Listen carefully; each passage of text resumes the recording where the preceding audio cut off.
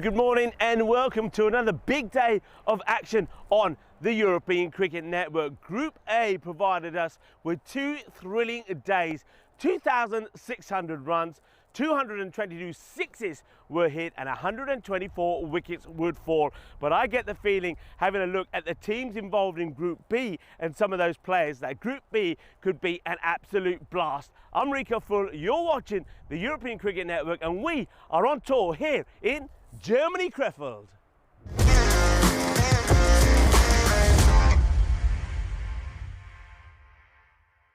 This European cricket event is proudly brought to you by HCL Software, Rado and 1xBet.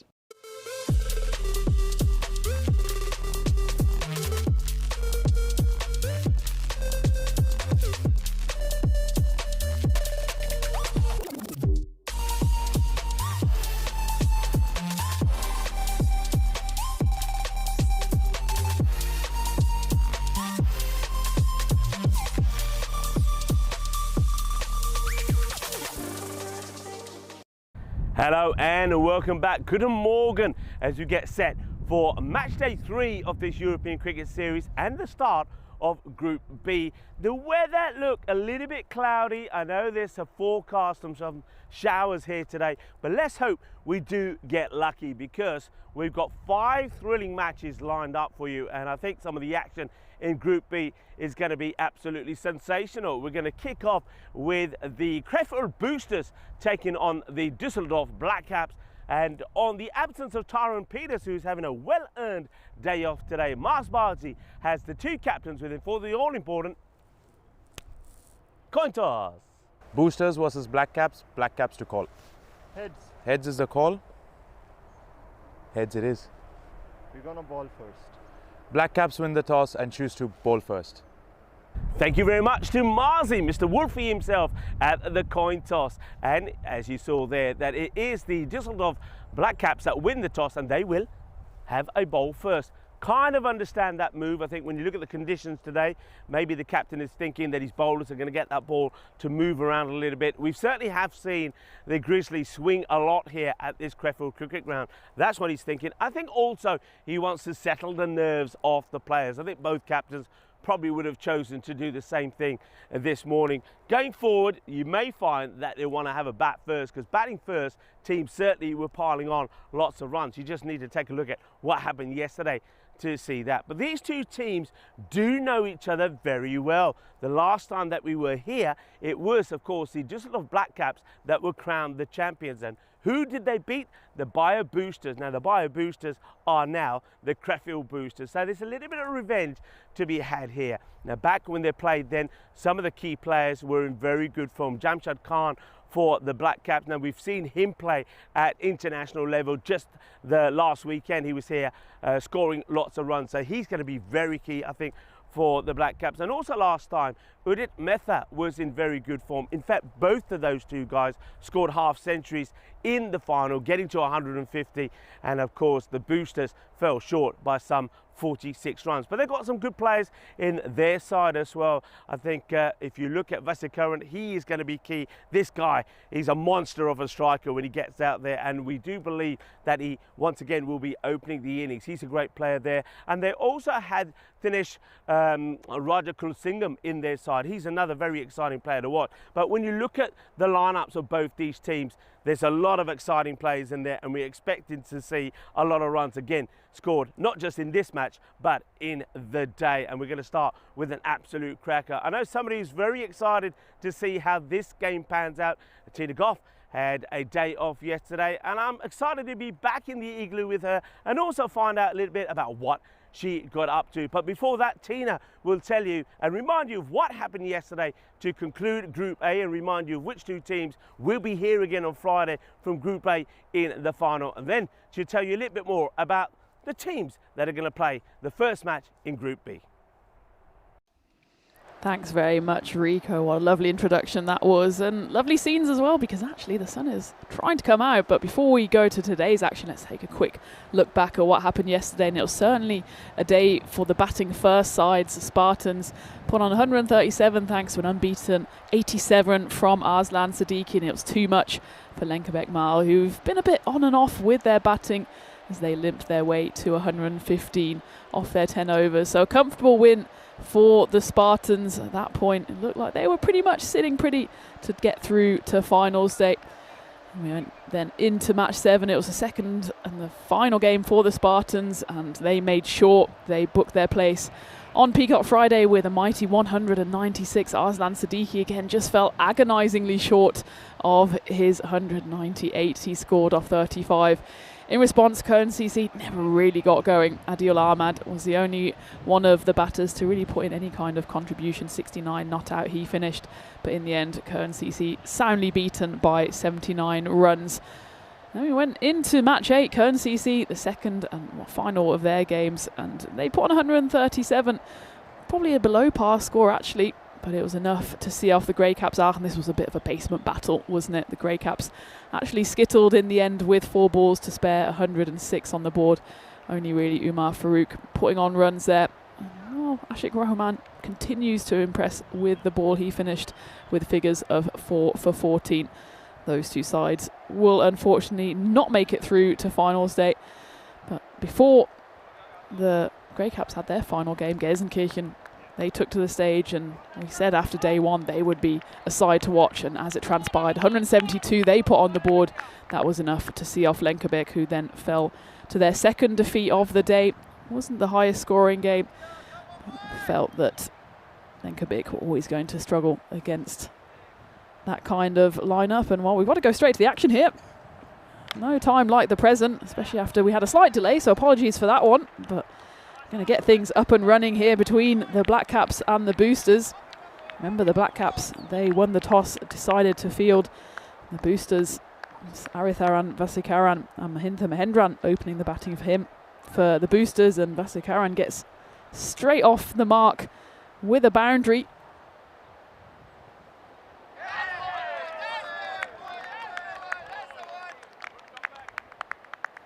We take a look at the fantasy dashboard then. The Boosters led by Mahintha Mahendran, who, well, we've got to give him a shout out as well, because he is one of the local organisers here at Krefeld. Done a magnificent job so far, and the Boosters will be hoping he'll do a great job with the captain's armband on as well. As for the Dusseldorf Black Caps, certainly got to look out for Jamshed, as Rico mentioned. Well, that's a big old Tortuga to start off this glorious Wednesday morning, as it's turned out to be now. Aritharan got enough of that one, cut it away, but it was all to do with that big old bounce, so bouncy that we couldn't even keep up with it on the screens. It's the second boundary, and just 3 balls so far.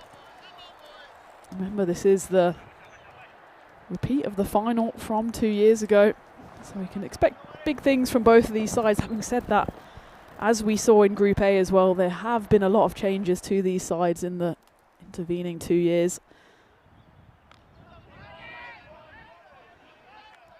Just to finish that summary of Group A, then, it will be Gelsenkirchen and Krefeld Spartans who booked their place in finals day. Gelsenkirchen in particular were supremely impressive, played for 1-4, net run rate of 5.8. Spartans, well, the only game they lost was against Gelsenkirchen. The one Krefeld side will be present on Peacock Friday, and the other Krefeld side will very much be hoping that they repeat the feat. They've got off to a decent enough start here. Remember, the Black Caps, they won the toss and decided to field, which we often see happening on the first day. Again, action replays. That one's cut away through that point region, and well, Ahmadzai is bowling quite short and wide here. Makes me wonder why they don't have someone back out on that rope. The 2 fielders they have out are a wide long on and a deep mid wicket. They have now made the change, have the Black Caps, and have put out a deep point.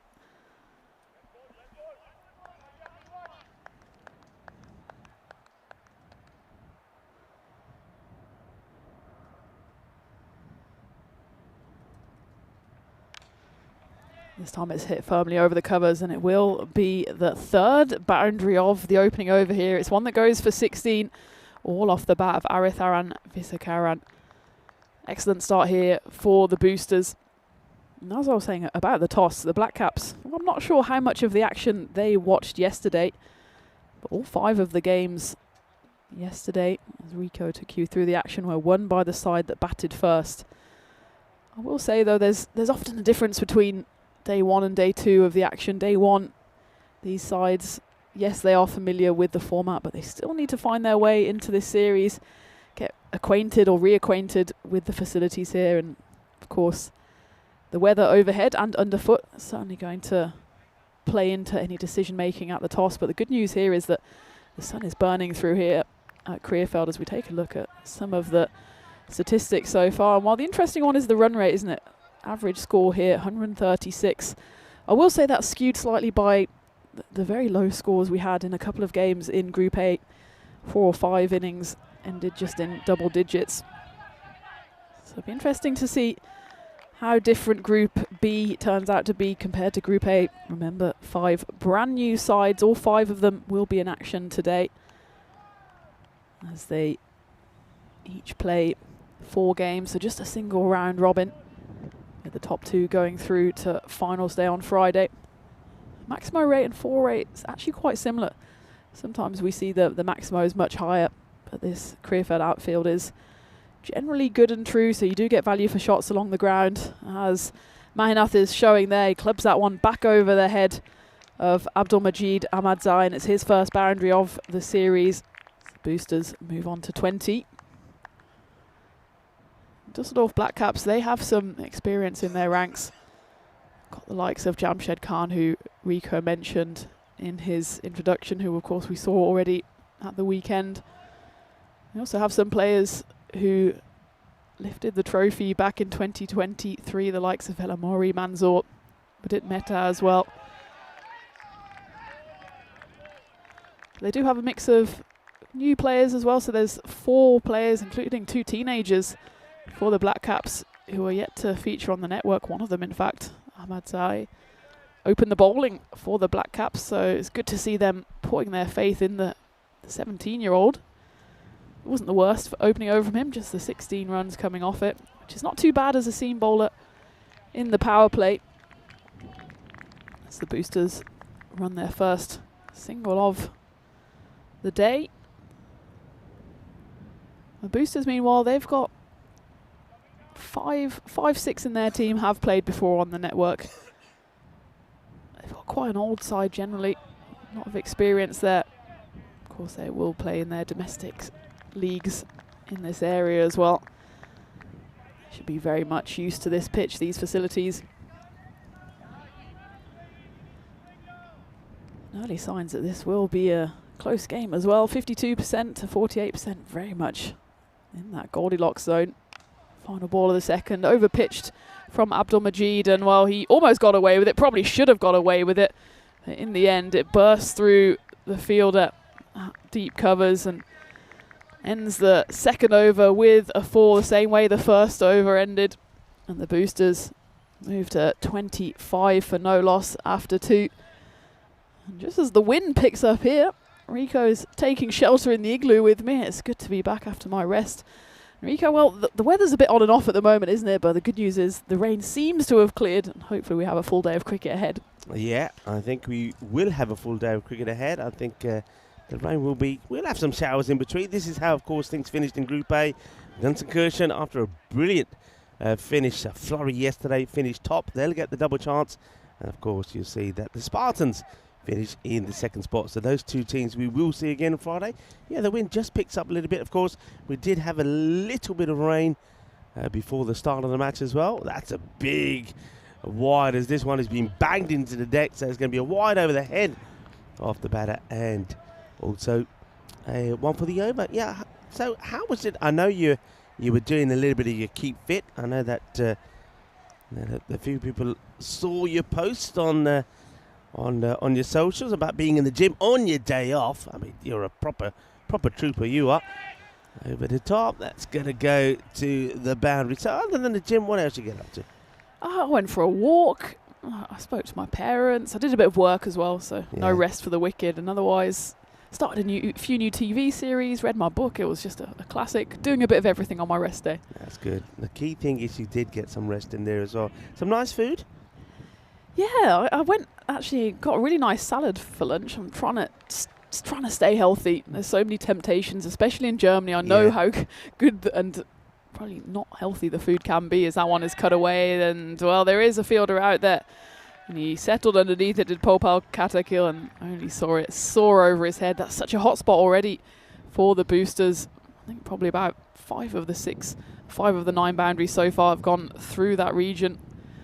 Another boundary to the name of Mahintha Mahendran. Yeah, so I tried to keep healthy. Yesterday the weather was quite nice as well. It was nicer yesterday than it has been this morning.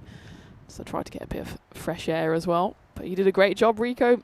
Went the whole hog as well. I think every game more or less went to its conclusion. Just the one game where the side was bowled out. So long old shift for you yesterday. It was a long shift and the voice survived. That was the main concern. There was a few times when it's one of those when anything quite comical happens and I start to laugh. That's when the cough gets worse.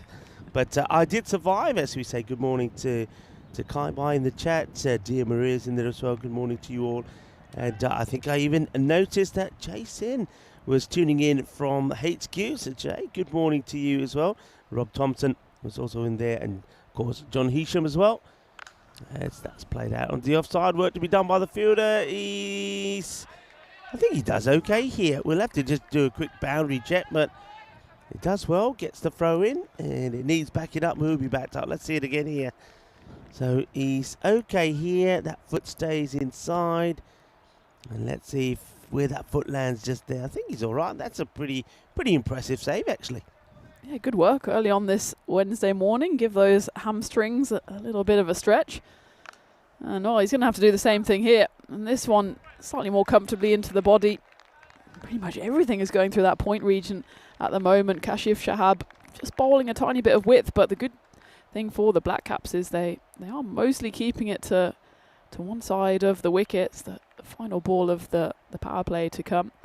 And now they have got that protection deep at backward point. I would argue they could probably put someone else out there. I think they've got long on otherwise. Not a single ball's gone through there. Every single ball has gone that way, and maybe they should put 2 deep points out because that one is not to be stopped by Popal. So once more, the over finishes with a boundary and the power play finishes for the boosters. 43 on the board. Not the biggest we've seen, but the good news for them is that both of these batters are set. They haven't lost a wicket. The Black Caps need to find an answer here and quickly. Yeah, that's good batting, but I'm with you. I think if you got both batters, so we did see that Mahendran and Vasikaran are playing in that area, playing the cut shot really well, and they're expecting one guy to do all the stopping. He's been moved a little bit wider now, but you could quite easily, I think, long on not really doing too much. But look, you're at the power play now. They can make the change if they want to. I don't see anybody else going out there just yet. So they've gone with square leg, long on. So no mid-wicket, only a short mid-wicket. Long off. They've got a wide third. It's kind of going to that backward point area. And then extra cover on the boundary, doing the sweeping. Into the 4th over we go, and misfire there from Ubaid Manzoor, who will be bowling it. It's a strange one, isn't it? I think sometimes teams just default to the field placements that maybe they know or that they've seen on the network before. We've often, out of the power play here, seen a long on and long off, and we're quite often placed in our igloo at long off, as that one's guided away should just be a single.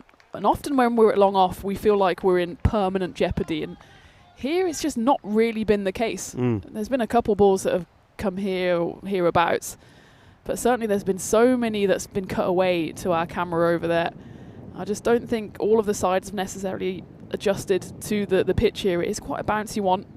As you see there, even pretty much a length ball is still flashing through about shoulder height. Yeah, I think also we've been fortunate that when they hit it here in Germany, they hit it hard.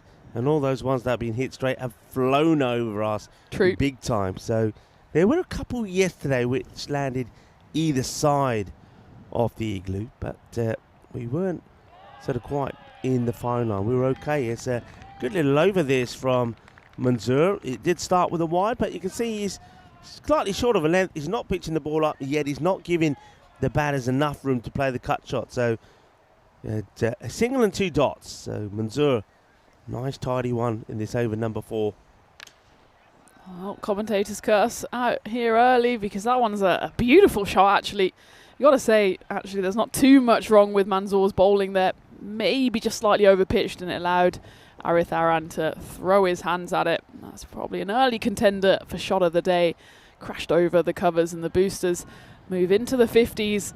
This partnership going along nicely, 51 on the board. Yeah, and with that shot there, Vasikaran has gone past 1,500 runs on the network, and he's always been in the runs. Remember back in 23, he scored that century against Kern. He's a good player, and can turn his arm over as well, but mainly known for his batting. I know there was a period of time when he was reluctant really to take the opening spot, but we always felt that that was where he needs to be in this format, and it wasn't long before he was the opener, and he's always regularly scored runs. So he gets his team now past the 50 mark inside the 4th over. And I want to give a big shout out to the man who's out there with him, Menderan, because look, I believe he's in his 50s. I think somebody said to me he's 52, but just look at him, he looks in good shape. And also, not only is he a very good cricketer, as well, he's made another fine stop out there. That man, he's been busy out there, but that's a bit of foot fielding. But foot field delight this time. It's been well hit. He's getting no support out there as the fielder. There's a lot of, you see him there, a lot of ground to cover, gets his foot on it and gets the throw in. Well done. Yeah, I think it's Popal Katikil out there, pretty much a one-man fielding machine at the moment. We get to the end of the 4th, 57 on the board.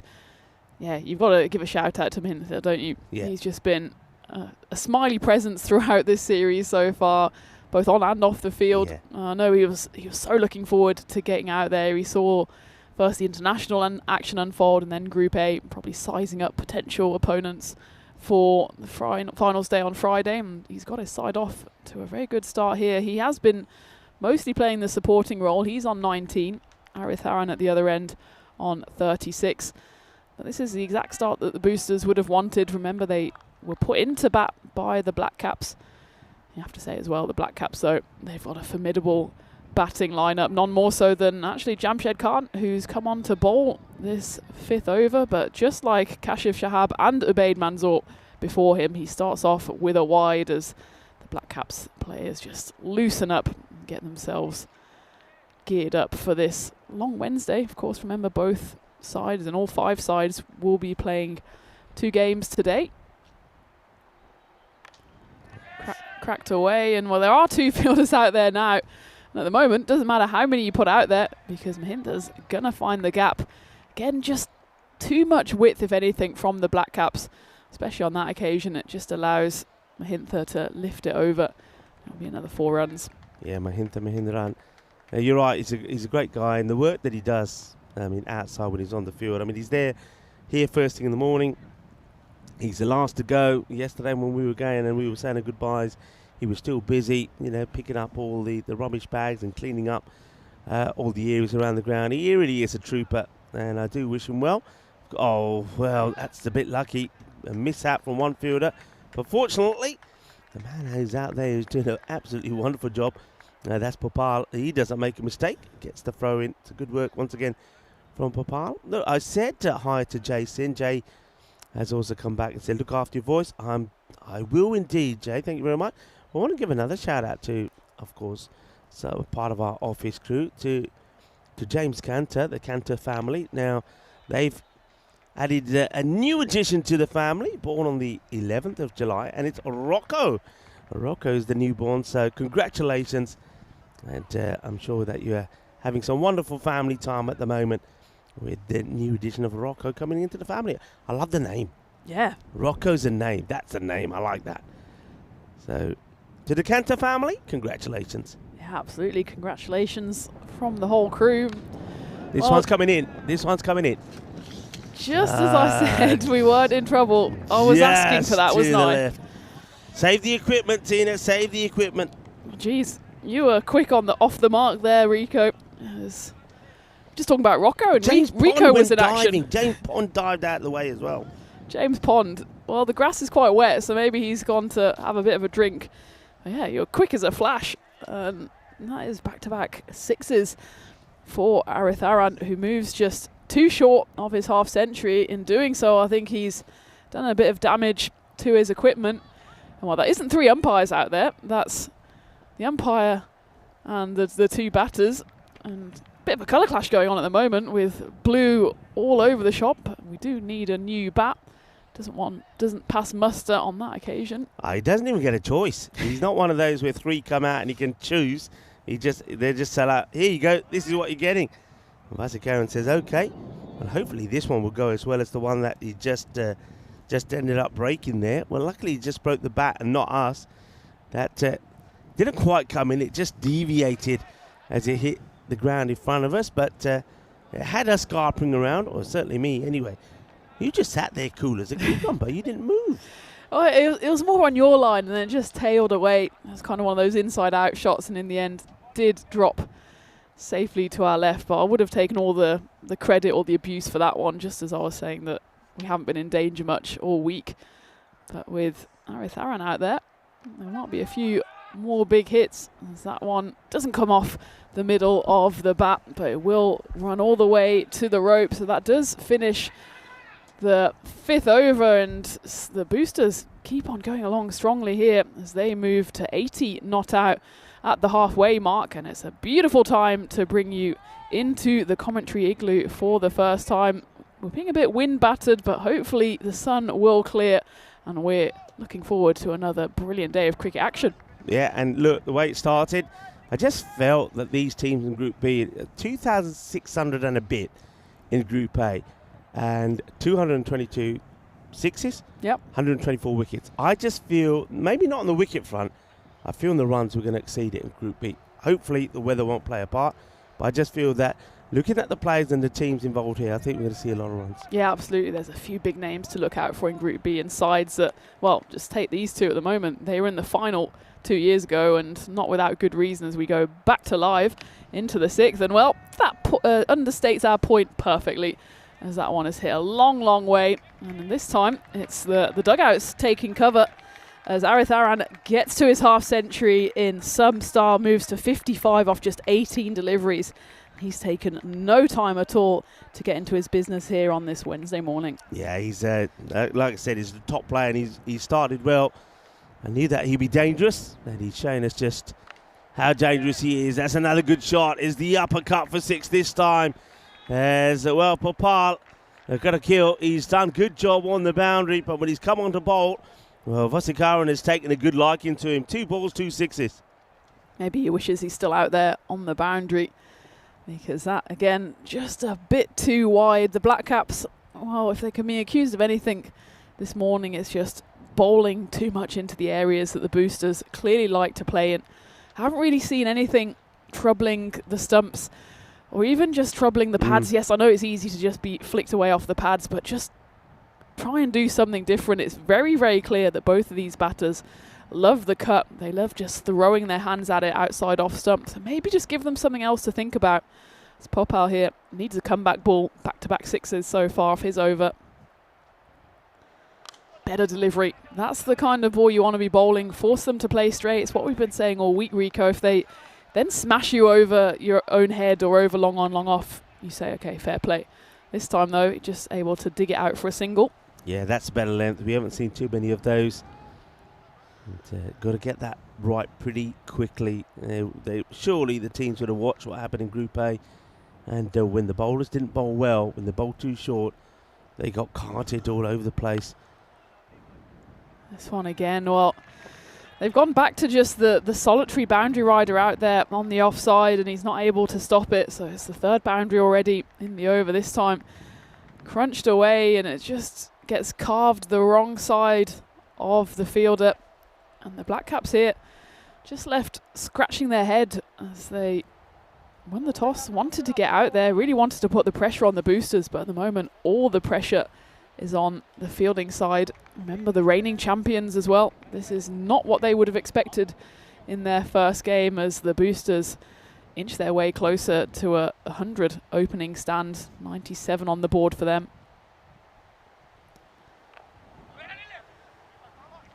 Better delivery on that occasion from Popal. Just not seen enough of that. This meant that, well, take a look at those shoes. He's got the traffic cone shoes out with the orange and the yellow. I did speak to him yesterday. As I said, he was doing all sorts of things around the ground. I said, what's with the shoes? And he said, it's the way they come. It's actually the way, it's a pair. He hasn't got odd ones on. That's the way they come. I thought, okay, fair enough. And I think we have seen that before. It's not the first time.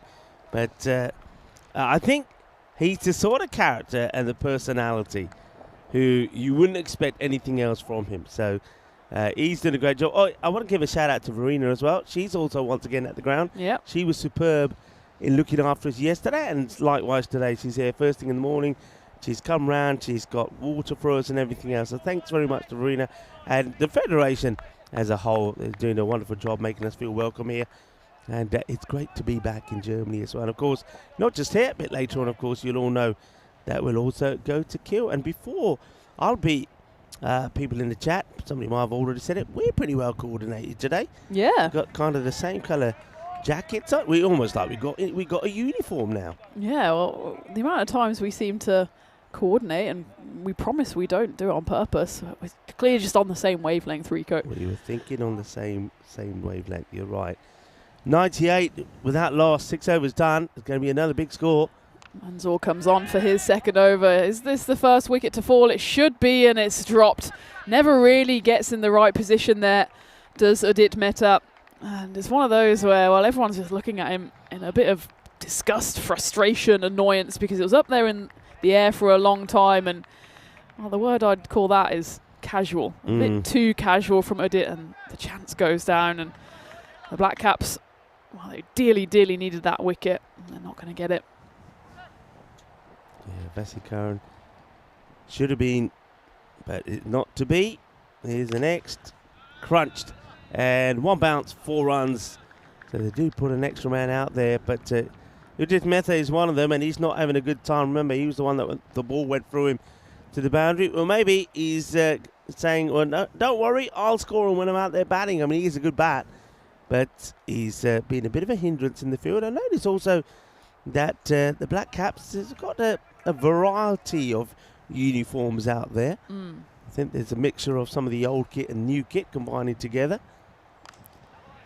And that's not a bad delivery. That's what we're saying. Just try and challenge those toes a bit. And every time they have bowled in that block hole, it's only just been knocked down the ground for a single. I will say with the Black Caps uniform, it's a bit difficult to pick out their numbers, isn't it? The dark blue on the black on the back. Especially some of them have kind of the lines going through, as you can see on the bowler there, Ubaid Manzoor. Maybe they were going for style rather than ease of commentary. Half appeal there. Shake of the head from the umpire. Just gets the bat. It's a much better ball, though. Again, you see it's pretty full.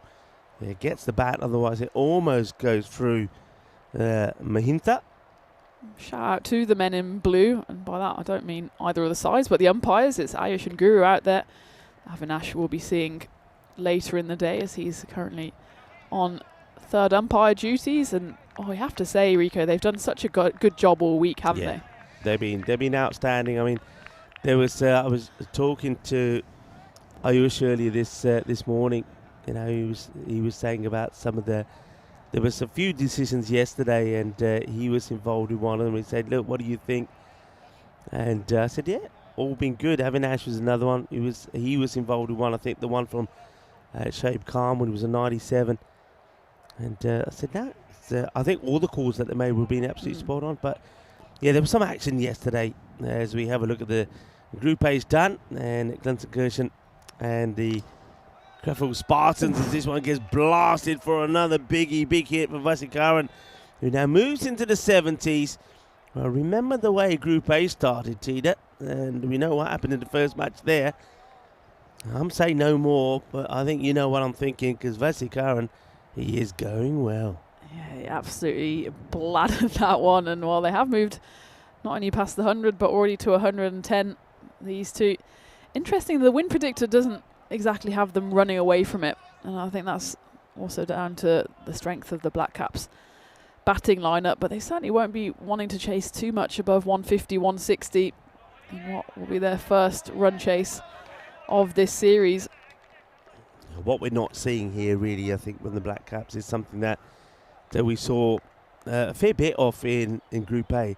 No change in the pace. It's all pace on. We haven't seen a bit of spin. We haven't seen anybody try and slow things down a bit. And these batters, you can see they're loving the pace on at the moment. There's no wicket that's gone down. 100 partnership, which now moves to the Nelson. So they just haven't been able to get any variations in when they're bowling. And that could be a concern for the Black Caps going forward. Well, we saw in Group A just how much damage the pace-off option could do. I saw the ace, he had a play of the match performance yesterday. And he's someone who didn't have all of the luck at the weekend, but he just carried on going, and then reaped his rewards yesterday and the day before. But at the moment, the boosters just taking these seamers to the cleaners, as that one does just about go all the way as well. So that will be another 6 runs to add to the collection, this time off the bat of Mahendran, who moves to 40. Still just playing second fiddle, but it's an excellent second fiddle knock from him, 40 off 21, although on that occasion completely loses his shape, and he's as angry at himself as anybody. Yeah, I suppose it's another dead ball being... I don't know about this one. If I'm honest, they've called a dead ball here, but because of the towel. But, nah, I don't think that's... The batter doesn't get put off because of the towel, so it's an interesting one. What are your thoughts on that, Tina, and also people in the chat? It's an interesting one because it's bowler error, technically. So you have the same with if he flicks the bails off at the non-striker's end. That's used to be called a dead ball, and now it's called a no ball. And I think I wouldn't mind seeing that as a no ball because the batter's got nothing to do with it, really. And yes, on this occasion, he missed out. But had he smoked that one for a 6 and then it was called a dead ball, he'd be like, well, hang on. Yeah. I hit it for 6. It's not my fault that the towel fell out. Well, that is hit for 6. No towel in sight. But, well, maybe Vasikaran, the C word, is getting ever closer. And will history repeat itself? Group A, match 1. We know what happened there. In Group B, match 1. It's looking like it's going in a similar direction. But yeah, it's an interesting one, isn't it? Yeah, it's one of those which I think a lot of people say if the batter did hit it and it went to the boundary, then you wouldn't call it a dead ball. You'd just say, yep, because you don't want to take runs away or a boundary away from the batter. Whereas the bowler gets penalised there for a dot ball, which of course then becomes pretty expensive because what we see then happen with that ball having to be bowled again, it gets put away to the boundary, the last ball of the over. So Ahmadzai, he makes a mistake, the towel falling out of his pocket, and that's why the ball goes to the boundary.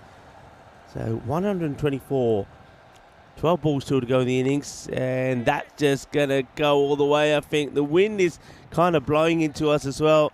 So that's Mahendran now getting close to his 50. But, of course, keep an eye on Ithran Vasikaran because he's on 80 now of just 26 deliveries, eyeing up a century. And what a start that would be to this Group B. He's still got 11 balls out there to try and get his side there and get himself there. But at the moment, Mahindra, he doesn't want to give up the strike because he's 3 short of his milestone and going well as well, as Abdul Majid decides to now go around the wicket. It will just be the single, so Aritharan does get back on strike, although they might look for overthrows in the end, happy with just the 1. So unless they pull out a spinner for the final over, it looks like the Black Caps will just be going with a pace attack. They've used 6 bowlers. None of them have really escaped any kind of punishment. Ubaid Manzoor, the pick so far, he went for 20 off his 2. Of course, none of them have picked up a wicket so far. And well, the question is, do they have a spin bowling option? Because the seam, at the moment, it's just a bit same, isn't it? I think don't even have a left arm. It's all just been right arm seam. And it's just allowed the boosters, 2 openers, to really get their iron. Both of them very comfortable out there at the moment. Better angle though, going around the wicket and just targeting those stumps. So Vasikaran still 19 short. Will now need a big finish for him to get to that milestone, but the boosters certainly eyeing up a 150 plus score at this stage. 131 with 9 balls left. Of course, they haven't lost a wicket yet, so they can afford to just swing now and see what happens. And that's exactly what happens there. Bad delivery this time. That's what goes wrong if you do go around the wicket to the right-hander. If you don't go across them quickly enough, then it's just going to be whipped away through that vacant backward square region. And Mahendran then does get to his half century as well. A bit of a freebie to get there, as he gets to 52 not out off 25. Yeah, well done to Mahendran. And it could happen to a nicer man as well. And it gets rewarded for being a good human being. And yeah, well done. What a good partnership this is turning out to be. 136. And I wonder now if Mahendra sort of says, right, I've got me 50. Now it's time to give Vesikaran as much strike as possible. Vesikaran wants to try, but I suppose now you might as well try and hit a boundary and say to Vesikaran, right, I'm going to give you an over. You're going to get an over, that's it. Yeah, in the end. I know they're going to take the single as well, so that doesn't go to plan. I wonder if they know. I mean, it's not like he's not on 98, so he's still got to hit a few big shots to get there. I wonder if they know what they're on, though, because at the moment the electronic scoreboard here isn't showing the individual scores. And it's difficult to get a message out there, so unless they're yelling from the sidelines, maybe both of them in the middle just decide, well, we're just going to take every single run that we can get, even if it is a leg bye off the final ball of the 9th. So Mahendra will continue to be on strike here.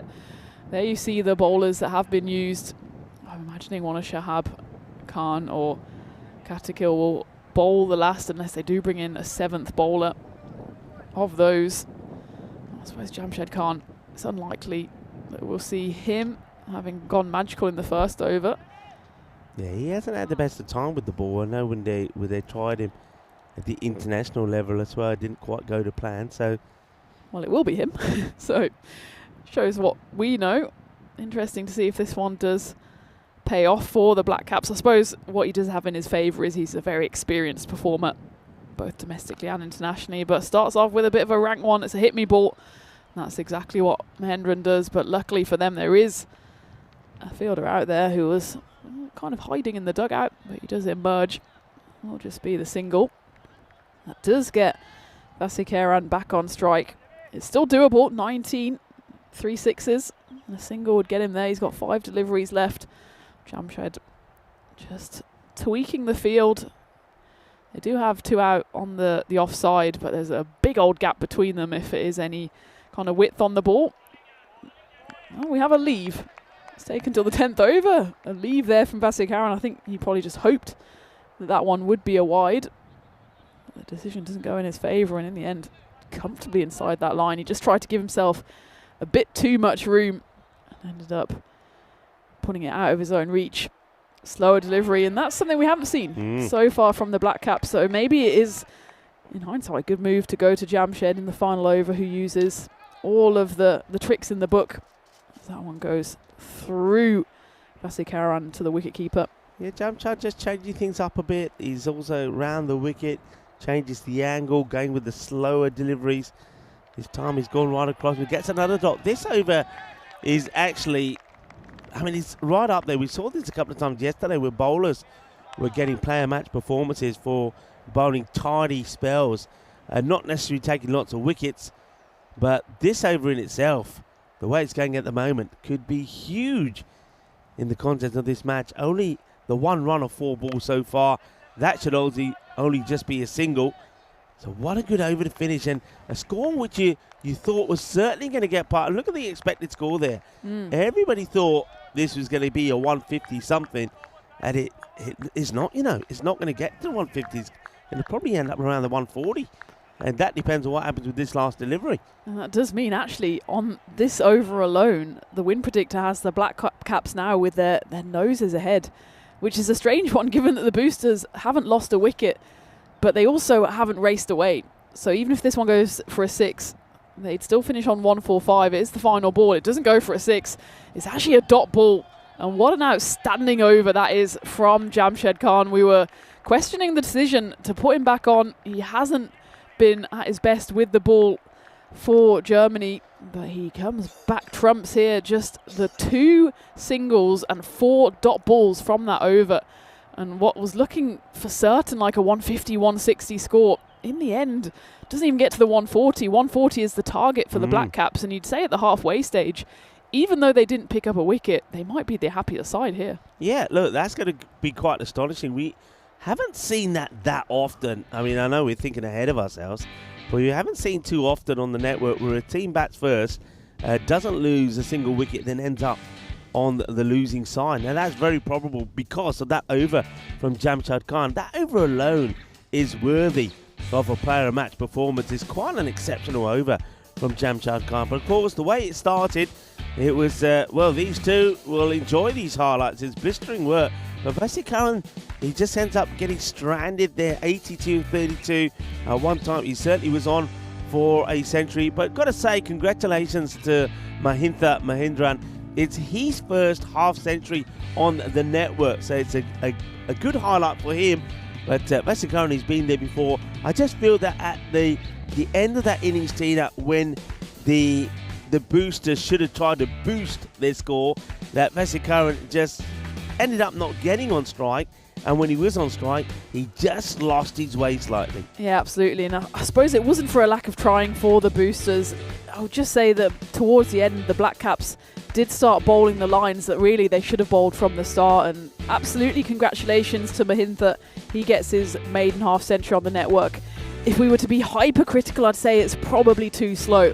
His strike rate below 190, and that means that the boosters, yes, they can celebrate the fact that they haven't lost a wicket, but maybe, just maybe, they would have actually been better off losing wickets earlier if that meant players came in and tried to hit at a higher strike rate. As it was, though, we've still got to say 139, having lost the toss, having been put into bat, is a decent enough score. It's certainly something the boosters will feel like they can defend. But as for the Black Caps, they've got some big names in their batting ranks. None more so than Jamshad Khan, who, well, after that outstanding final over, if he gets his side home, and as Rico was saying, well, surely he'd be in line for player of the match. It's not too often you have a final over go for just the 2 runs. Again, it's not too often you don't lose a wicket either, and that's exactly what the boosters did here. Great effort from Aritharan. He finishes 82 off 32. And a network best for Mahintha Mahendran, the captain of the boosters, finishing 53 off 28. But will they rue the fact that they just fell away in those final few overs? The last 2 overs going for just 15 runs. Maybe the boosters feel like they've left about 20-30 runs on the table there. Gotta say though, the Black Caps, it took them a while to get into it, but towards the end they did start finding those lines and those lengths and just halted the momentum of the boosters. And that was thanks to Jamshad Khan at the end. He did go magical in the first over, but pulled it back excellently in over number 10. And also Abdulmajid Ahmadzai at the top, bowling in the power play as well, going for just the 21 runs in 2 overs. You have to say, just bowling the 3 wides in the end, 4 extras in total for the Black Caps, means that despite not picking up a wicket, they are more than in this game. And if the win predictor is anything to go by, maybe they'll even consider themselves favourites with the 140 runs needed for the victory. So halfway through match 11 then, it's tantalisingly poised in this first game of the day. The Black Caps, the reigning champs, can they get their campaign off to a winning start? 140 is the total needed. The reply is coming your way in just under 10 minutes time. Join me, Tina Goff and Rico Full for that one on the European Cricket Network.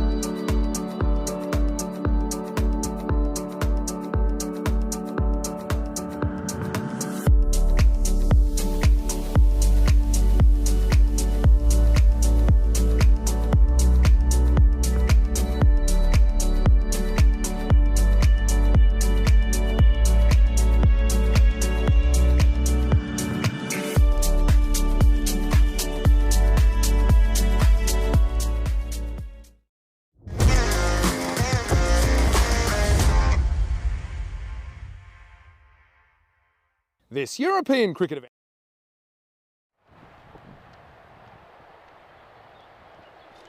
Welcome back to Krefeld, and it's match 11 halfway part of the game, and the boosters, well, they boosted their way up to 139. At some stage it looked like they were eyeing up that 160 total.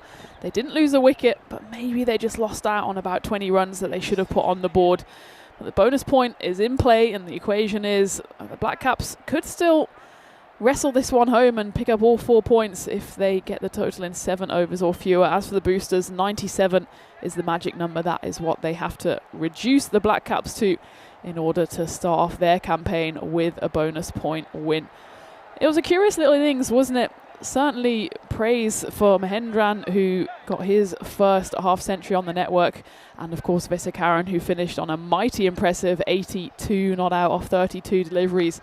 So between them, it was an almighty partnership, but just felt that it tailed away towards the end a little. And you've got to say as well, the Black Caps in the latter stages did finally find their mark with the bowling as well.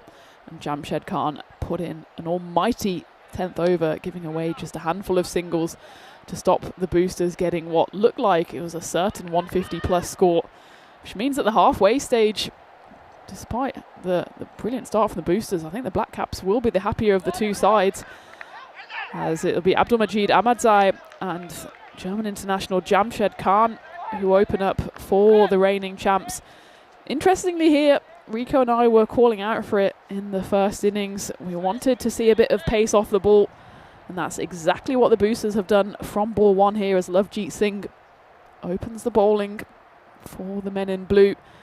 Immediately a bit of spin for the Black Caps to wrestle with, as Abdulmajid just knocks the first one for a single, the left-hander, which gets Jamshed Khan on strike, who, well, he had some big innings at the weekend. He didn't always fire, but he certainly came up with a couple of match-winning knocks for his German side. And you imagine, if he gets going here, then I certainly don't think the bonus point is off the table for the Black Caps. And that's exactly why. Ball one, see you later. Jamshed Khan, he's had a bit more practice than most out there on that pitch over the last week or so, and he's shown exactly why he is such a dangerous character. He's got 100 on the network. His high score came in that series back in 2023, scoring 128. He's also got an international century on the network, 107 not out against Scotland last year. He's someone who certainly can win a game on his own. And while this one's coming towards us, watch out, as that one almost knocks the block of Richards, who's adjusting our camera. Unfortunately, that means we won't be able to get the commentary cam footage of this one, because again, it was smashed hard. The umpire again signalled a dead ball. I'm not quite sure what that was for. I'm just going to have to see this one again.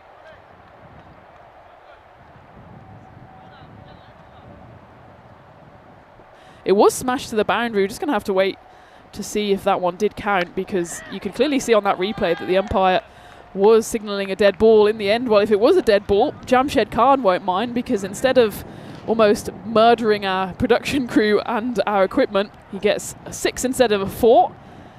And yeah, that one has been called a dead ball. There you go, there is the dead ball signal.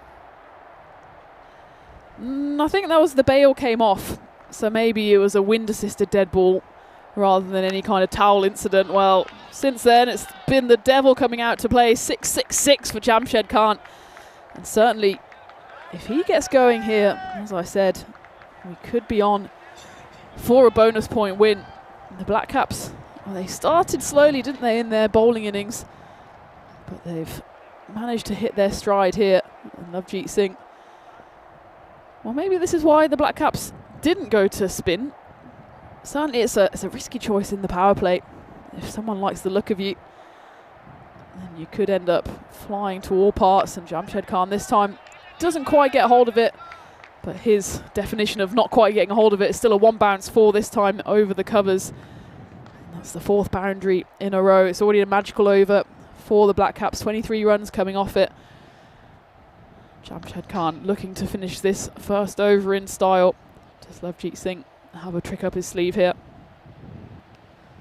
Oh, it is a much better ball, and you can see the anguish on his face that it misses everything, including the stump. So a tidy end to the over, but it's still one that goes for 23 runs. As Jamshed Khan hits 22 of those. Perfect start here then for the Black Caps, the reigning champions, as they hunt down their first win of the series. Potentially even that bonus point as we take a look at the 40 matches since the Golden Ball. How time flies. Remember the first time I mentioned that at the start of this series, I think it was at 17. So since then we've had 23 games. We've got close on one or two occasions. I remember the one penultimate ball finish yesterday, in all honesty. Rico didn't get anywhere near it, so hopefully with me and Rico now in the commentary tent together again, maybe we can have a bit of Golden Ball magic. Yeah, I did say yesterday, actually, when it came to the end of the day, because that last match didn't look like it was going to go to a Golden Ball with 222 was put on the ball. Mind you, the Grey Caps, Arkin did get to 172. There was a great century. What a century that was from Raza. Yeah. 144 not out. But yeah, I did say, look, I don't want one on my own. If we're going to have one, I want it with you. We should do it together because we've done it before. And I want you to get your crown back as well. At one point, you were the Golden Ball Queen. And that crown's been taken away from you at the moment, but we'll get it back. We will. I want to say good morning to a lot of people in the chat. This one's going to get past. Good line this from the bowler. This is Akshit Agre, who's bowling and gets that one outside the off. Yeah, hi to Lithium, who's in there. Simon, it was great to see you yesterday. Hope you got back safely. Simon's in the chat as well. And I think Littleton was in there as well. That's going to be... Catches a bit of the pad, does this, or does it go through the pad? It's a bit of a wild hoik again from Ahmadzai. Let's have a look at this. Yeah, it goes in between bat and pad, not that far away of catching that leg stick. That was very, very close. And Abdulmajid Ahmadzai just hasn't quite emulated Jamshed Khan at the other end. That's 3 dot balls in a row now. Make that 4. And if I were Jamshed Khan at this point, I might just be taking a little wander down the pitch and having a word or two in Abdulmajid's ear, because that's now 4 ugly swipes in a row. Actually, attack rate. Well, he's bowled well. He's just pretty much bowled a stock delivery. Yeah. 4th ball.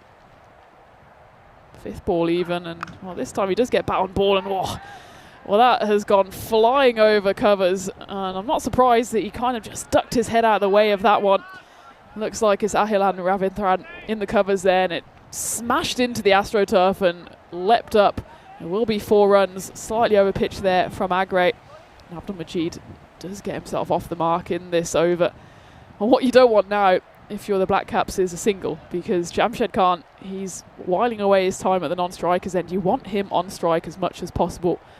The Black Caps need to just be sensible here. Abdulmajid needs to find the boundary. And it looks like it did just take a little bit of Ahilan's finger on the way through. Maybe a bit of blood there. I think he is okay to carry on. He certainly wants to carry on. I think he's been told to leave the premises. If there is blood there, he just needs to get that mopped up. He's just wringing his finger out as that one came out like a bullet from the bat of Abdulmajid. Yeah, this one, a bit of a Tortuga there as well. Speaking of Tortuga, let's hope that the fielder there is okay. Looks like he's the first aid box has come out and he'll be getting a little bandage or something on that. But the Tortuga saved Richards, in front of us. That ball was destined to clonk him on the back of the head. Because I was ready to take it. We were jumping up trying to take the ball coming into us. Richards was in front, not knowing what's going on while he was getting the camera sorted. And the Tortuga meant that the ball went over his head and went onto the roof of the igloo. That was a close one. It was indeed. And well, it's just not what you want really for the Black Caps. 5 dot balls in the over. You got to say, well bowled to Akshit. He just managed to bowl line and length. He recognised early on that Abdulmajid, he's just going to plant his feet and swing at it. He manages to just get hold of one of them. But that's already the 6th dot ball of this innings. When the Black Caps, they're eyeing a win, and a quick win, certainly not going to help the cause. As we take a look at the standings in Group A, of course this is the first game in Group B. We will see Gelsenkirchen and the Krefeld Spartans on finals day. I'm sure the Krefeld boosters want to get there as well. That would of course set up a potentially mouth-watering clash of the Krefelds on finals day. I'm sure the Black Caps, they want their name in the hat as well. Remember, this is the repeat of the final 2 years ago, so both of these sides do have finals pedigree. Going into the third then, it'll be Arith Arant, who bowls a big old wide. If we take a look at this one side on, I'm not sure we'll even see the ball as it flies on through. Arith Arant has done the business with the bat. We'll have to re-bowl that one. Jamshed Khan is back on strike, and well, the problem with having an over number 2 that goes for just 4 runs is the pressure is back on Jamshed, and it means he misplaces that one, and that's a big wicket to fall for the Black Caps. Jamshed Khan, starved of the strike in over number 2, goes for the big slog at the start of the third one, and he holds out. It's a good grab on the boundary, and it's a big wicket for the boosters to get as the Black Caps lose their first. Yeah, Thivakarant comes on and gets the massive wicket, but you are right. I think the pressure, it gets piled on Jamshed. Now, I'm not saying he wouldn't have played this shot anyway. Jamshed, we know that he is a very dangerous hitter, and he's not gonna play his shots for whatever reason. But it's a good catch there from Lovepreet Bhullar as well. So Jamshed, you can see he's kind of reaching for it. Goes down on one knee, but he doesn't get that the way he would like. It's a good catch. You can see how important it is. And Lovepreet takes the catch, and they remove the dangerous Jamshed as Ubaid Manzoor now comes in at number 3. Oh, Lovepreet knew how big a catch that would be, and he does well, and he does well once more this time, running around to his right to stop what would have been a boundary. And it's one of those, isn't it, where Jamshed went so well in that first over, hit 4 boundaries in a row, but that was the last legal delivery he faced before the wicket. So after that, he did face a dot ball, but then he watched all of over number 2 from the non-strikers. And when you're hitting it so well, all you want is to be back on strike. And he had, 2-3 minutes where he was just standing there, getting cold, getting frustrated, watching his fellow opener swipe and miss at 5 deliveries. So not only does that stop your momentum, it also piles the pressure back on you to score the runs, and the pressure told there. It's almost a bit of an assist there for Abdul Majid Ahmadzai with the bat, and he continues his lesser spotted policy of just swiping and hoping for the best one, I suppose. I mean, look, the shot, that's not the shot to play here, and he's played that shot so many times. He's getting frustrated here, and I think that you can see that it's either boundary or bust here, I feel that pressure's taking its toll. Goes down the ground, watch out, incoming, and well, that does come in. It does catch a little bit of something. Smashes my phone, but it's all good.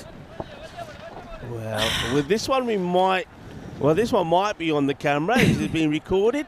And I promise I play cricket. It actually smashes what is the metal back of the stand I have my mobile on. So of all the things to hit, it hits the stainless steel. So also good placement from me and good placement from the batter. Well, at least the stand saves the phone. Yeah. It was one of those, I mean, you couldn't do much about that team, because I think it bounces more or less right in front of the table and skips over you. So I think you did well to get out of the way. Good footwork from you. We'll save that one for later. I'm sure that'll be on the highlights. But that, you know what, that is our fault for saying that none are coming in here. Now we've had basically almost 3. One that went just to my left, one that almost knocked Richards out, and now that one. Yeah, it's all on me that I shouldn't have been so smugly saying at the start of the day that we're sitting pretty here at long off, but there you go. The things we do, the danger we put ourselves in to bring you the live action. So that's the end of the power play then, an eventful over, and not just in the igloo. As that one goes for 8 runs, and there we go. There's us, and there's the ball flying off the back of my phone case. And, well, there we go.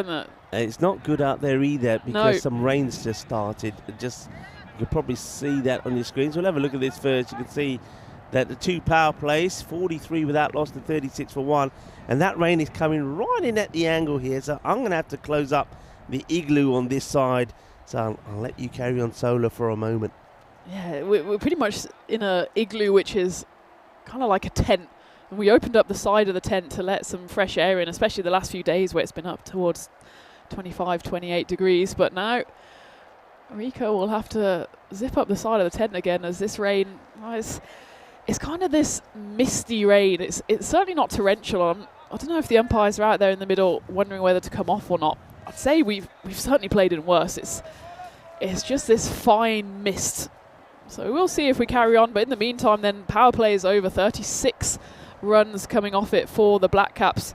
So if we look at the head-to-head at the end of the Boosters 3 overs, they were 43 for no loss. They did have those 2 single-digit overs though in the 7th and the 10th, especially the 10th going for just the 2 runs. I suppose significantly for the Boosters, they've got that big scalp in the form of Jamshed Khan. Abdulmajid Ahmadzai, he's the captain, and he's just not really firing. I suppose as the captain, he'll hope to put in a skipper's knock here, but he does need to put his foot down just a little for the Black Caps. Ubaid Manzoor is number 3, and between them, they have a bit of a rebuild job to do here. As Akshay Agre comes back on to bowl his second over, unsurprisingly, given he was the one that bowled that second over that had 5 dots in it, all faced by Abdulmajid Ahmadzai, who's not quite firing for his side.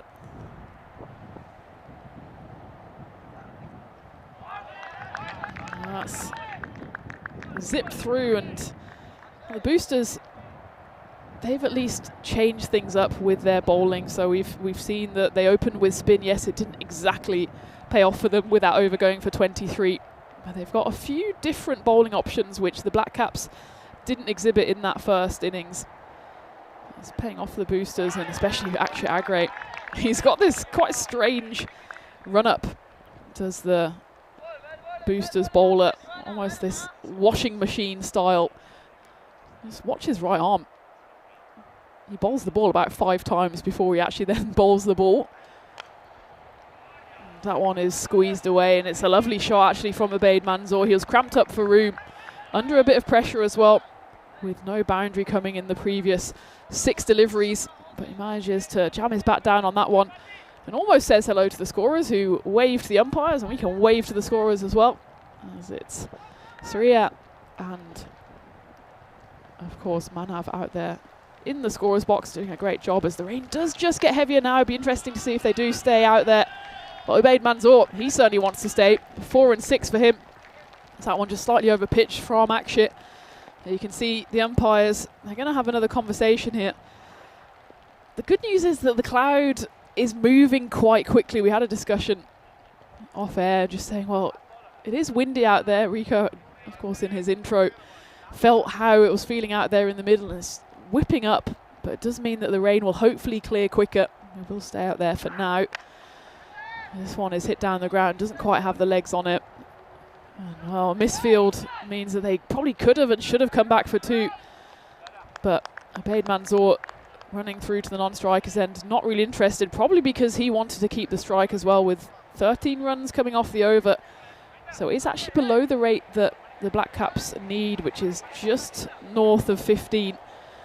I'd say for now, though, they're generally okay with where they are, with wickets in hand and runs on the board. They're just one short of the 50, 49 for 1 at the end of the 4th, as Rico comes back, having done some good rebuilding work on the side of our igloo. Yeah, it's not nice, is it, at the moment? I think with the wind as well, the rain is changing directions fairly often and making it uncomfortable for, you would feel, for batters and for bowlers alike. But for the moment here, the batters staying out there and the umpires are also. But if it gets any heavier, I can't see them staying out there. Well, that's a big hit, and that's probably why the batters want to stay out there, as Manzoor gets another one away. He absolutely clobbers it. Well, he's doing all right, but Abdulmajid Ahmadzai. Now, I was talking briefly to Benjamin Das before the start of the match, and Das was saying to me that Abdulmajid is in very good form, actually. He's just scored a domestic 100, but he just isn't firing here at the moment. Wants the wide here, the batter. I think the bowler just sneaks this in. Yeah, worth taking another look at this one again. The batter gives an accusing look at the umpire, but I think that's a fair enough decision. Takes most of the line, but it's very much on the the batter's side of the line. And again, I think this is an action replay. Once more, a swing and a miss by Ubaid Manzoor. You can see that the one thing that the Black Caps have done, which they won't be too pleased with so far in this innings, is just faced too many dot balls. 6 in the first 12 deliveries, and then another 6, 7 since then. Oh, that's a big old Tortuga. It's not the first time we've seen that in that area of the pitch, as it just lifts off, and it will be 4 runs. Not much the man at long off could have done about that one. No, well, Raja Kulsingham, he's doing the bowling here, Thinesh, and yeah, he just applauds the fielder for the effort, because this one hits the ground and takes off and almost takes the fingers off the fielder with him. We've already seen one fielder have some issues, and that could have been another one. That was Lovepreet again in the firing line.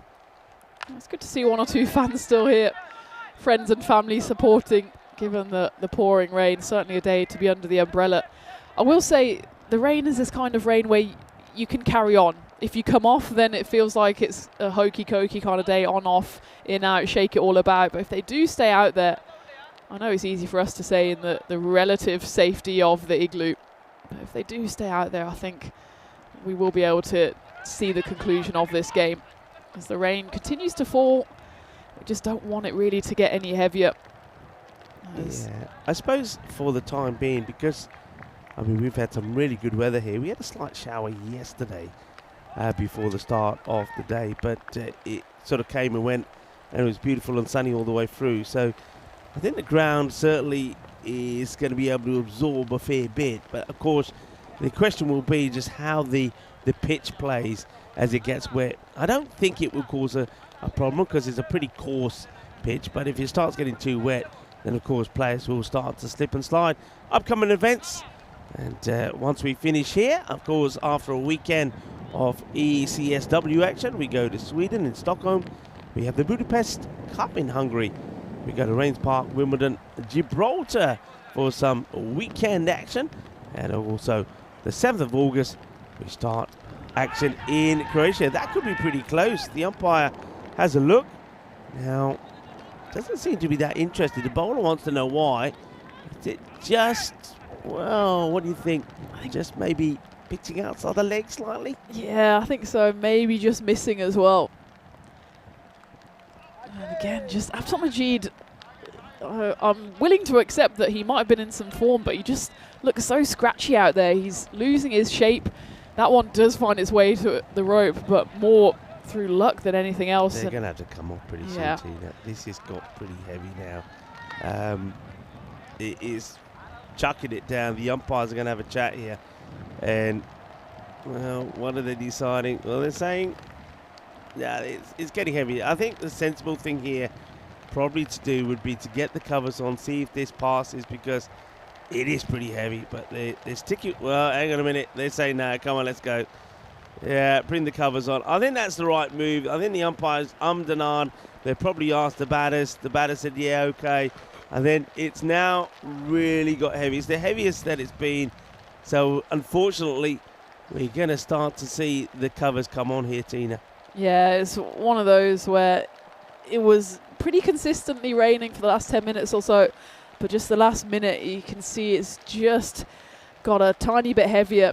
I think actually the players were more than happy to carry on, but it is at some point about their safety as well. And Mars, of course, who is tournament referee for today in the absence of Tyrone Peters, I think makes the call, and it's a sensible one in the end. We've got a lot of cricket still to play, and it's worth just taking a moment to see if this shower passes.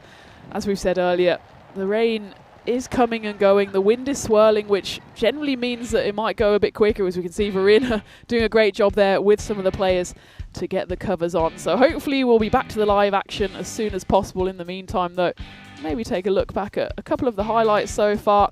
And the Black Caps, well, they got off to a blistering start, didn't they? Thanks to that man, Jamshed Khan.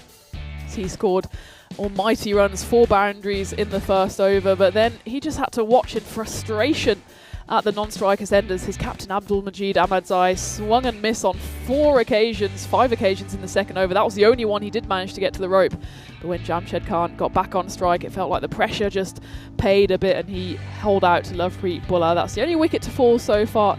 Otherwise, the Black Caps look well set, but it could be one of those where it goes down to the wire, and while that one went down into our igloo, took a bit of my phone stand on the way, but the equipment was all protected, and hopefully we can get out there soon enough as well, because this one might have a slight tingle about it with that run rate just above 16. Yeah, look, I'm just having a look at the scores here. So there's 65 needing 75.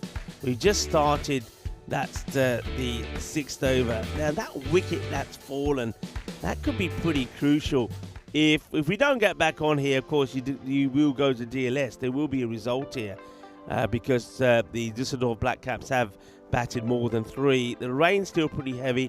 Now, if you go by time, remember, though we did start this match a bit later, but match time left here, I think you're probably talking about maybe 20 minutes, say. Yep. So the thing is, if it's 20 minutes match time, for the covers to come off and be ready to start again, you've got to say maybe you allow 5 minutes. So I think if we're off for more than 10 minutes here, that could be this first match done. It could be a result. DLS Stern system will be applied, and it'll be pretty close, you know. Though I do feel that the boosters, bearing in mind that they didn't lose any wickets and picked up a wicket, they could be in front here as the rain really starts to hammer it down now. Yeah, it's got heavy, and it's certainly like a switch has suddenly been flicked, and now it's a bit of a downpour. It's certainly be interesting to see that DLS, if it does come into effect. Maybe Krefeld, the local knowledge, they knew that the rain was coming, and they thought, well, if we can get some kind of score and not lose too many wickets, then we might be in here. As for the Black Caps, well, they were certainly keen to stay out there, weren't they? Because they thought they were well set. Ubaid Manzoor, in particular, going well on 23 off 11. The captain was still out there struggling along, but they had a good platform to go big, and hopefully for the sake of both of these sides we will get back out there, but at the moment it is pretty heavy. Yeah, it's pretty heavy, so we're gonna take a break now. Of course, keep an eye on the bottom of your screens. That'll give you any further updates. So and remember that if we don't come back for this match, hopefully the next one will go to plan. I think the boosters are going to be out there again, and they'll be up against the All-Stars. So that's the next match that we've got lined up for you. So we're going to take a short break here now, and fingers crossed that this rain does stop pretty quickly and we can get those covers off and at least come to a conclusion of this match. But if that's going to happen, like I say, we need to get out there pretty quickly as we were already into the 6th over. So enjoy some of the shots from the last time that we were here in Krefeld. Thanks to our ECM photographer, Diana Oros, and we'll give you further updates as we get them. But do please keep an eye on the bottom of your screens. Hasta pronto, mi familia.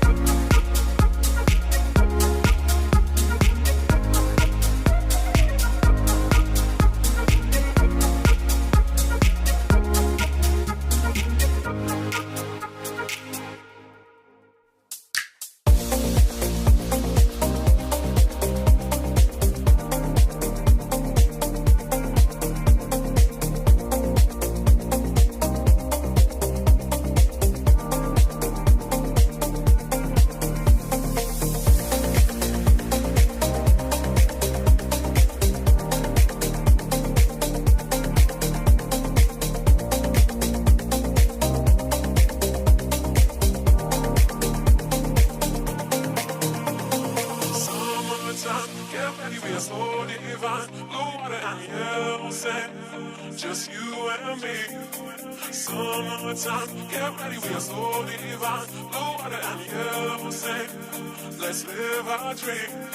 Summertime, get ready, we are so divine. Blue water and yellow sand, just you and me. Summertime, get ready, we are so divine. Blue water and yellow sand, let's live our dream. Summertime.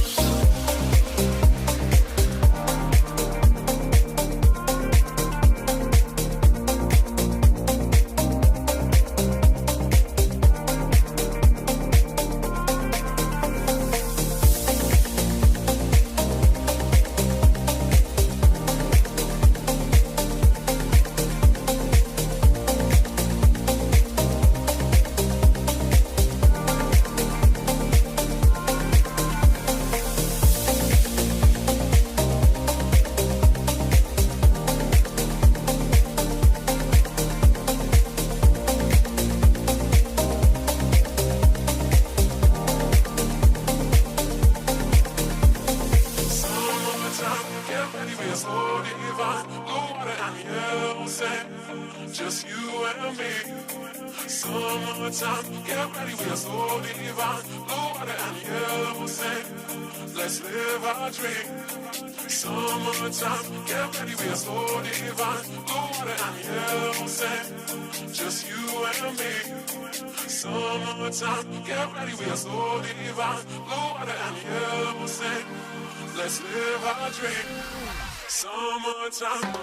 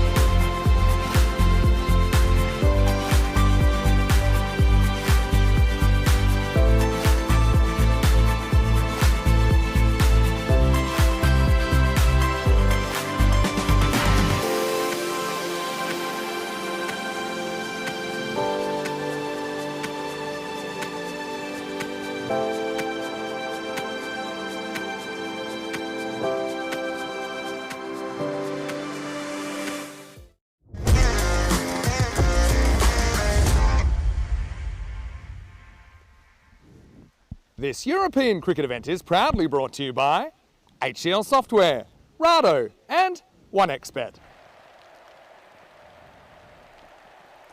Welcome back to Krefeld, and unfortunately at the moment it's a very wet outfield. We thought the rain would just be a cloud or two passing through, but as you can see, the rain is still falling quite heavily, and while it's wet out there, unfortunately no cricket can be played. But maybe it's a good time to bring you into the commentary igloo as we say hello once more.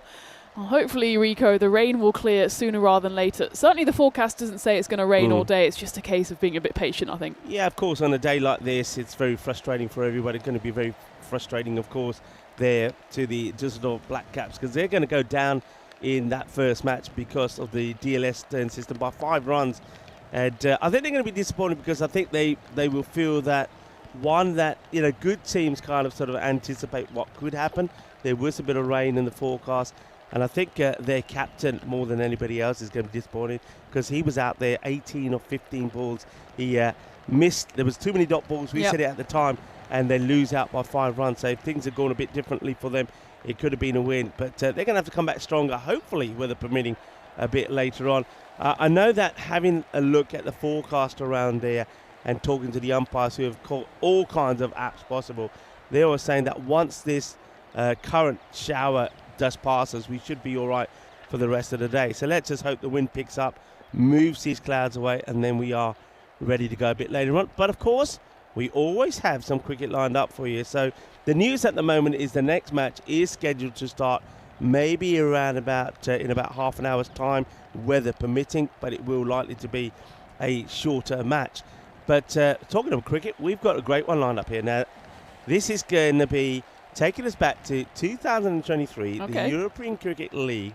And I remember billing this up as sort of cricket's version of England versus Germany. It was Darmstadt that were taking on Hornchurch. I don't know if you remember the match, but it was an exciting one. Yeah, well, it's a good little piece of entertainment in the meantime. And while the sun was shining then, hopefully it's not shining on us very soon. Well, if it does go to penalties, I think Germany might win. But well, I remember saying this at the time. I thought, well, England taking on Germany, so Darmstadt were taking on Hornchurch, of course, and I thought it's got to be a golden ball, isn't it? That's our equivalent of a penalty shootout. So, folks, a little bit frustrating here at the moment. Hopefully this current shower will pass in the next 15 or 20 minutes or so, and we can come back with some good news. But for the time being, also keep an eye on the bottom of your screen. If there's any further updates, of course, myself and Tina will come back and tell you. But for the time being, do enjoy the start of the 2023 European Cricket League, and it was Group A, match numero uno, Darmstadt taking on Hornchurch. Thank you very much to Mr. Maximo. Good morning, cricket lovers, wherever you are around the world, and welcome to the European Cricket League. This is where it all starts. This is the big one. 30 European nations, 31 clubs, but after 109 matches, there'll only be one champion. Who will it be? Of course, Bakakir Barcelona, they'll be here in finals week starting on the 20th of March to see if they can defend their crown. But who will make it through the group stages? And we start with Germany taking on England. Yes, we do. The champions from Germany, Darmstadt, they're up against Hornchurch. You heard a little bit there from Mr. Maximo. But look, a couple of players to look out for. Of course, national team players for Darmstadt playing in the German national side. Azmat Ali, he's going to be Kui, Abdul Shakir as well. And then, of course, everybody is looking forward to the Chuckle brothers, Chris Haynes and Mark Whitlock. The teams start to make their way down the famous steps of this Cartama Oval. Doesn't it look a picture as well? Absolutely splendid. And you can see that a lot of bigotries here. So a huge shout out to the Junta de Andalusia and Cricket España, of course, that are heavily involved in getting this event together. Massive moment and a proud moment for them. And yeah, Andalusia, what a place. Of course, we are in Spain. This is the province of Andalusia, the region of Malaga. This is Cartama. This is the Cartama Oval. It is the home of cricket in Europe. And it's time for the Champions League of Europe to come together. Azmat Ali making his way out in the middle with Mohamed Umar. The umpires are out there as well. Umpires for this one, Jerome Peters is at the bowler's end. And at square leg will be Sulman Saeed, the Italian stallion. Yes, welcome to everybody. I know everyone's very excited about this one. A big hello to a lot of people in the chat that are tuning in. Yeah, you're absolutely right. It's going to be an absolutely cracking event. It's going to be another historic day, another huge day for European cricket. Namaste, salam alaikum, sat sri akal, Aibawan, wherever you are. And this is a lovely moment here as we see some of the key people there from the Junta de Andalucía. Once again, thank you to them for the huge support. Muchas gracias de Junta de Andalucía. Muchas gracias por tu apoyo por este torneo y por cricket in España. Finalmente, we get ready to go. As we see Roger Finer there as well, the CEO of European Cricket. Out in the middle, presenting the ball to man who's going to bowl the very first ball of this European Cricket League. And it will be Billy Gordon to start things off here. So here we go, the battle of bat versus ball. First ball about to be bowled. And once again, it will be Hornchurch who, having won the toss, have elected to take the field. Darmstadt batting first. First ball. Are we going to get a cracking start? Billy Gordon. Good delivery, good areas. Testing, teasing delivery outside the off. Of course, going to be a lot of nerves out there. Of course, there will be. At the start of this series. Gets one in the right place.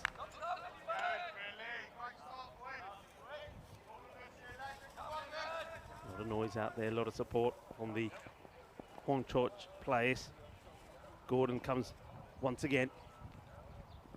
Bit more width, and this is played away, uppercut, and 1 bounce, 4 runs. The first boundary of this European Cricket League. And it comes from the bat of Asmar Ali. Beautiful shot from the captain. And uppercut, it goes towards the wide third man area. First boundary, and I think boundaries are going to be key here. Those of you that follow the European Cricket Network will know teams, it's simple, teams that hit the most boundaries end up being the teams that end up victorious. So good start from Asmat. What will the bowler do here? Will he change his line? Billy Gordon once again. Bit more at the stumps, attacks them, just gets tipped away to the onside. It'll take the single, rotating the strike, so we get a first look at Mohamed Umar. We're hoping that he's also be able to get himself off the mark, get a good partnership here. The outfield is going to be lightning quick, that's for sure. We've seen a lot of runs scored here at the Cardamom Oval. Gordon to Umar. Umar plays it out nicely, good bit of fielding. Gets a slide and stop in.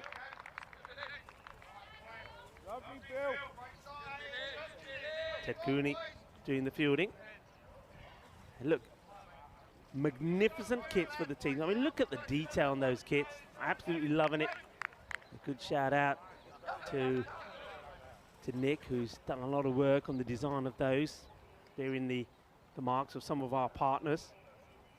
Gordon once more. And asking the question, I don't know if there's a bit of bat on this. No, says the umpire, but just straying down the leg side. One more time, thank you. Yeah, just straying down the leg. You can see with the guard that's there, so always drifting. Bit of pad. Takes the leg by.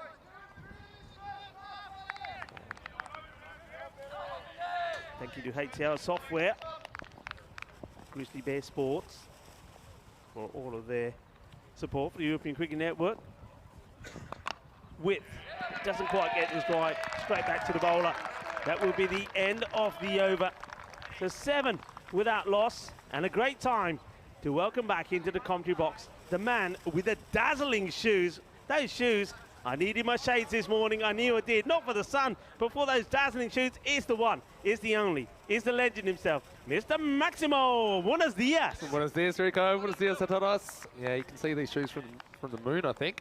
But yeah, great to have your company. Great to be back. ECL action, the 3rd ever edition. Let's have a look at the clubs that will seat 31 in total. So pretty much they're broken into 6 groups of 5. And these groups, they're going to be turning around so quick, just 3 days per group. So finals day, Wednesday for Group 8. Here we go with Ronnie Saunders. Tending to some off-spin in over number 2. Pretty steady start, I think, from both teams. I thought we might see a little bit more aggression from Darmstadt in the first over. Obviously just finding their way as well. And yeah, Darmstadt CC, they are Bundesliga champions. They're T10 champions 2 years running. And there it is. It's up in the air, but it's an opportunity. Fielder gets underneath it and puts it down. Oh, well, he looked like he was well comfortable there. Adil Malik, he had all the time in the world. I think he was thinking about having a cup of tea before it came to him, but he just gets it wrong. That's a huge moment, Vinny. Yeah, so it's gone really, really high. Just quite casual there. I thought he was going to take it with his eyes closed, but down it went. And then the next one goes all the way.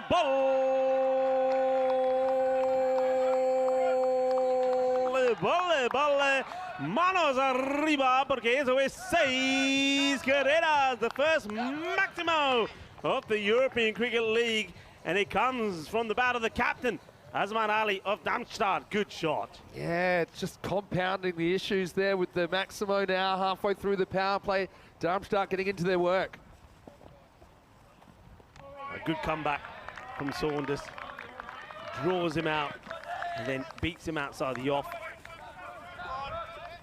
Yeah, it was a good comeback. If anything kind of went away. It's quite breezy down there. I think for the most part it's kind of bowler into the wind. It's a bit fuller. Taking him on here. Dicey, but gets there. And great backing up from Hornchurch. This is the standards I'm expecting to see from a lot of these sides here. Remember, it's the best club champions of Europe. So you're going to see that. Gavin Griffiths there backing up beautifully. And good cricket all round. I think it was a good single, good communication between the two batters. And a good bit of work from the bowler as well, Ronnie Saunders, but he can't prevent the single. Lovely to see plenty of people in the fan zone. Cuts hard, gets through the fielder, 4 runs. 4 carreras. It's another boundary, the 3rd of the innings. Has a chance to get down to it. I get the feeling he's just caught his little pinky winky on that one, but it's still, it's caught my finger. It might be a little bit of sangre there as well, but it's 4 runs. It's too spicy for the fielder. Yeah, Luke Edwards just couldn't quite get down in time. So end of 2, it's 20 without loss. Like I said, 5 teams in every group. This is Group A. So the 2 teams you see out there, obviously part of this group. Also we have Byron from Greece. We have the Talon Stallions from Estonia and Independent CC from Guernsey. So they'll play each other in only 10 group matches, and the bottom team is gone tomorrow night. So it's a pretty brutal format. You don't want to be in that bottom spot. Of course, the top 2 get to have the benefit of the double chance on finals day on Wednesday. So here comes Gavin Griffiths. Now he's a late call up to the squad. And so let's see what he can do. He bowls at a decent clip. Already you can see Germany, they're not afraid to go after it. 3 over power play, of course, 2 outfielders allowed, and then there'll be 5 outfielders allowed after this over. So your 3rd over, often it's an explosive one. Here we go. It's to Ali, and it's not a good start down the leg side. Wide ball called, the first wide. Just liking the wheels there from Griffiths, though. Yep. I mean, if that's a warm-up ball, he's got a bit of pace about him. Well, there's the fielder that said he was going to have a bit of problems with his pinky winky. Luke Edwards just getting a little bit of attention. I get the feeling that the seam must have caught the seam. Maybe just a grass burn as well. Good lines, good areas, and you're right, bit of pace there, but well played by the batter. Azman Ali made a good start here, moves on to 14 of the 9 deliveries that he's faced. I want to say a big hello to everybody watching from the UK as well. They might be watching on Viaplay UK. Also, people watching on Star Times, Streamstar, ATN in Asia, Sportsmax Jamaica, Dubai Sports Channel, Sport of France, Sport 1 Ukraine, Swiss Sport, and Sport TV Turkey. Welcome. Short stuff, a little bit of chin music.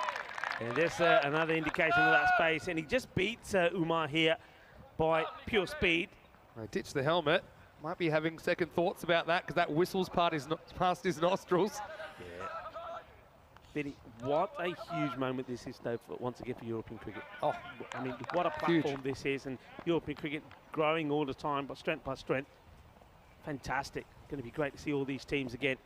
Griffiths once more goes with a slower delivery, but it's a little bit too full. An acrobatic effort from the man in the circle, Billy Gordon, but he can't stop it. It's too spicy. It's too powerful. A little bit of masala on that one.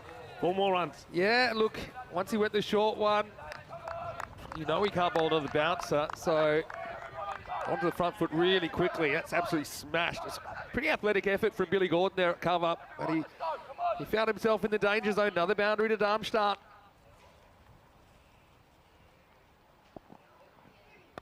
Uma goes down the ground, and that's a really good shot. There's 2 men straight inside the circle in this power play. Remember, 3 over power play, only 2 men allowed outside. He knows that they're a bit wider.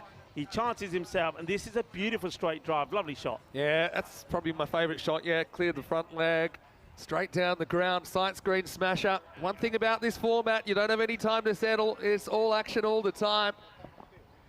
And Umar looking good. Griffiths gone for 10 so far, a couple to come. This is an even bigger one. Oh, that is huge. That is a big hit. Qué grande eso es.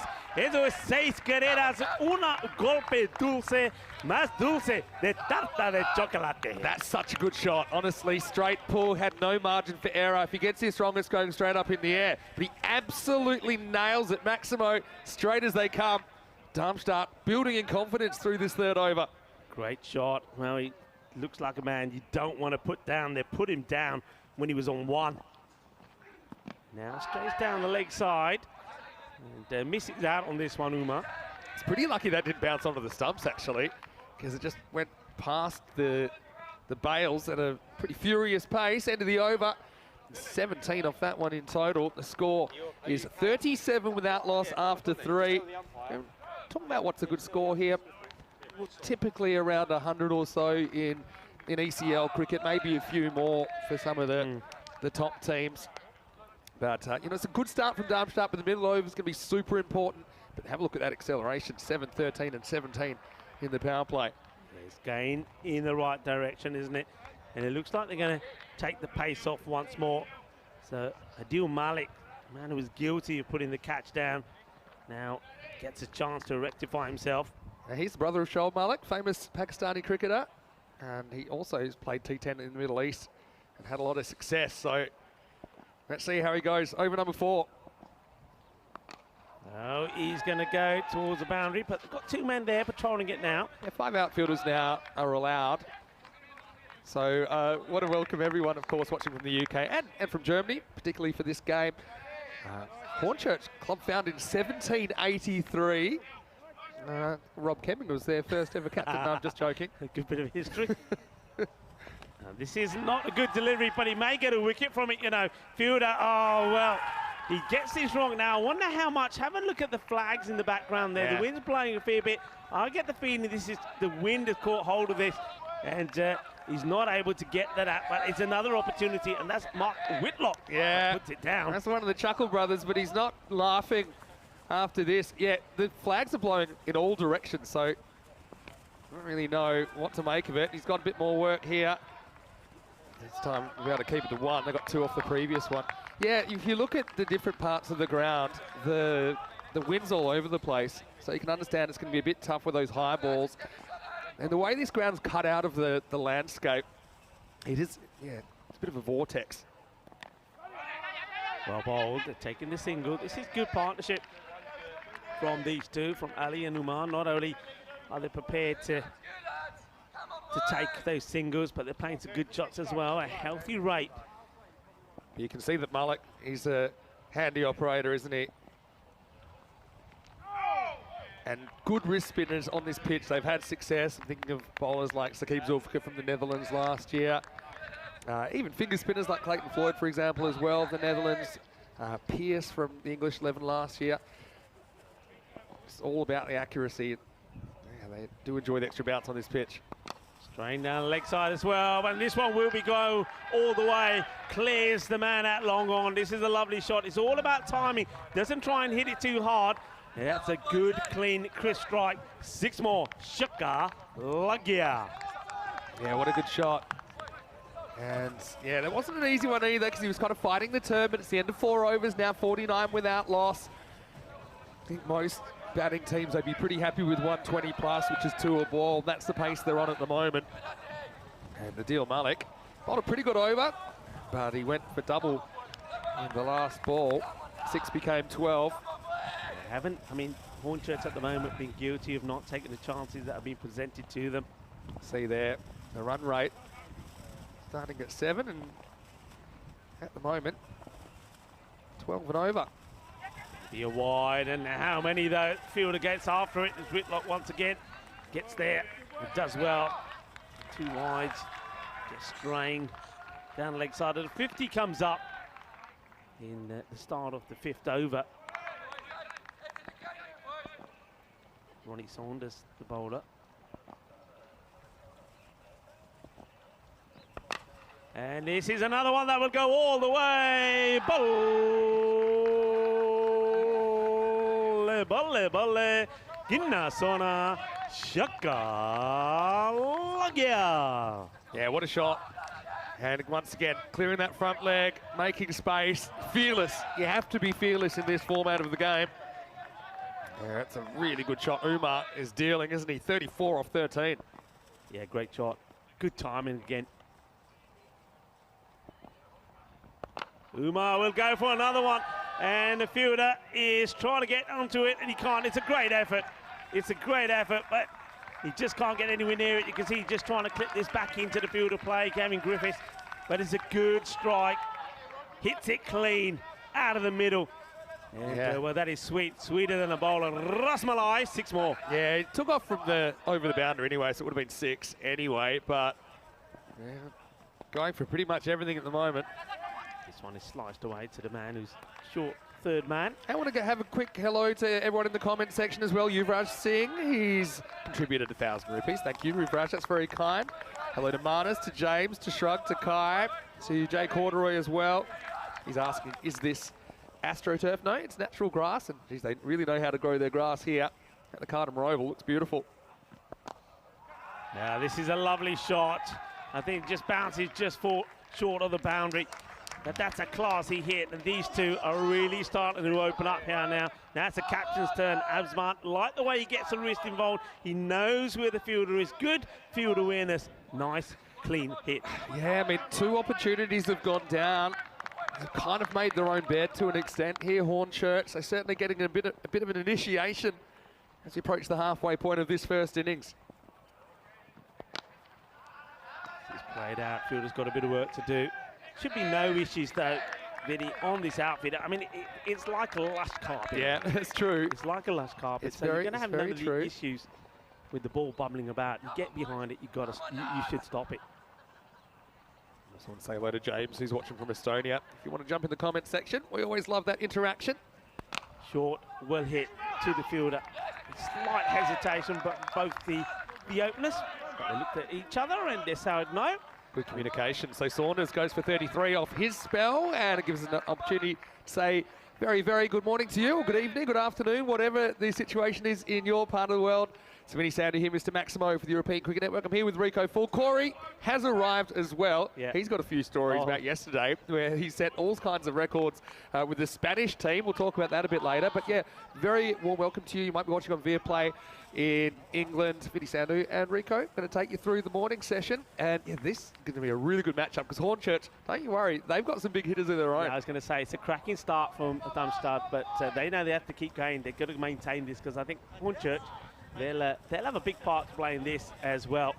I mean, what do you think? What do you think Hornchurch, I mean, what do you think they're going to try and keep them to here? What's the plan in their mind? I think Hornchurch should, would they be comfortable chasing something like 120? I suppose it's just, it's different. You can be as experienced as you like, but it's a different experience to play in these conditions. Okay, unfamiliar ground. Darmstadt haven't played here either, but they've just played a lot more T10. Here's Whitlock coming on in over number 6. And this gets whipped away, and there's going to be 4 runs. It's a nice shot, isn't it? It's a sweep shot, and it gets behind square. They just got to, I mean, Darmstadt now, I mean, they can throw the bat at everything, and they've got plenty of batters to come. So it's a perfect opportunity for these two to go big.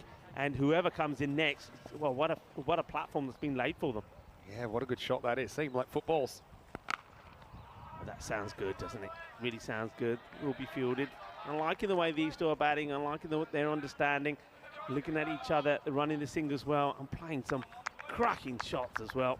Hello to Louis Bruce. Nice to see you as well. Sending in a comment asking, are we changing ends after every group or after every week? It'll every week, Louis. So we'll change around on the Sunday. Of course, you might notice all the overs bowled from one end here.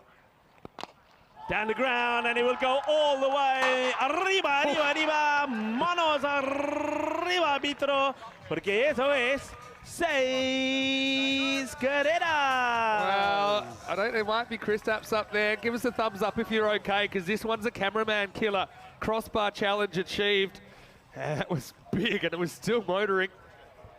Are you okay up there? I'm a bit worried. Hitting the ball well. All right, there. So hello to Charlie Hunt. He's lurking as well. Hello to Wayne, to David Robson as well. And well, welcome to all the teams, all the officials, all the dignitaries here. I know that Jorge Gallardo, the mayor of Cartama today, is here, and I think they're just trying to either find this ball or bang it back into shape, because that was absolutely smashed. Well, I reckon it's I mean, behind us here in the commentary position, we are, of course, at the what we call the hill end, as opposed to the other side's called the lake end. This has gone probably a long way up the hill. Got to try and find this yet. While we're finding that ball, also that one's gone. Shamu wants to say hello to Manish Sharma. So Manish Sharma, hello from Jammu. And hello to you, Rav, as well, who's a great supporter of the European Cricket Network. They're a happy team at the moment in their dugout. Yeah, things can change pretty quickly. You never call a game in the first 5 overs.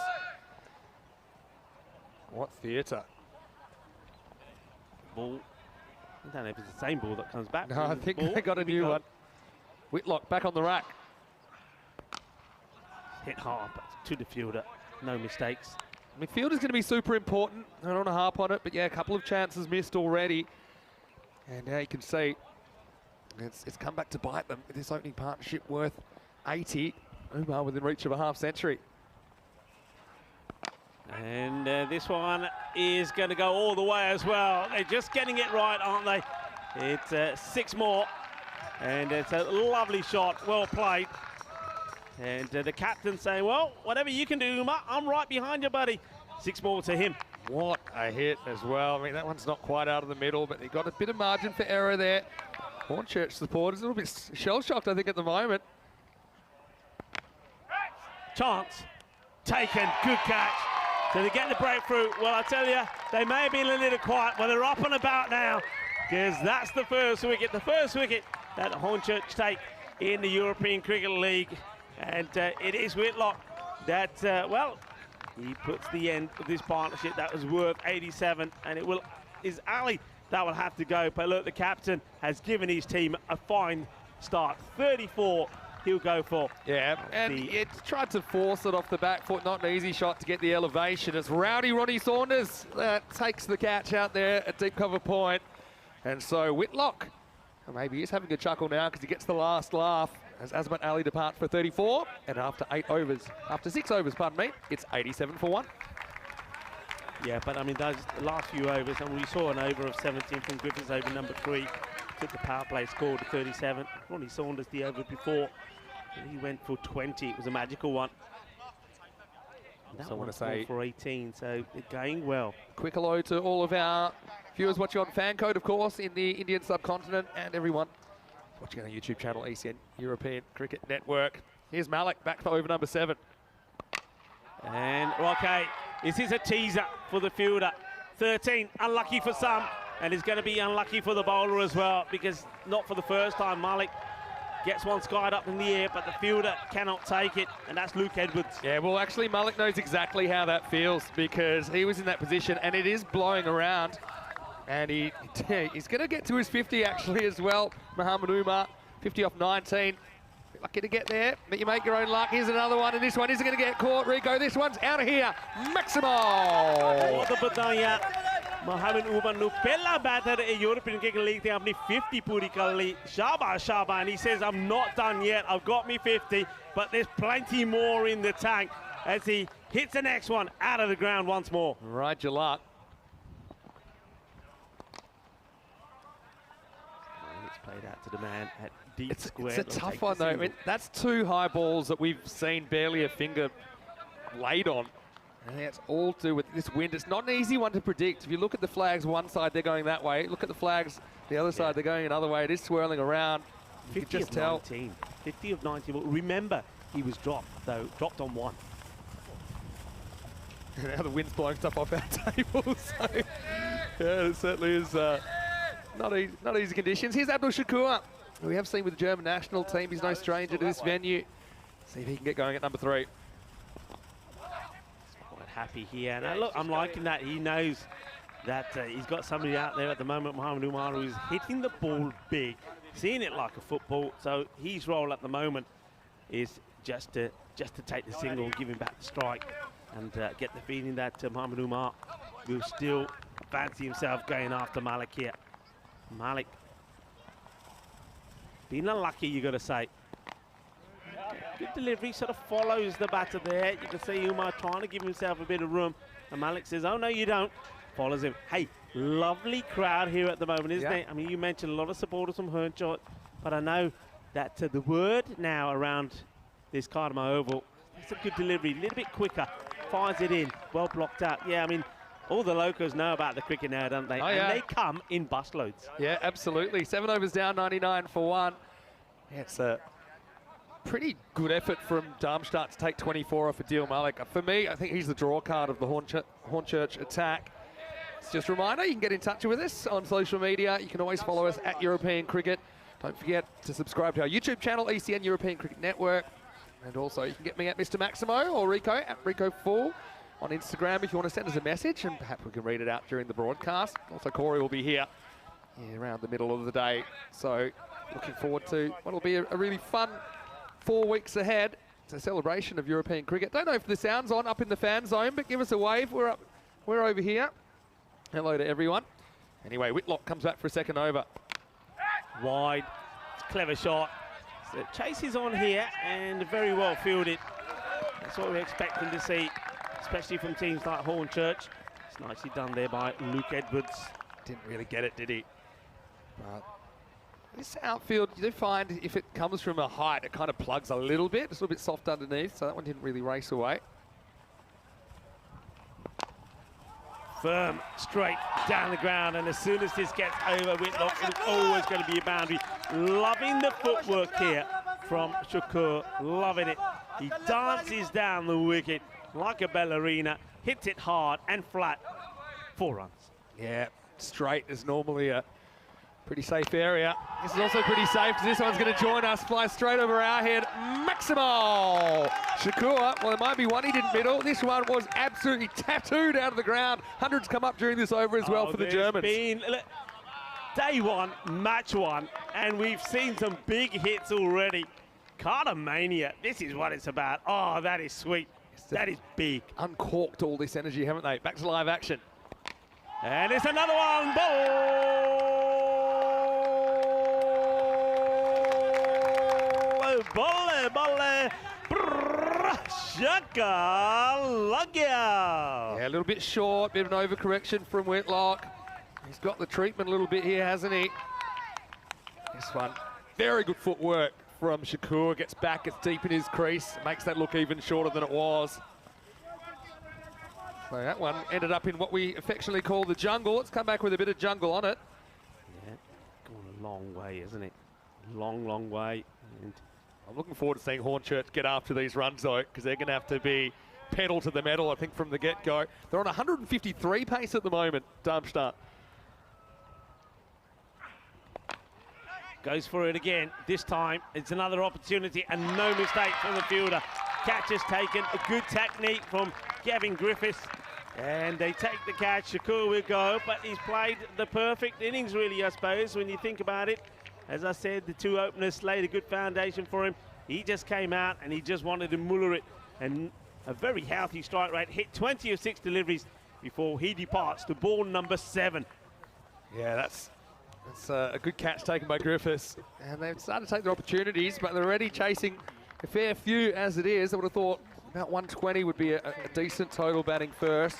And as Shakur departs, the score is 117 for 2. Yeah, he gets a nice appreciative round of applause for his quick, fiery innings.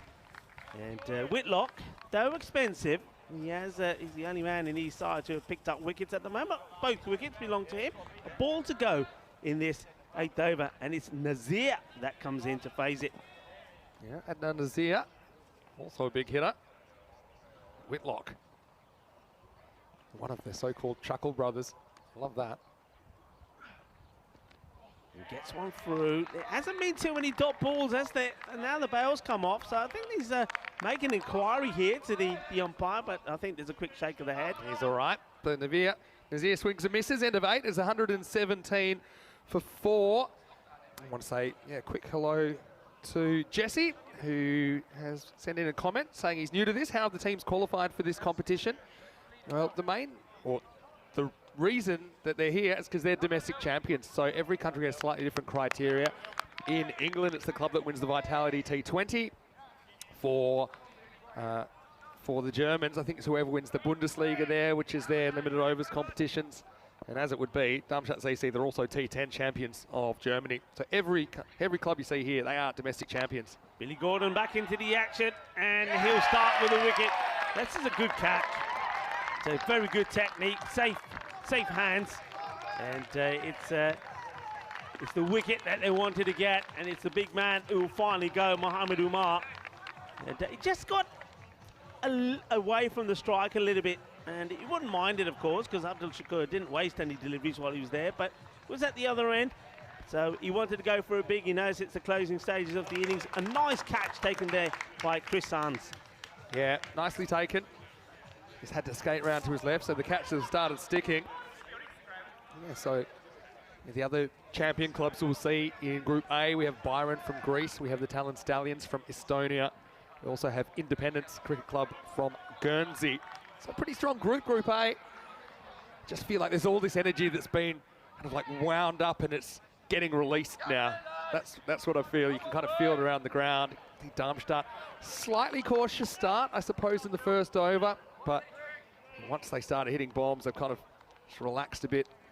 Yeah, but a good opportunity here for Hornchurch. I mean, you were talking about, you know, they were sort of 140, 150 pace, but a good opportunity for them to hit back because you've got 2 new batters out there now.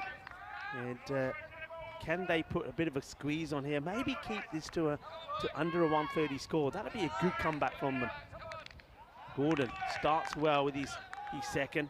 His first over went for 7. Sent in Majid Nasiri, and he was listed at well. 9, so he's coming a bit higher. For one reason and one reason only, I think. Here's Billy.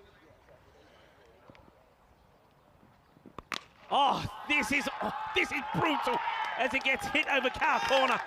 Manos arriba, arbitro, porque eso es 6 más. You got it right. He's there for one thing only, and that's to go big. That's to hit hard. Cracking shot. What a start. This is getting your eye in ECN style. It's just kind of rocked in on length, and Nasiri says centre please, and new ball please as well. 6 off 1, 10 balls to go. And if you think that Darmstadt are slowing down, well, that should be a bit of warning to you. Yeah, and if you're new to the European Cricket Network, that's the norm. Batters come out and smack the first ball for 6, and then gets a short one, bit of pace. And he says, okay, see what you can do with this one. And it's, well, a bit of masala in this. Yeah, good bouncer. Yeah. It's about 4 head high. But he's spent that one now. Can still bowl short, but just can't be over the shoulder. Yeah. I mean, that one was interesting because the batter was sort of arching a fair bit down. Slower delivery, clever. Good Really well bowling. bowled. Liking this, a little bit of the Bombay mix about this. You never know what's coming out next. Good bowling. You don't want to get too one-trick pony either. He's kind of exclusively looking leg side there. It's very clever bowling by Gordon to take the pace off. So you can see how he's going to be really important at the end of the innings for Hornchurch. So Evan's asking how many matches are there today? Well, 5 matches today, 5 matches tomorrow. And then we'll have a 4-match finals day on Wednesday. That's Group 8, done and dusted.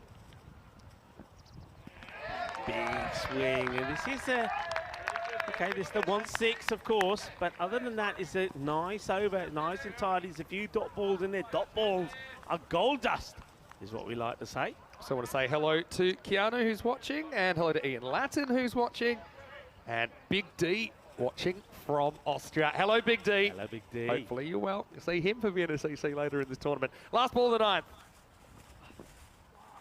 And it's another swing and a miss, and of course, you know that I don't want to take a single there because I get the feeling that Adnan Nazir is saying, well, you're swinging and missing, so I need to make something happen. 4 consecutive dot balls. Yeah, that's a very good over. That over went wicket 6, dot, dot, dot, dot. So just like that, the pace comes down from that 150 pace to about 137 pace.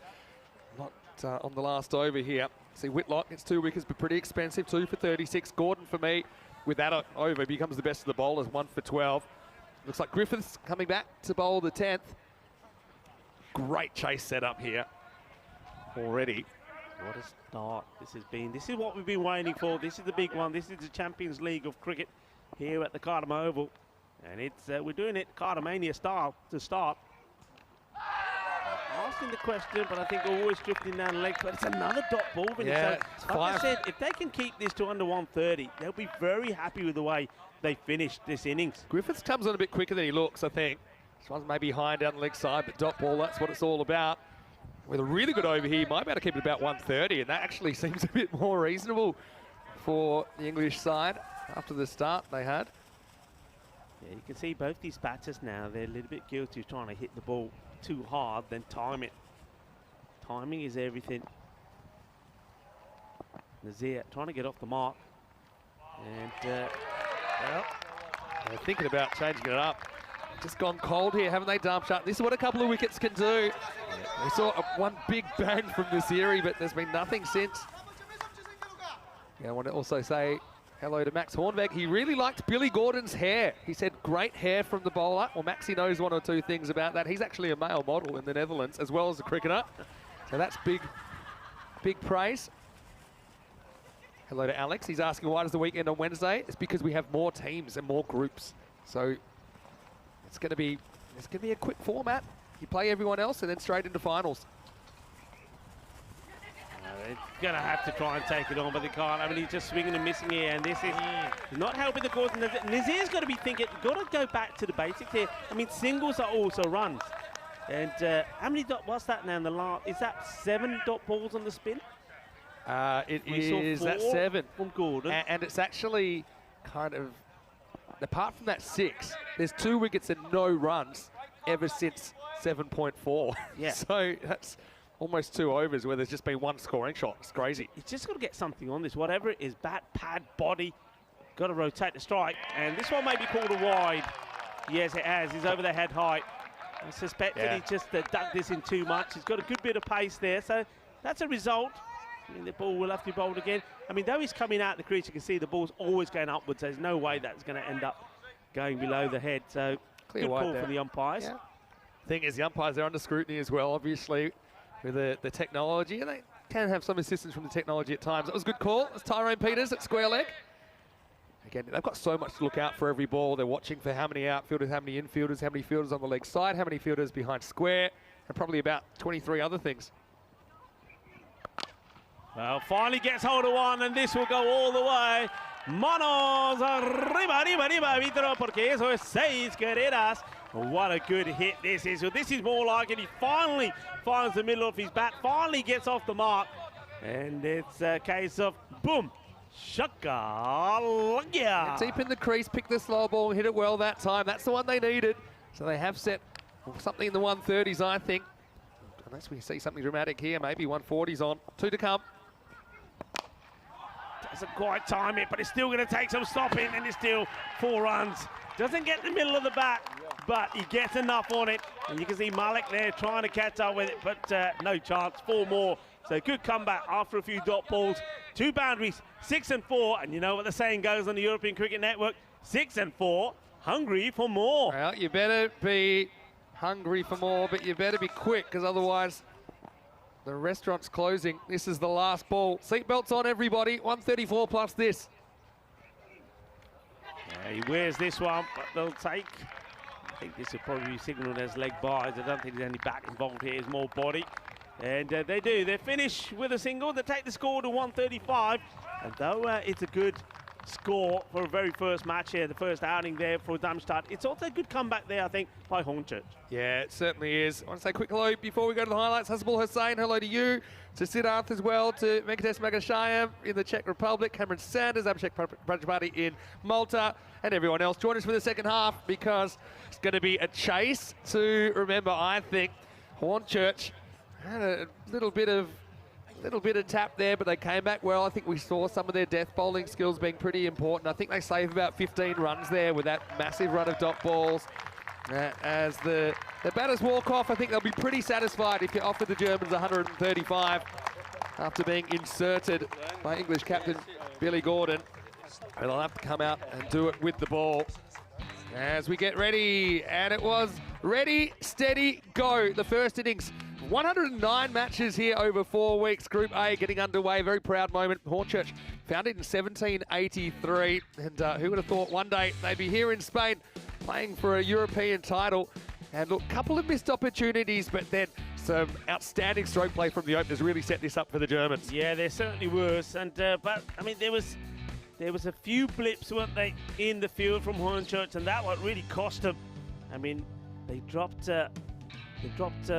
Mohamed Umar on one. Malik wasn't able to take the catch, and he went on and put another 57 on the board. This was another one which went down unlucky. That was Whitlock, who couldn't quite get hold of it. Suspected that the air got hold of it. Well, talking about the air, there's quite a few that went in the air. A lot of sixes. Umar on his way to East 50, 58 of 23, 6 sixes and 3 fours. And Azman Ali, the captain, 3 fours and 2 sixes to him. When they hit it big, and it stayed hit. And they were a happy team. They needed something to happen. Whitlock, he came on and he did make it happen. He got the first wicket. And despite being a little bit expensive, he did pick up wickets, and he got the wicket of not only just Azman Ali, but also of Abdul Shakur, who came out and he hit big from the word go. Yeah, look, you see the intents there. Didn't always work out for them. And it's not an easy thing to come out in the last 2 or 3 overs, come out cold and start hitting sixes straight away. A couple of them were able to do that. That was a nice catch by Chris Sains down the short third man position. This one disappeared. It was embedded in the side of the jungle. But, yeah, Darmstadt, they did get a little bit of a kick on that 10th over with the 6 and the 4.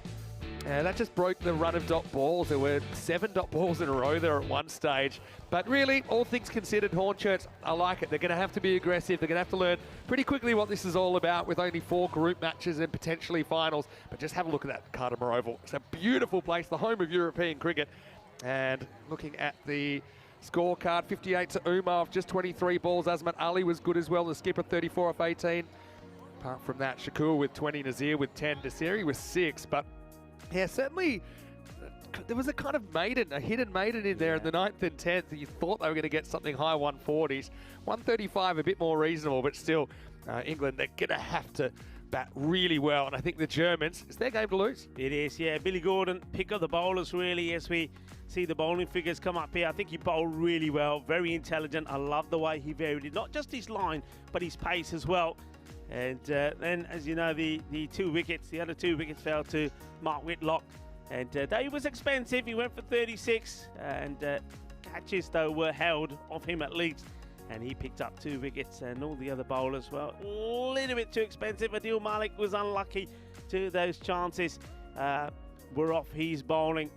So you just get the feeling here, though, that this one is match number 1 of the European Cricket League, and maybe we're going to see quite a sensational run chase here, because Hornchurch, I think they're going to go out there and they're going to have a bit of a bash. They really are. But you just have to just suspect Darmstadt, well, they've got the runs on the board and plenty of them, so the pressure will be on the English club champions. Let's see how they respond. That's the mid-match summary. 135 for 3, thanks to a superb 58 of 23 from Mohamed Umair, and his captain Asman Ali supported him really well as well with 34 of 18. So 136 required for victory by Hornchurch. Join me, Rico Full and Mr. Maximo, as he come back in around about 10 minutes time for the conclusion of match 1 of the European Cricket League, the Champions League of cricket, here in the beautiful province of Andalusia, Malaga, Cartama, at the Cartama Oval. Volvemos en 10 minutos.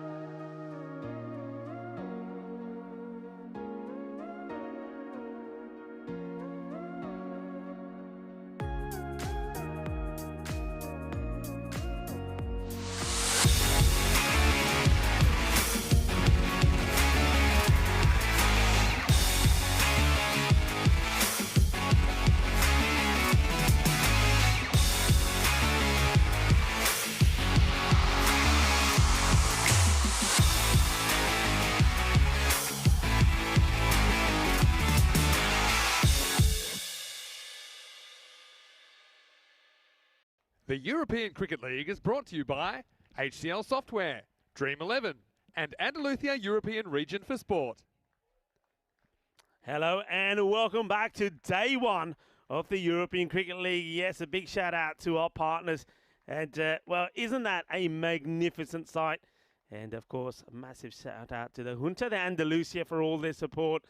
And we are, of course, in the region of Malaga in Andalusia. And in Cardama, this is the Cardama Oval.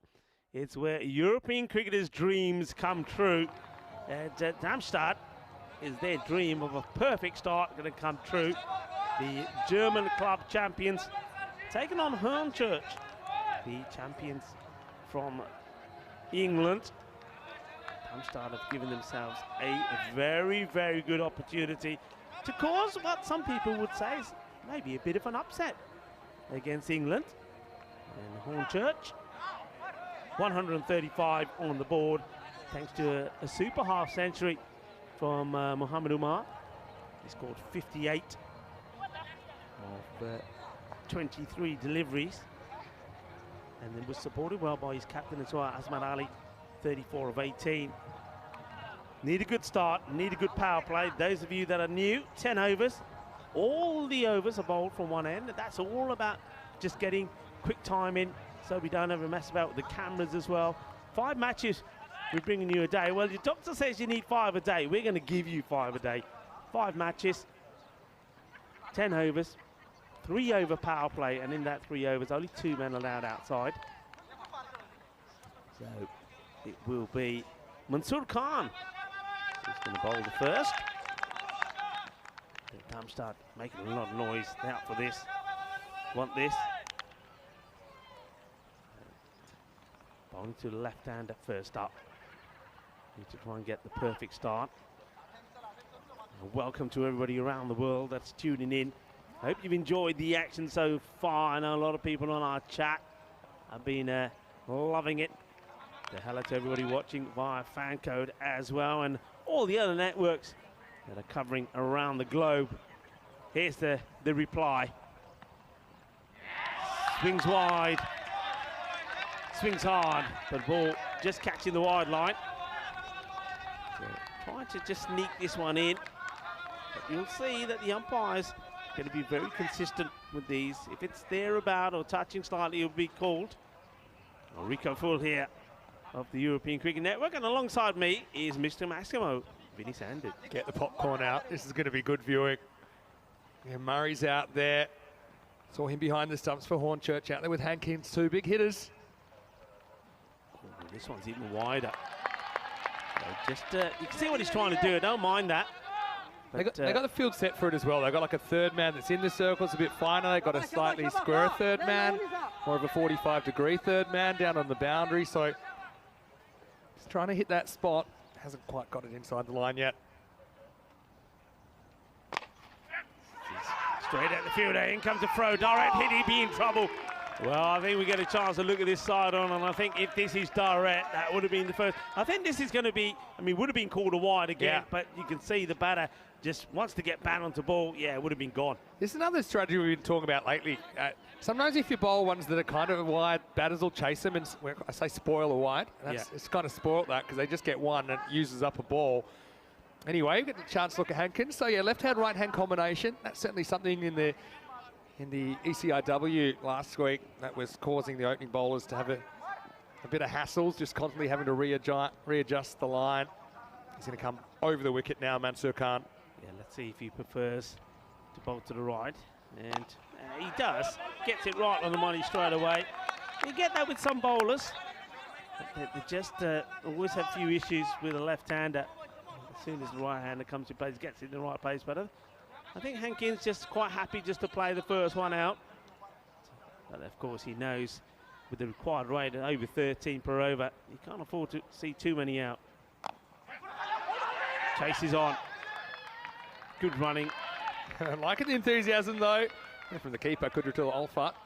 Just diving at that one. Want to say hello to Brian Damage, who's watching from Iraq.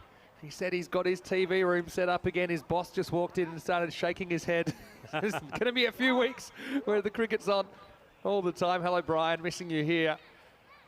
But well, what do you think about this action so far? Asking the question. I think this is more the sound of bat on the surface. There's definitely a sound there, but I don't think there's any contact with bat on ball there. But it's a dot ball. Probably Good would have got a delivery. wide, except he just makes an early move towards it. That's why it doesn't get the call. Mansour yet to be hit to the boundary. Swing and a miss. Yeah. So it's definitely uncomfortable. If you ask me about England's chances in here, I'd say you might win or lose the game in the power play. Because if that rate gets up kind of 16s, 17s, it's a long way back. Up in the air, this is a chance. And he'll get a second chance at it. He gets a third chance at it. He can't keep hold of it. And, well, the same way, I suppose, that Hornchurch put a few down and gave a few chances. The same has been done there by Darmstadt. Yeah, look, it did bounce up quite nicely for him in the end. Have a look at this on the replay. There's a bit of hot potato here. 1, 2, 3. I suppose what he doesn't do is knock it over the boundary, so be thankful for that, I suppose. 5 off the first over, not bad at all from Mansour Khanti. Even though he went a wide or two, he didn't bowl any balls that were too close to the batter. Nothing too straight that they could whack away. So his strategy working out okay. Yeah, And, well, just guess not what? able to hold the catch. 12, talk golden ball. 12 matches since the golden ball. That's our tiebreaker if there's a tied game. The batting team will need 2 off 1 additional delivery to win the game. If they don't do that, they lose. And our last golden ball was in Eliminator 1 in Malta on Friday morning. So that's 12 games ago already. Here we go with over number 2. And this is Shafiul Niazi, who's going to go. And this would have been gone by miles. Not able to hit the stumps, but certainly Hornchurch having worked pretty hard for their run so far. Yeah, they're causing them to hustle. Hello to Ilyas Mohammed, who's watching from Kuwait as well. We've got viewers from all around the world. It's great to have your company. Hankins eyeing around for a gap. One of the 2 outfielders we got now, deep mid wicket and a deep square third man. Well bowled again. Good areas. We kind of saw Germany starting cautiously, but more cautiously in the first over, but they really ramped it up in 2 and especially 3. So, yeah, you can understand these guys wanting to have a little bit of a look at it, but it can only really be a little bit because that run rate already is creeping towards 15 and over required.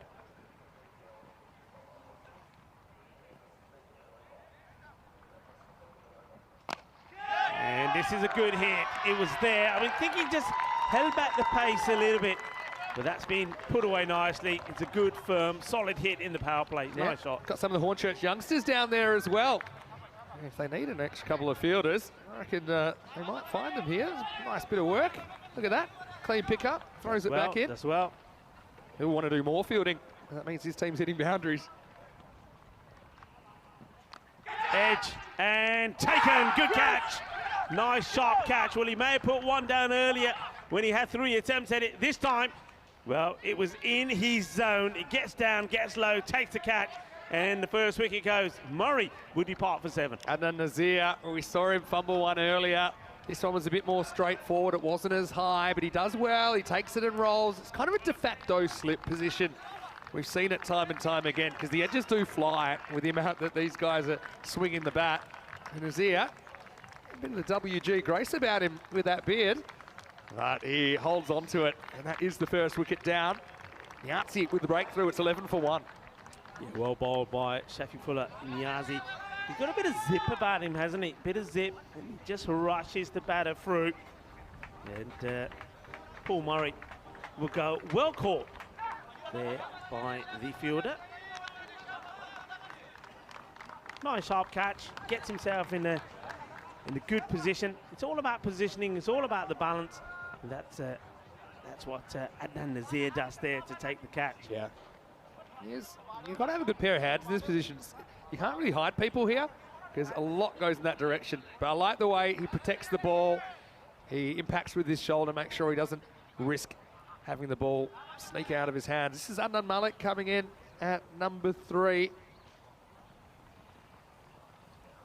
Adil Malik, pardon me.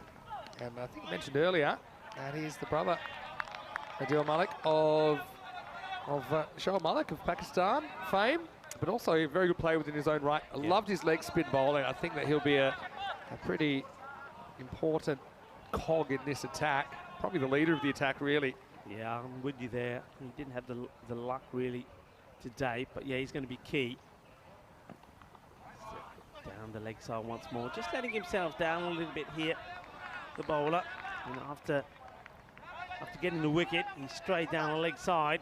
And not what you want to do when you've got a new batter in. You want to attack him straight away and make him play. So a couple of freebies for Hornchurch. Niazi straying a little bit down leg side. It's still pretty blustery down there. Once again, he's down there, so just losing his shape, losing his radar, Niazi. The thing is, it's one thing to bowl wides when you kind of work into a plan, and we saw in the first over Mansoor was really going kind of wide off stump tactics and missed a couple of wides there. But yeah, these wides aren't as forgivable. They're straight and even. A bit lucky that one hasn't been tickled around the corner of the boundary, to be honest. Not the kind of hat trick you want. Can he get it right now? Better. Just angles it into Malik. He drops a bat onto it, takes a single. Let's keep an eye on that run rate required. Started at 13.6. It's got out over a whole point already. Not that they can't do this. We've seen some crazy ones where it's been up to about 20 and over. That's the exception, though. Normally talk about my point of no return, 18 and over. Once it goes above that, you rarely see it coming down. Really? Except for the other day. Really? We saw it the other day. Oh, what a match that was in Malta. Last ball, the over. It's once again not the best of deliveries, but it may get him a wicket. The fielder has to come a long way and puts the catch down. And well, Mansoor Khan did all the right things. He gets there, but not able to take the catch. And that's a bit of a dolly that he ends up putting down. And that's another opportunity. It's an interesting one. The bowler did turn around, and I just saw Mansoor take his eyes off the ball for a little bit to see if the bowler was coming, and that just momentary distraction, I think, just put him off enough. So it's 15 for 1 after 2. I'm getting lots of questions about the robots, which we did order. We fundraised for 2 robot mascot costumes. So this is your status update today. The status is they have not arrived. I checked with the hotel. They said they could come anytime up to like March 11. So look, potentially we're going to have a bit of a wait. What do you mean until? That's no good. You messed it up. No, I did not. This is going to be a difficult one, but they're taking a team catch. Stronger together. The catch gets taken. Oh, well, it rebounds off one fielder to another. You've got to be alert. You've got to be expecting it. That is a superb catch. Well, you see what the banners say there at the boundary. Stronger together.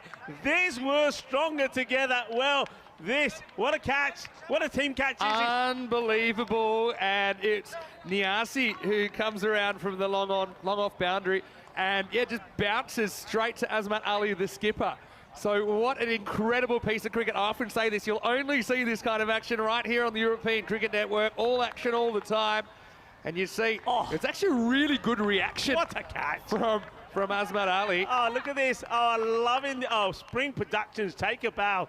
Our production partners. Ouch, that's going to leave a bruise, you know. Unbelievable. I just love chaos. No violence in the workplace. Oh, that is, look at that. Stronger together. That's what it says out there on the boundary fences. And that was, what a catch. What a moment. European Cricket Network making players' dreams come true. We've seen some remarkable team catches lately. We even had one where one guy dropped it and the other guy dropped it and went back to the first guy. That was Mtita Warriors in Malta a couple of weeks ago. But wow. What a moment that is. And it's the end of a very important player. Adil Malik has to go for just one. This brings Sains to the crease. He's facing up. Should the other fielder get an assist for that? He should have an assist in catches, you know. Asking the question. Too high, I think. Jerome Peters saying no, far too high. Yeah, well, theoretically he dropped it. I don't know if he deserves to be rewarded. It's not like a boundary stop where you deliberately throw it away. Yeah, I think this one did seem to be climbing for me. It's right up the top of the pad. Yeah, that's heading over the top for mine. Anyway, saw one catch go down. Well, 2 catches actually already, but that was a remarkable one. Been down leg side, and now a real misunderstanding, and it's going to be a wicket. Well, and I think that's it'll be Hawkins. Yes, Hankins is going to have to go. I mean, this often happens on LBW appeals. It was going down the leg side, but the batter was in his own world, and he didn't look at his partner to see what was going on at the other end. So Hankins, he just overcommitted. He was trying to come through for the run. Let's have a look and see how this happened. It does fly away. Hankins says yes, and look, lack of eye contact there. Lack of eye contact from Sains, and Hankins is sacrificed. So Hornchurch lose 3 in the power play, and that's disappointment for Hankins, who just could never get into his innings. The score is 15 for 3. That's all about scoreboard pressure, isn't it? It's all about him knowing, right, we've got to get going here. And George Hankins, he commits, can't get back. And Hampstead, they don't mess it up. They read the situation well. They send another one back. They need something here, need a partnership. Yeah. Where's it going to come from? Just watch number 8 here, Sains. He's looking at the ball and gives him a perfunctory glance, but that's about it. So yeah, eye contact super important in these conditions. So we're going to miss outside the off. Mansoor Khan. They've had a few issues. Mansoor to the left-hander, but he's bowled well to the right-handers. That niggly length, just short of a length, getting it through outside the off stump. Fuller this time. This should be pretty close. And just see what the umpire gives here. Was there a bit of bat here? No, I think it's just going down leg side. Just with my initial reaction, certainly an element of doubt here. A little bit straighter. Certainly comes back a bit. It's a pretty good shout. You can see middle and you can see off stump. Probably benefited out going to the batter there, but yeah, certainly a couple of times we've seen Sains playing down the wrong line. And here's rowdy Ronnie Saunders. Let's see what he can do. I need someone to do something quickly. Oh, well, he gets beaten outside that off-stump corridor as well. So it's good bowling here. And Saunders can't get anything on it. Yeah, Sam Nick saying this is pretty comprehensive.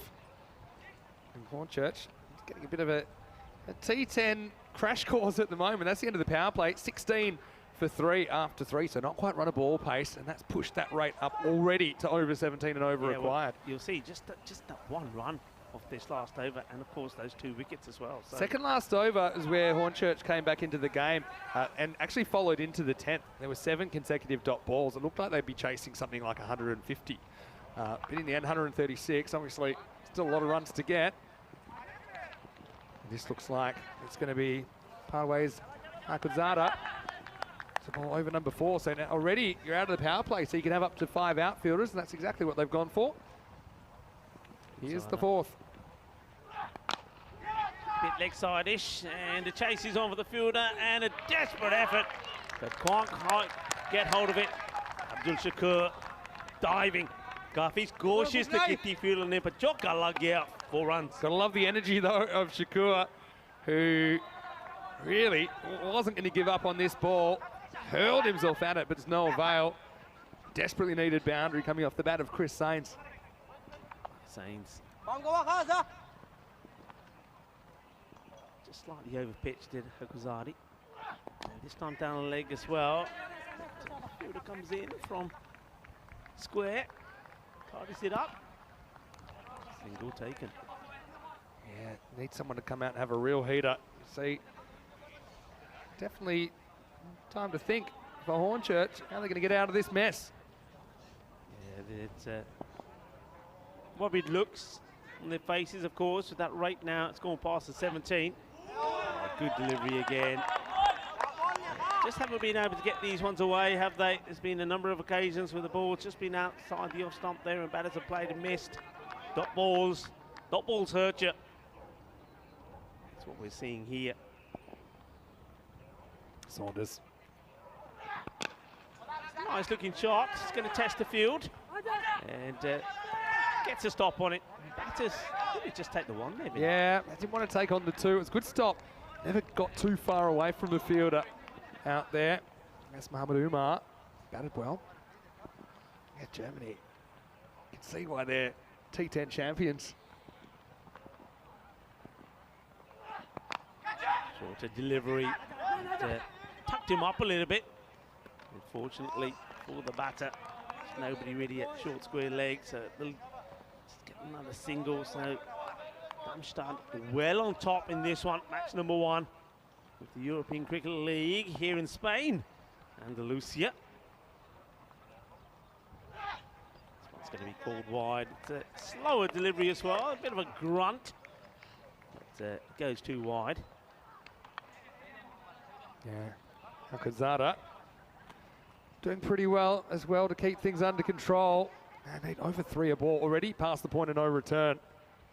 Not even halfway through this innings. Got him! Oh, that's a beauty. And yeah, he wants to celebrate, and so he should. After, look, this is very clever bowling from Akuzada. He's kept the ball outside off stump religiously. He's gone a little bit too wide on one occasion. And then, well, that's the one. That's a surprise one. It's full. It's straight. It's on the money. Chuck the foot style. Another one. Bites the dust. Yeah, and it's always a good default plan. I think full and straight, force the batter to make the issue. Kind of Yorks himself there, Saunders. You see that he kind of moseys down the pitch. Ball bounces between his feet. That's Yorker length. And Akuzada, well, he's impressed. Why not? They waited a long time to get out there. All of these players, they're going to be celebrating. It truly is a celebration of European cricket. Right now, Hornchurch not much to celebrate. 24 for 4. Yeah, not too much happening their way at the moment, but we know things can change quite dramatically in this format, and they've got a lot to do. And as Vinny said, point of no return, we often refer to as once the score gets past 18, well, it has. They need past 18 and over, but it has been done. Just somebody has to go out there, maybe get a bit of luck, hit it big, and then this match becomes alive once more. Hello to Kroom in the chat. Said need to get Billy Gordon in there quick. He's the only chance Hornchurch have. He gets his wish, Vinny, he gets his wish. Yep, right on cue. It's a bit of a shame that he has to cover up that hair. It's already won over quite a few viewers from around the world. But yep, there's Billy. Now it looks like it's going to be Umar Khan to bowl. So yeah, we'll see some slower stuff.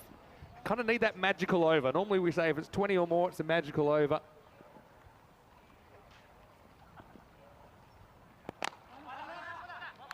It's a tough one because you're forced into playing shots that you probably don't want to play yet, but you kind of have to. It's no good kind of looking good and making 100. You've got to go for broke here. Chris Hans, what can he do? Well, tries to clip this away and just straying down the leg side, gets a bit of the pad. Take a single, rotate the strike. So let's see Billy Gordon get set to take guard and face his first delivery. Yeah, just kind of angling, wasn't it? Saints, he has played outside the ball a few times so far. Oh, here's Gordon. Last chance saloon really already. The skipper's got to clean up a big mess here.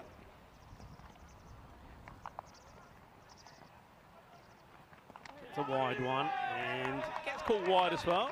Yeah, typically you'll see anything that even touches the line, it will be called a wide unless there's some significant pre-movement from the batter. So you've got to get the whole ball inside that tram line. That one wasn't. Good call from TP. Short. Takes it out through the covers, gets it through the gap. Sweeper. Eventually does his job, gets a throw in. Just a single taken. So James is asking, are we going to see the in-pavilion Brains Trust graphics this year? He's talking about the camera in the player tent area. Yeah, we'll see a bit of that. Hit firmly and will take some stopping, and that's well done by the fielder. Covers the ground well, gets the body behind it. And that's Shafiful and Yazi liking his work already. And they're liking that as well. Plenty of people around watching, enjoying the sunshine. A little bit breezy, but we're going to have highs of around about 12, 13. Well bowled, just holds this one back. A little bit slow coming, the non-striker. So much energy out there. Throw almost killed the keeper on the way back. But that's, yeah, certainly it's going to be interesting to see Hornchurch, if they do go down here, which looks like they will, they'll come back in the third game of the day against Independence. This is a nice looking shot, and this one will go all the way. Bolle, and the first Maximo from the English Hornchurch side, and that's a good hit. Nice, clean, crisp. They need a few more of these, and quickly. Just what the doctor ordered. Dr. Gordon to the rescue. He picks that one up off length. It's the end of 5 overs, so the score is 35-4. I want to welcome you into the commentary box here. We're in the dream box. As Rico would say, we are your good time crew. Any sound to hear, Mr. Maximo? Rico's here with me. Corey Ruckers will join us shortly. Corey's already around. He's telling everyone about that game yesterday. Yeah, I mean, we're going to hear from Corey, but come on, get your leg up. I want Okay, people got to see these shoot. What, All right, what hold is- on. Can you do that? Come on, higher. There you What go. are these about? There you go. Come on. You got Oh, it? Look at that. All right. What's the Ow. story behind that? You've done your hammy now, haven't you? You know what's really annoying is that a big thank you to the Andalusia European region of sport, but I wish they didn't take up so much of the bottom of the screen. Those shoes are something else. Where Ouch. did they come from? Yeah, they're special order. Yeah.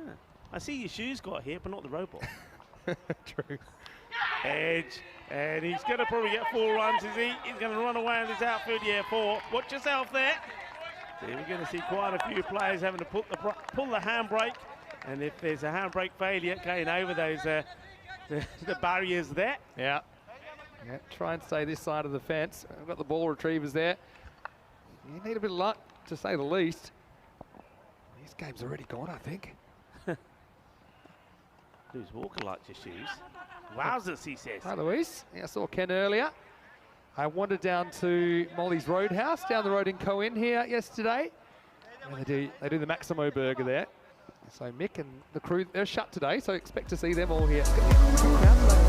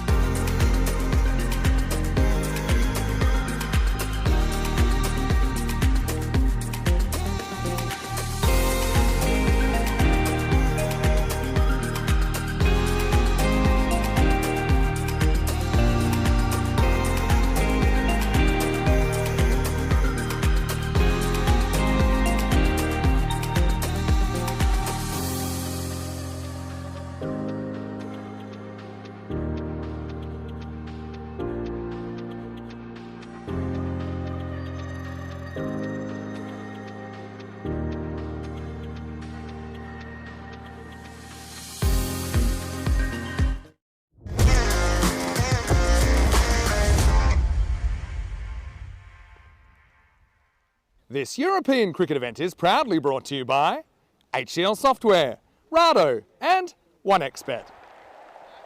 Hello viewers and welcome back. It's been a day of heavy showers on and off here in Krefeld, Germany. But we did have a break in the weather a few moments ago, though I do see the rain in front of me has returned. But the news is that we do have a 3-over-a-side match starting now between the Krefeld Boosters and the Strasse Rising Stars. Earlier, of course, they were expected a 10-over match, and we did have a coin toss. Let's go over to that coin toss. Boosters versus Rising Stars to call. Tails is the call. Tails it is. Bat first. Rising Stars have won the toss and elected to bat first. So, of course, that is what happened earlier. And, of course, since then we had plenty of delays because of some showers here. And as I said, the rain did stop, and it had stopped for about 10-15 minutes. covers have come off, and we are expecting to start a 3-over-a-side match, but just seeing in front of me, the rain has just got heavy again, which doesn't look good. I mean, maybe we can just go back to what's happening out there, and I can bring Tina in here. Tina, it's just not meant to be. I can't believe it. We just got all set for a 3-over-a-side match, and the heavens have opened again, and it is chucking it down. Oh, Rico, it's so frustrating because actually all we can see in front of us is blue sky. And we thought that dark cloud in the distance had said its goodbyes, and just as we were settling in for a 3-over smash fest, you can see the covers have been put on once more. And we're just not having the luck today, are we? We're not having the luck, and the thing is, some of the players are going underneath the covers. Well, that's a good place to be. Get under there and stay dry. And yeah, there he is. The cheeky so-and-so. Who was that there? Well, that was Money. Money's saying, I don't like the Barney. I'm getting under the covers. Yeah, look, I don't know what more to say here. The thing is now, I'm looking at it out there. To our left is much brighter and clearer. And this shower may even last just for a few minutes or so. But I have to say to you that we were expecting to get a 3-over-a-side match. And that's probably the shortest match that we can get in. So with this rain coming back here now, I think the chances of getting the ball in this one is probably pretty slim. Yeah, I agree with that. Obviously, with the weather being so unpredictable as it is so far today, we can't guarantee anything. But when we looked at the forecast and we thought, okay, maybe 1 or 2 showers during the day, but nothing like we're having at the moment. And it is very, very heavy now. You can understand why the umpires went off. As much as they were keen and the players were keen to get on, this is not the kind of weather you can play cricket. And you can see from the side-on angle there, the umbrellas are up and the rain is hammering down now in Germany. Yeah, it's not ideal. And of course, I'm sure everybody understands, especially those that know the game, that the umpires, they're responsible for players' safety as well. And of course, Marzi, who's out there in the absence of Tyrone Peters today, who's fitting in as the tournament ref. And you can't be playing when the weather's like this. A player could slip, fall, slide, whatever. There's no point taking the risk. And you can see there, we're not talking about a slight shower. It's actually raining pretty heavy. So the only logical and sensible decision made, and that is that this play will go on hold. And the thing is, though, that, well, just as I talk, the rain does start to hold off now. I'm going to keep talking for a moment and see if they do go out there. Marzi, get out there, get the covers off them, get them on. Well, that's what I'm saying to Marzi. Of course, the 2 captains are going to have to agree with this as well. So let's see if that is the case. Let's see if we do see the players run on there and take the covers off. Marzi's in a bit of a predicament, isn't he? But I tell you what, while we're waiting to see what happens here, because it will still take a little bit of time for the covers to come off and the umpires to get ready again. I can see Marzi, he's keen. He's walking back on there. But let's just hold on for a moment here and see what Marzi's planning to do. Yeah, it was a strange one, wasn't it? Because just as quickly as the rain started, it stopped. It was literally almost as if someone had just flicked a switch and said, that's enough of the rain. And, well, we certainly hope that is the case, because we'd dearly love to get this game on. And, of course, the 3 games that are scheduled to follow it. You feel really for the boosters. I suppose they were on the right side of that DLS victory this morning, but currently both of their games threatening to be severely rain affected. Of course, for the Straths Rising Stars as well, it's their first appearance on the network, and as it stands, well, you'll certainly get a chance to come back later in the day if the weather holds. But for now, we're looking at maybe trying to sneak in the 3 overs again. The covers are coming off, the stumps are out, but again, it's going to take a few moments to get the covers off. And you can see just how much rain fell, because there's about 10 chaps out there and they're just about heaving the covers off. So yeah, thank you for sticking with us, and apologies, obviously there's nothing we can do about the weather. We try and keep you updated as much as possible, but today really has been an on and off kind of day. It's kind of just about still raining, but if we can get the players on, then we can maybe still manage that 3 over game. Yeah, well, I think that is the plan. So the covers are being taken off again quickly. The stumps are coming back out. Stumps are going back out. So you can see there's the umpires bringing the stumps back out. So that's Avinash. So we're going to kill a bit of time here because I'm being told it is happening. So while the umpires are doing their bit and the covers get taken off, I think the teams were getting ready to go out there. So I've always got things to talk about. You know that. Are you a spinach fan? Because today is Fresh Spinach Day. It's Celebrate Spinach. Are you a fan of spinach? I can take or leave spinach. I'll use it for its health benefits. I'm sure you're going to tell us some of those health benefits. Well, look, we know we all know Popeye. Popeye ate spinach and he was strong. So there are many health benefits to fresh spinach. It's not just a fantasy that Popeye gains superhuman strength after consuming his canned spinach, because in reality, spinach can boost your health from improving your bone health to lowering the risk of cancer, and spinach has got you covered. So I don't mind it. Listen, a little bit of sagaloo. You can't go wrong with a bit of sagaloo. So, a bit of sagaloo or sag chicken. Yeah, bring out the spinach. I like spinach, but I have to be honest. I know spinach is very good for you, but if I'm having spinach, especially if it's like the Indian style spinach, so sagaloo, if it's sag chicken, anything like that, I pile on the butter. Spinach is so much better with a big blob of butter. I think that's the same for any food anywhere is better with butter. And the problem with spinach as well is that you buy an absolute mountain of it and then you put it in the pan and suddenly it's dissolved to pretty much nothingness. That is true. I always remember, because Indians love spinach, and especially us Punjabis, when we make spinach, I remember my mum making it at home, fresh spinach, and you're right, it used to come in like 2 massive bags, and I remember my mum cleaning it, washing it, cutting it all up, and then putting it into the pan, and then it just sort of went from 2 massive bags of spinach leaves to like hardly anything in the pan. But I remember the key to it, because you really have to, if you're making it fresh and you want to make it like pretty, almost like a puree sort of form, you've got to really stir it proper. And my dad then came up with the idea, having seen my mum struggle for ages with the old wooden spoon. He used to attach the wooden spoon to the drill, and he used to use the drill to go zzz, to make the spinach. But I got to admit though, it took time to make, but it was my favourite. Spinach with plenty of butter, with some nice hot chapati. So that was the way to do it. All the players are looking at me now because we talked about spinach. So hopefully spinach could be on the menu today, as it is Fresh Spinach Day. But folks, look, it's happening. And it will be 3 overs aside. So remember, 3 overs will be played here. And we'll just remind you, that means there'll be 3 different bowlers. The power play is just going to be the 1 over. So there you go, 3 over per side, 1 over power play, and 1 over per bowler. Bring it on. It's going to be a smash here in Krefeld. Looking forward to it, and looking forward to seeing the new side as well. Strath's Rising Stars, well, they won the toss, decided to bat. When they did do that toss, there was already a bit of rain about, so they certainly saw it coming. And I suppose as a new side, this is a bit of a free hit, isn't it? 18 balls, just see what you can do. It's one of those ones where any kind of form or prior expectations really go out the window.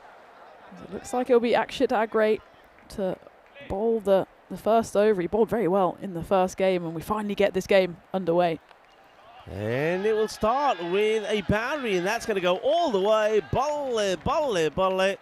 Well, it's the 3 over smash, and it starts with 6 runs. Well played away there by Takir Khan. Well, that's the way to start your team's debut on the network. It was a bit of a rank delivery from Agre, asking to be hit, and Taukir duly obliged. You got to feel for the bowlers out here, to be honest. It's not really a bowler's game at the best of times. And now when you've got a wet ball that's just got even wetter, makes life very difficult. As Khan there, you can see very much sitting right back in his crease. Oh my, that is humongous. That could be in the road. That could be in the road. The way that was hit, I thought this is going all the way up to the road with the bowler. He's not impressed with his footing. He turns around, and I suppose when you hit for a big 6 like that, you've got to find an excuse. Where does that land? Oh, well, it doesn't quite go as far as I thought, but it went a long way up. He absolutely hammered it there to Takir Khan, and yeah, well, Akshit Agre, he did bowl very well in the last match, but Yeah, you're right. It's going to be difficult for the bowlers. The ball is going to get wet every time it goes along the surface. You've got to be careful of your footing. Here comes the next. That's better. Right here is outside the off. It's a big wild swing from Takir, but he doesn't get anything on this one. And the sun is starting to come out, and maybe we'll be greeted by a delightful rainbow as well. That'll be nice. Yeah, hopefully there's light at the end of the tunnel and gold at the end of the rainbow for one of these sides. It doesn't look like anyone out there's got a towel. We obviously had that towel incident in the previous game with the dead ball. And I was speaking to an umpire in England recently, and he says actually those old proper bar towels are actually quite hard to come by now in the UK, because most UK bars have got now these plastic mats. That's right, yeah. So those towels are at a premium. As this one goes up in the air, the hat comes off, it'll just land short. I suppose you can just get a normal kind of towel and rip it into shreds, but those old school, you get ones like Guinness on with those proper old school bar Guinness, towels. or they used to be the green John Smith ones, yeah. Used to absorb all the water. The thing is, though, these days it seems to be because obviously there is like a day like today, it's a perfect day to have one of those mats, but you see a lot of bowlers and particularly batters as well. As well, this one could be close. He's asking. The umpire says not out. The batters will take a leg bye, so that is the leg bye signal. Is also the end of the first over, so 14 will come off the first. That's pretty handy. You go at 3 lots of 14, you get yourself a pretty decent score. I still think you've got to be looking at, what, 45 to 50 here? Yeah, absolutely. You've got really no time to lose. Just the 18 balls. Takir Khan faced 5 of the 6 on that occasion. Muaz Hassan yet to get off the mark, but he did manage to get some pad on it and got through. Take a quick look at the Premier Division, ECC, hoping for some better weather over there. I know we had a bit of a torrid time in Spain earlier in the year. Now they've got all the heat. So something in between those would be lovely, as of course we spend a good old month over there with the Western Shield, the Meltle Shield, then of course the Premier Division, then comes the Challenger Division, and then Championship Week. So we go back to live here, and well, a little attempted wide signalled, not by the umpire, but by Muaz Hassan, but nothing doing, just a good length delivery on that occasion. Yeah, Thiva Kiran is the bowler, starts with a dot. A good start from him. We'll try and get the ball outside that off stump again, and he will, but that's been launched. That's a lovely shot. Goes for a long way, 6 runs. Manos arriba from the arbitro. Got to say, I like the red and the white. I like it. I like those tops. It just they do stand out, and with the black trousers, they look very nice indeed. Absolutely. I'm not quite convinced by the blue clads to round out the look, but it's nice to have a bit of a flashy kit, because we've had a lot of blues and blacks so far, and we love keeping an eye on the kits, see who wins that little battle. This could be out. Yeah, it is out. I think he does get a bit of glove, bit of bat on this. It's a tremendous take from the keeper. Does superbly well. Let's have a look at this again. A really good catch from Indran behind there. Here's the delivery again. So it's, yeah, I think he does. I mean, is it arm though? Sometimes we slow it down. Let's see there. No, that's definitely, I think, a bit of glove. It's an excellent take. Brilliantly taken there behind the stance from the keeper, Indran. Excellent work. Absolutely, and well, it probably would have been a wide in the end. It's another W, it's a wicket. Muaz Hassan, he's a big 6 and then out. He didn't seem convinced by the decision, but I'd happily go along with the umpire having seen that replay. He was holding his head. I'm not sure if he was trying to say that it hit his helmet, but it was very much up by either the gloves or the bat. So it's a good call, and first wicket to 4. Strathspey Rising Stars 20 for 1, halfway through the innings. They've got to be taking these on. Oh, it's a bit of a misfield, but yeah, it looks like the batters didn't want to go there at all, but they do. But going back to the rag saga, why do so many batters have the towel tucked behind the back of their trousers? And sometimes I think, well, maybe they're going to take the towel and use their hand, but they never use it. It's there like an accessory item. And never gets used, but it seems to be a habit. Look, are we seeing one there as well? No, that's the banner in the back sticking out. A big wild swing, and not sure why he's looking at the umpires here. It's a good delivery, and Takir Khan, he has hit 2 big boundaries, but at the same time, he has played out a few dot balls as well. Yeah, and these dot balls are a real killer, aren't they, when you've only got the 3 overs to play with. Very deep in his crease, Khan.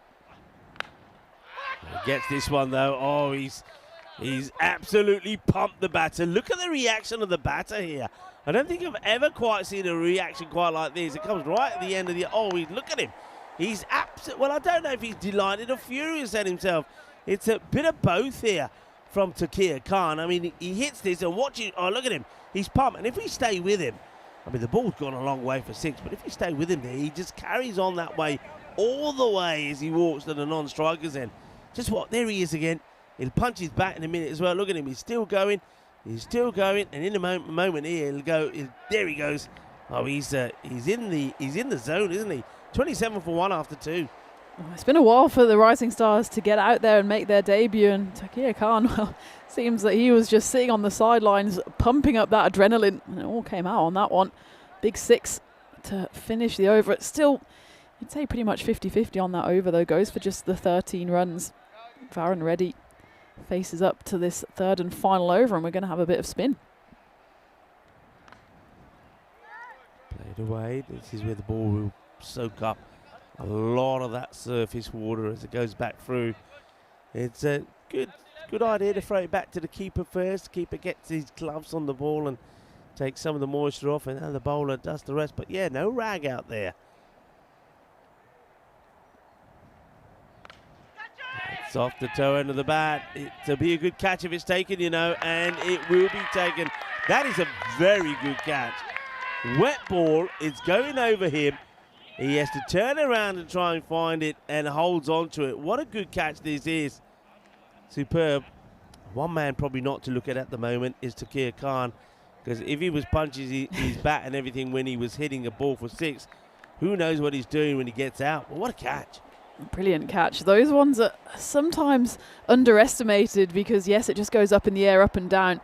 But by the time the ball's dropped, you've done about 3 360s just to make sure you're in the right spot. And in the end, an outstanding catch. It was Ahilan Ravindran underneath it. And he saw and probably felt the on-rushing presence there as well of Aritharan Visakaran. In the end, it's a brilliant grab. It's a big wicket as well because Takir Khan was going well, 19 off 8, but the big 6 and the bat punch ended up being the last ball he faced before he got out. New bat comes out, has a look around. Just, not got too much time, has he? He's just got to go boom, shaka, boom, boom, boom from the word go. Lovepreet Singh with the ball. And that's gone plumb. Full and straight, going on to hit between the middle and the off stump. And well done to Lovepreet Singh, as that's the end of Sagar Khatria. He comes out, tries to play this way. He gets that little shuffle across, watch, goes across the line, and you knew then that if that ball hits him on the pads, he's going to be a goner. Nice and full, good bowling from Lovepreet Singh. Knows he doesn't really need to get it to turn much on that occasion, just does the batter for length. And it's 2 and 2, so we've got a hat-trick ball opportunity coming up here. Obviously in this very shortened game, more likely to get batters coming in and swinging, but still, he's bowled well, Lovepreet, and here we go. Here's a hat-trick ball. It's hit pretty well towards the fielders, who will deal with this pretty well. That's good work there from Thiva Karan. You can see him gesturing to the other fielder saying, back me up because I'm attacking it, because they might want to. And they only get the single. Bit of warming up being done there. The next team that we're going to see in action. High in the air. Lovepreet, does he want it himself? No, he leaves it to the fielder who can't get there. And now the batters, well, maybe they should have tried to come back for 2. It is the last over. It's a 3 over the side mat, so they had to really try and go there. So Lovepreet probably now thinking maybe perhaps he should have gone for it. So here we go. Last ball off the innings. Really want a boundary here. He's not going to get one, but he would get a wide. He'll have to bowl it again. Lovepreet just straying slightly onto the pads here of Fahim Jani.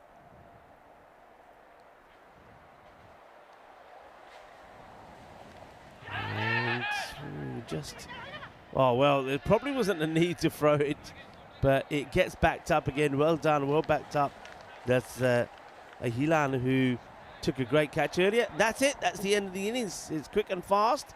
and the Strath's Rising Stars have only just gone just above the 10 and over. Well, I was saying that you really want to be about 45 to 50 in the 3 overs. So I think the Rising Stars probably a little bit short of what they need.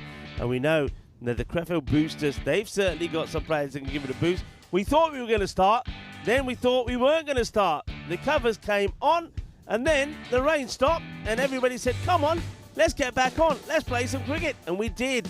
And he started off with a 3-over-a-side match.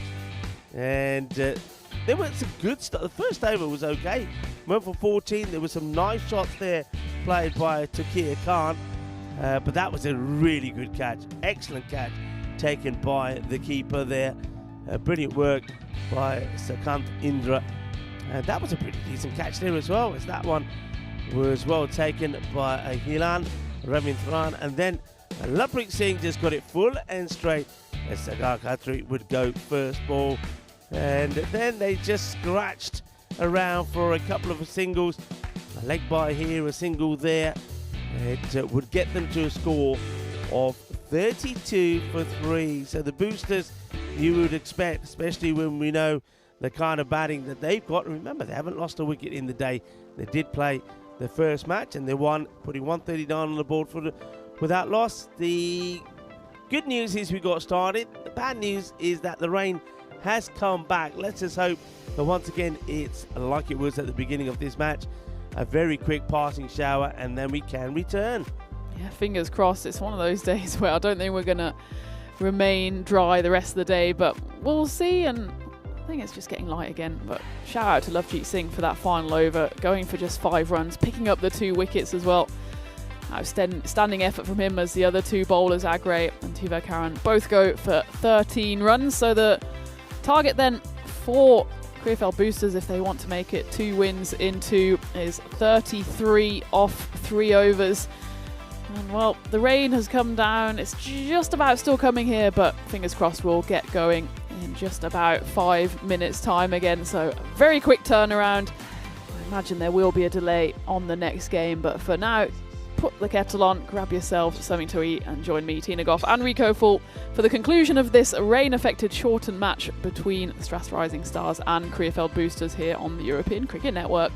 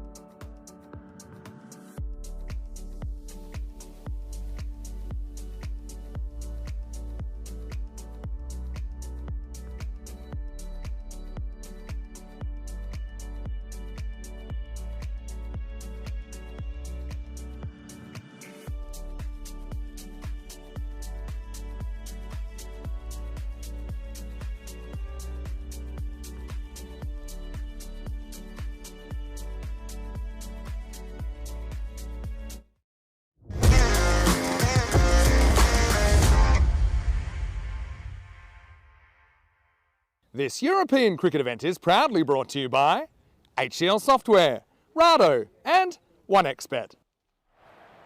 Hello cricket lovers and welcome back to a damp and soggy Krefeld cricket ground. We've been hampered by a fair bit of rain here today. We did manage to get the first match in, but as soon as that match came to an end, the rains came, and that's why this one has been delayed and delayed and delayed. But we have got a 3-over-a-side match started, and the Struss Rising Stars, they did have a bat and it got to 32, which we feel is probably below par, and the Krefeld Boosters will be looking to go out there and knock these runs off pretty quickly. That's my feeling as Tina joins me back in the igloo. Yeah, it's been one of those days so far, hasn't it, Rico? But the rain has cleared again. It got heavier, it got lighter, and now it's stopped entirely. Hopefully enough time to sneak in this innings, especially for the Krefeld Boosters, who will be backing themselves here with, of course, Arith Aran on the back of a blistering score in his first game. Interestingly, they have changed it up, so it'll be Sakesh Kanth Indran out there with him in the middle.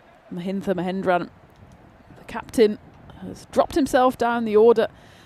I suppose Mahintha, the one criticism we had of him in the first game is that, yes, he got his maiden half century. It wasn't the quickest, so maybe he's sent out his wicketkeeper as a bit more of a pinch hitter as we go into the first ball. And it's going to be a wicket. A royal duck. It may be only a 3-over-a-side match, but the first ball of the innings is a royal duck. And, well, he wants to be seen on camera, and too rightly so. Well, look at that. That's the bowler, Takir Khan. Now, we know that he's a passionate guy. He gets pumped up. We saw that when he was batting, but that is a beautiful ball. I tell you what. The ball, I suppose he's given it straight from the umpire, so it was dry, and he needed it to be dry. That's a great wicket, and just look at the celebrations.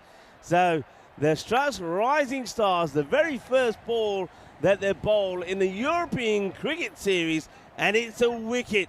And it's that man, Takir Khan, that gets it, and the wicket he gets is of a batter who's in form. Well, we saw Arithran Vasikaran. He didn't get out at all in the first match when he scored 82, but he gets a first baller, Tina. It's the dream start for the Rising Stars. You imagine if they want to defend this, they need to get wickets, and, well, they got a 6 off their first batting ball, and here they got a wicket off their first bowling ball. And no run here as well, as that's well fielded by Fahim Jani, the captain. Yeah, perfect start. You get the big wicket of Vasikaran early. And they don't still go to the captain. So no captain coming out there. Mahintha, they've gone with Dinesh Rajkulasingam.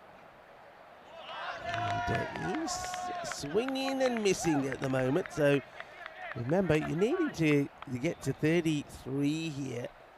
We said that we thought it was a bit below par, but when you lose one of your key batters straight away, it's always going to be up against it. So Rajkulasingam plays one to the fielder, misses one. Let's see how he goes here. In comes the bowler. Khan again. And he's got another, you know. And look at him. Well, I tell you what, Khan is pumped. I think Marzi might have to have a little word with Khan. He gets his second wicket. It's going to be another duck. Dinesh will go without scoring. 3-ball duck for him. But Takir Khan, well, the boy is on something. Just look at this. He gets the wicket. And then how about this? I mean, he talk about being in your face. Well. I'm not quite sure what's going on there. But Dinesh is in and out. No runs on the board. 2 wickets down. Oh, it's just as well he didn't lift his head, because he would have seen Takir Khan right in his face after that dismissal. It's not what you want as a batter. He takes himself off. He's the bigger man there. It's another wicket, and they've lost 2 wickets. They didn't lose any in the first game, and they are yet to get runs on the board as the captain does bring himself out now.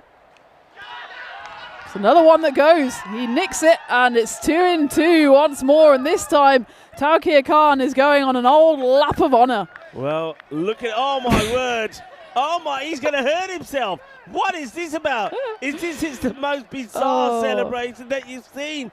Take it. I told you he's on something. Oh my word. First he does the biz away celebration. Look at him. And then, well, he's flying high, and then the next thing you know, he's on the deck.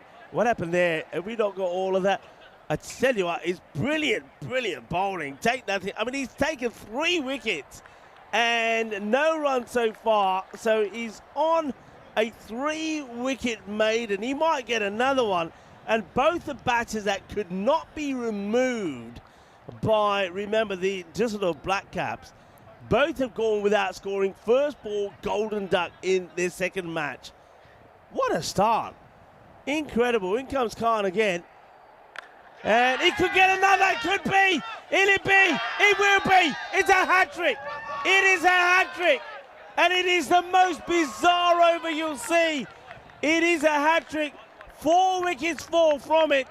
And Takir Khan has announced himself on the big stage. Wow. What an over. No runs from it. 4 wickets, and he finishes with a hat-trick. Oh, Takir Khan, he's absolutely pumped. Here's the hat-trick ball. He just chipped it up in the air. Catch is taken, and look at the joy. Look at the joy. Look at Takir. He wants everybody to know his name. That boy is so pumped up. And then the celebration before was unbelievable. Tina, how about that for an over? It doesn't get much more spectacular than that.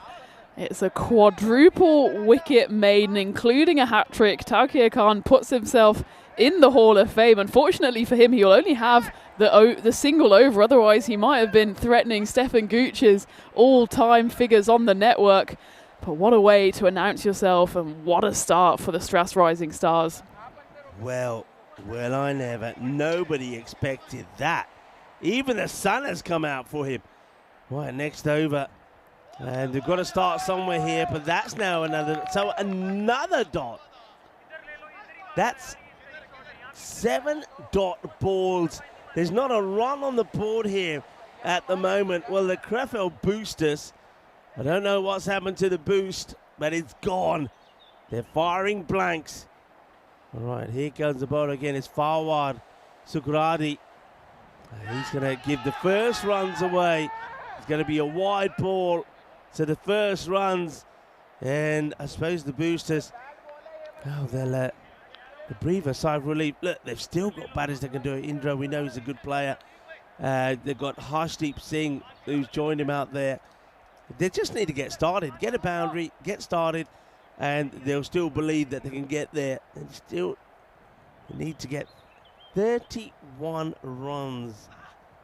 Oh, that's going to be another one that gets past. So running right in front of the umpire. The umpire might have a word here.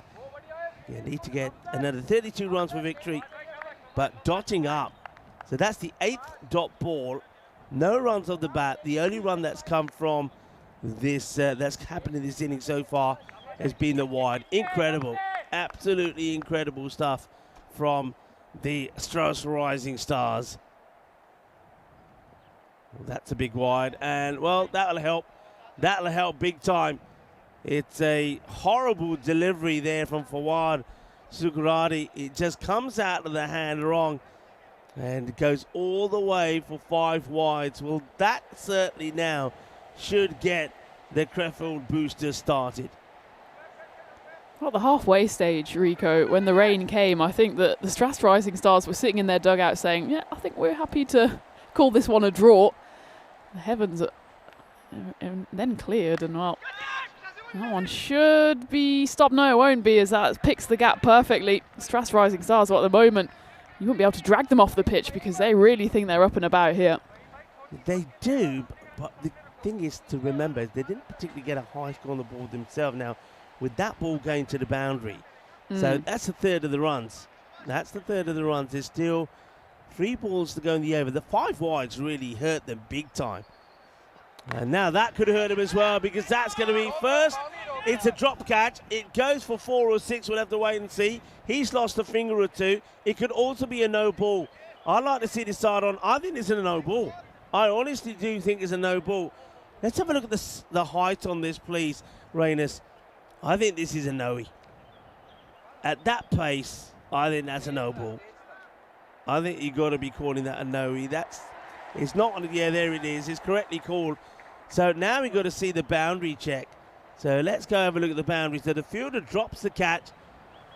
So, I mean, it happens really quickly. He drops the catch, but where's the ball? Where does it bounce? Does it bounce before the rope? I think, I think the other side of the rope is my instinct, because I don't think it's dry enough to skip over the rope. I think the first time that ball lands is possibly over the rope. It's so difficult to tell because both feet are in the way. If he's unlucky here, the bowler should have been, well, it could have been a wicket. I think in the end it's going to be a 7-up. Yeah, I got a feeling that's good. Based on what we're seeing there, it's fallen, it's getting past him and drops the other side of him. And I think you're probably going to say that it goes for 6. That's what they're waiting on here. So I don't think we've got any better than this. They're going to have to make a decision on this one now. The umpires have gone with 4. They've gone with 4, which of course will be 5 because it is also a no ball. So this over, don't forget the 5 wides. Now the no ball. This is the free hit. The license to go the full Monty. Scuffs at it. They will not get a run. Not get a run there at all. So doesn't put the free hit away. So that's a missed opportunity. That is definitely a missed opportunity.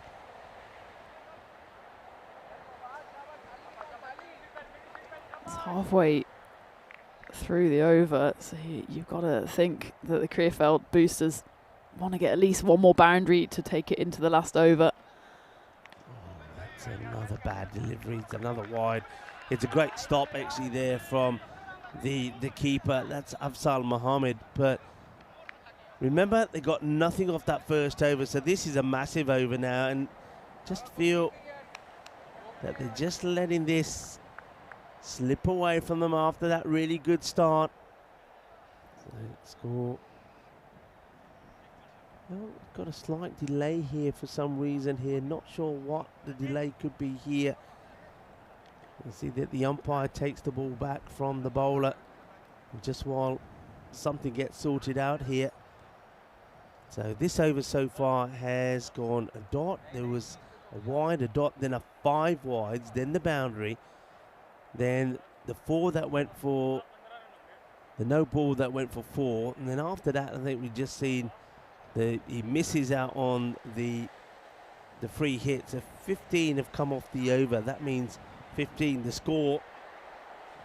And, meanwhile, you can see Khan, the hero of the first over, Takir Khan, just chatting now to the bowler here, Fawad Sukarati, and saying, come on, get it right. Sukarati just struggling to bowl to the lefty. Can he get one straight up there in the block hole as well? And he comes. Well, that's not a bad delivery. Gets worked away. The man who's got a broken hand makes the stop.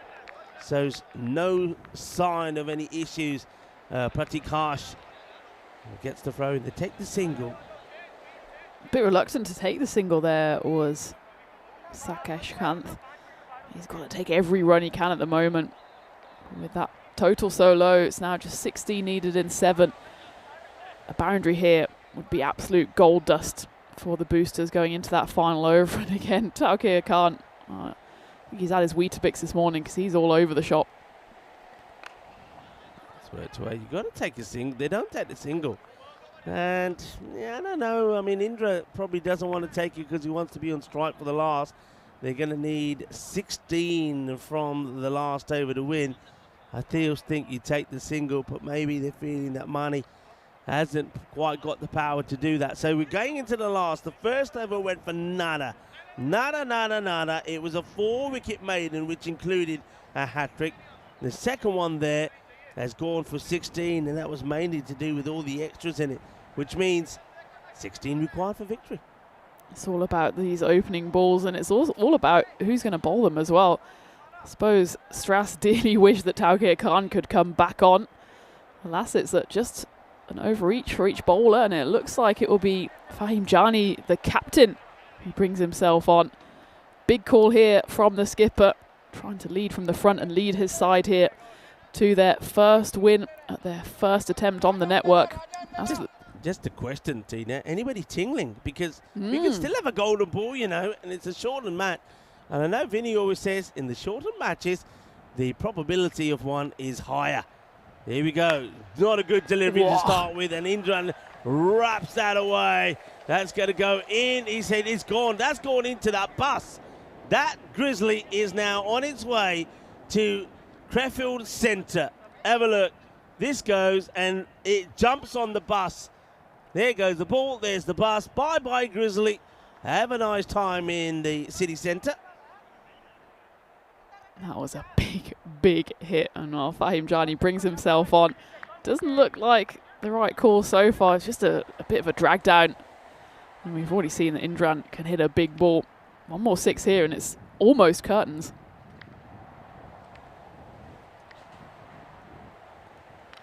And curtains it is, but not for the fielding side. The Stars, well, they keep their stars shining as Indran plays all over this. He's going to get bowled.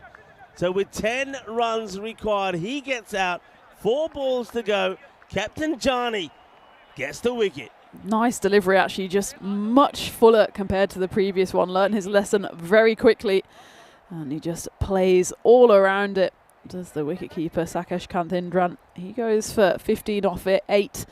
I suppose, though, he's got more than half the runs for the boosters. Given that he was already turning down the singles to the previous batter, it doesn't give you too much hope about the big hitting ability of those coming in. It will be Harshdeep Singh with the chance here to make himself a boosters hero. He's got 4 balls left, 10 needed. He's facing up against the Rising Stars captain.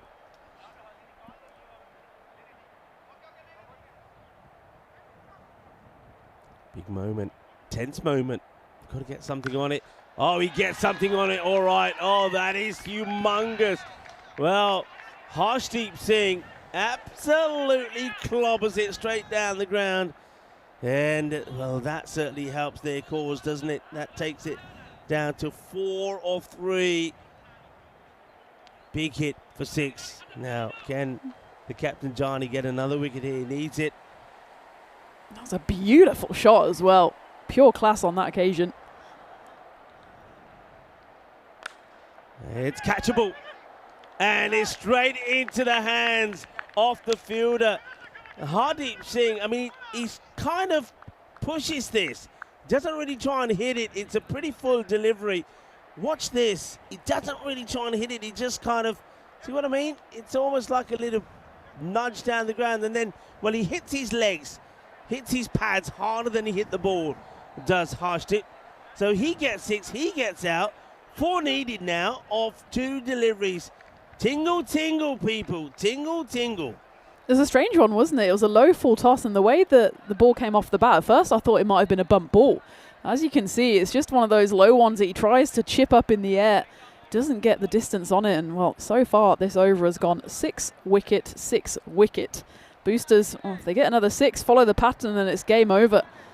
As for the Rising Stars, they could do with a dot ball, a wicket, anything that doesn't go to the rope. 4 needed now. Dot ball. I think the tingle might be off here unless they run 3. It's all or nothing now. Had to get something on this, didn't they? Yeah. So here we go. The Stars. First time of asking the European Cricket Series, the Trust Rising Stars. It's in the air. Where's this going to land? There's nobody back there, you know. It's going to be a tremendous save. Come on, give me a 3. Go, go. Oh, he followed over. Come on, you can make it. You can make it. Go again, you might as well. What have you got to lose? And we have a golden ball. That is a 3. We have a golden ball. Oh, well. First of all, the bit of fielding from that man there probably does save them the match. He's going to get congratulated. So he should, because that's a fantastic bit of fielding. Watch this. Oh, everything happens in this. First of all, look at this. Let's see this. He saves it. No issues. But in the meantime, let's go to the batters running. Look at that. Tumble there. Watch the batter go here. Oh, he goes down, picks himself up, and he makes their throw at the wrong end. But they make 3. We have a golden ball. Tina is back. Yes, the golden girl returns, and well, if he didn't fall over, he might have actually got through for a 4th run. They threw to the wrong end. Had they thrown to the right end, it could have been curtains. It could have been a Strass Rising Stars win. Instead, we go to the GB. We go to the golden ball. And right, for those of you that are not familiar with the golden ball, it's as simple as this. 1 ball gets bowled. 2 runs have to be scored from it. The teams stay as they are. Any batter that has not been out can bat. If you've been out, forget it. Any batter that has not batted can bat. With the bowlers, anyone... Now, this is the interesting one here. Because normally it's any one of the last 2 bowlers. But, of course, this is only a 3 over a side match. So they can't go back to Khan. Yep. Khan can't bowl this ball. I mean, they would love to go back to Khan because he didn't give a run away. He took a 4-wicket maiden, but he can't bowl it. It can only be Johnny or Fawad. You'd have to go with Johnny. You wouldn't go to Fawad because of the wides and extras he bowled. So it can only be Johnny. Johnny has to bowl it, and, well, any batter. And with the batting side, I suppose it's just pot luck. You might as well go with who's already out there. Well, everybody. You see, it's worth waiting. Now, when you remember and think about this match, there we go, by the way, golden ball number 13 in the year. And I think 13 in the year, what, we 72? Something like that, I think.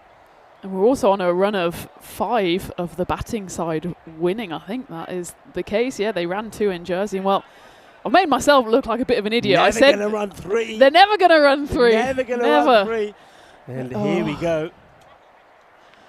So it looks like Marzi's just been out in the middle because, of course, he's had to clarify the rules to both sides. They have neither of them been in this situation before. I think also clarifying, of course, because it's a short and over game, making sure they know exactly who can and cannot bowl. And it looks like they are going to turn to the captain, Fahim Jani, to bowl this delivery. Again, he had a skipper's over to at least take it to the golden ball, and now he needs a skipper's golden arm to see them home.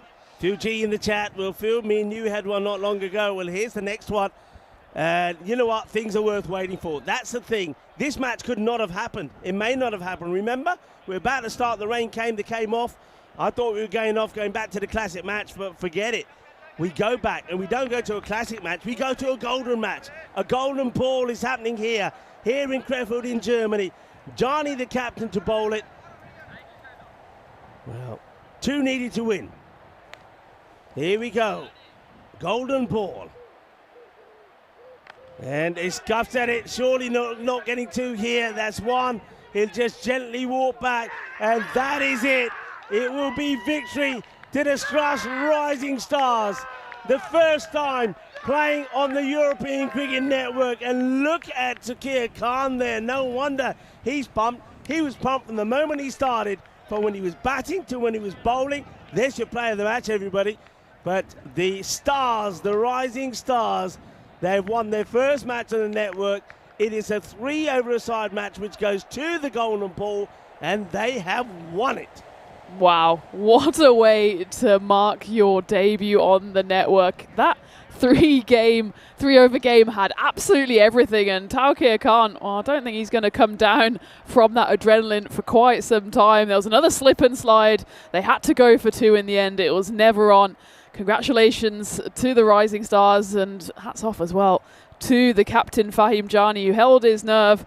It'll be Taukir Khan who tries to take all of the limelight, but quietly there, Jani put in a brilliant final over, picked up 2 wickets, got his side to that golden ball, and then bowled the very important one where they were only able to hustle through for a single. So commiserations for the Boosters. I suppose it's been a tough day for them because they've had 2 rain-affected games. The first one, though, did fall in their favour with that DLS-affected game. They won that one. They've lost this one on the Golden Ball. It's been cricketainment throughout despite that rain. And, well, the good news is we've still got 3 games to come. Wow, I mean, some things, they say small things sometimes are meant to be. Don't they say good things come in little sizes? Exactly. I tell you what, that was an absolute sensational match. I still remember going back to the start of it. It looked like it was never going to happen. The rain came again. The umpire stood the stumps away. The covers came on, and while I was talking and getting ready to take us off the air, I could see that the rain stopped, and I said to Marzi, get him out there. And Marzi, to his credit, we did get him out there. But how about this? I mean, that's the way it started with the wicket. But he wasn't done yet, was he? He would get a second here. That was a biggie. And a little bit of a send-off there. Don't forget that. But it just kept on happening. There's the send-off again. He was in the face of the batter. The batter, to his credit, didn't engage. I like the way the captain came over there as well and said, hey, come on, none of that. Then this was another. Now watch this. I hope he got all of this when he went flying. But he takes off. And then he goes for a little jump here. It goes all wrong. Here he goes. He's about to jump. And then the landing was not a good one. I'm not sure what happens there. I mean, that is going to go viral, I'm telling you. But then the hat-trick. Here we go. 3 in 3, 4 in the over. It was also a 4-wicket maiden. From that moment, you thought they were going to win it. But, of course, as always on the European Cricket Network, then came the twist because that over number 2 from the bowler Fahad wasn't good. There was a 5 wide and then there was a no ball in there. It went for 17, which meant we were going to have a cracker of a finish. What a finish it was. And, well, the Golden Ball returns. We knew Krefeld had something in it. We could feel it in the water that was falling down from the skies this morning. Oh, it was a spirited effort, really, from the Boosters to even get back in it. Remember, they had lost 4 wickets in the first over, hadn't got a single run on the board. It was that second over bowled by Fawad Surkaradi where they managed to get in it. 17 runs coming off that one. Fahim Jani then came into the final over. He got 2 wickets, also conceded 2 massive boundaries, but we have to say, how about that fielding on the boundary to even take it to the Golden Ball? A 4 would have won it for the Boosters. Put in an incredible dive. Marzi had to come out, explain the rules and regulations. We went into the Golden Ball and it was the captain that stepped up. Fahim Jani bowled a good delivery. Boosters only able to scuttle through for 1. It's all fair in love and war between the 2 sides. Smiles all round in the end for the Rising Stars as the Boosters fall agonisingly short. Yeah, and there it was, Jani doing and completing the run out himself. And it would be a victory for them. You can see they just couldn't get the big shot that they needed in there, but it's a good delivery from Jani. And no surprising there, Takir Khan, he continues to celebrate. Wow, what a win for them. The Rising Stars winning on debut and winning the Golden Ball. We will see them in action a little bit later, and it will be a clash of the stars because the Rising Stars will be taking on Bond Blue Star. I can't wait for that one because I know that the Bond Blue Star, they've got some characters in their side. The next match that we're expecting to see here is the Black Caps taking on Mönchengladbach. I think it's something nice. like that anyway. But I did have a go. As long as you get the buck right, we're all right. Hey, that's quite a match. After everything that's happened this morning, with the rain playing its part in a cruel way, I did not expect that we were going to get a Golden Ball in a 3-over match. What a surprise, and what a bowling performance there from Takir Khan. He will enter our Hall of Fame. And justifiably so, and he's a bit of a Hall of Famer character already with his celebrations, his flying through the air whether he wanted to or not. But in the end, when all is said and done, the Boosters, they tied with the Rising Stars, went into the Golden Ball and were able to just get the 1 on the board, which meant they fell agonisingly short. And the Rising Stars, on their debut, they can tick off the Golden Ball. I think they joined the likes of Portugal and Norway women who had the Golden Ball on their debut game as well. And for the Stars as well, they'll be back in action later today. But in the meantime, the Black Caps, who of course felt a bit wronged by the weather gods this morning, have time now to make amends as they go up against Mönchengladbach. That one, I think it's a slight delay on that one. but it'll be, I'm sure, coming soon enough. In the meantime, we've just about got time, Rico, to catch our breath, maybe get a bit of food, and, well, maybe replay that over as well. Look, it was only a 3-over match, and I know some people missed it, and everybody's already saying go back and watch it. Well, one thing I can tell you, Takir Khan has definitely had his spinach today, hasn't he? I did say that it is International Spinach Day. Well, if it's good enough for Popeye, it's good enough for Takir Khan. And on that note, we shall say adios. Join us back in a short moment's time. Keep an eye on the bottom of your screens as well, of course. That will give you any updates on the next match. But at the moment, it's not raining, it's clear. So we will do our best to get back on track. But what a way to finish. And I can't wait for the next match to start. Group B produces a golden ball. So we've had a golden ball, we've had centuries, we've also had a hat-trick, we've also had a 5-wicket haul in this series. Well, what next? What can happen next? Well, I tell you what, we can do it all over again. Join me and Tina back when we return in 10 minutes' time.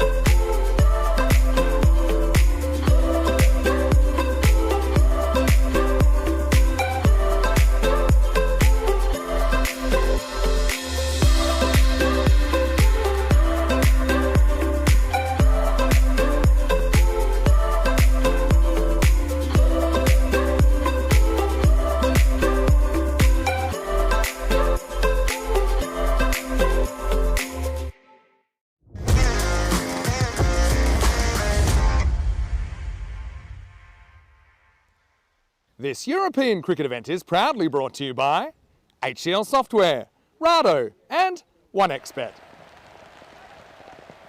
Hello viewers and welcome back. And the news is not great. It's raining again. There you have it. It's pouring down with rain. And well, that's the way the day has been so far. But hey, look, I know that we've had some rain, but we've had some joy as well, haven't we? We've had a golden ball. Who thought that that was going to happen in a 3-over-a-side match? But it just means that we have to wait. And if we have to wait and get a shortened match in again, well, why not? And who knows, it could again deliver something quite fantastic. So we're going to have a bit of a delay in this match. Of course, we're looking forward to seeing the Dusseldorf Black Caps back in action. They're keen to get back in action after losing again a game that was spoilt with the rain. It was, of course, a DLS loss for them earlier against the Boosters, but the Boosters went down in the last one. Who would believe it? And of course, they are up against the new side, and the new side, of course, are looking to make a good start here as well. But in the meantime, the update here for this match is, of course, once again, we're playing the waiting game. As soon as the rain does stop, we'll make a calculation and we'll try and get some kind of match on it. And we'll keep you updated of that. Keep a look on the information at the bottom of the screen as well. But in the meantime, I think the best thing to do is continue the cricket. And we were in, well, about 3/4 of the way through a classic match we were showing you earlier, which was taking you back to the European Cricket League in 2023. And what a match it was between Darmstadt, the champions of Germany, and Hornchurch, the champions of England. And now, when we last left that match, Hornchurch were chasing, and they needed to get to a score of 136. Let's take you back to that. But of course, like I said, in the meantime, keep an eye on the bottom of your screens.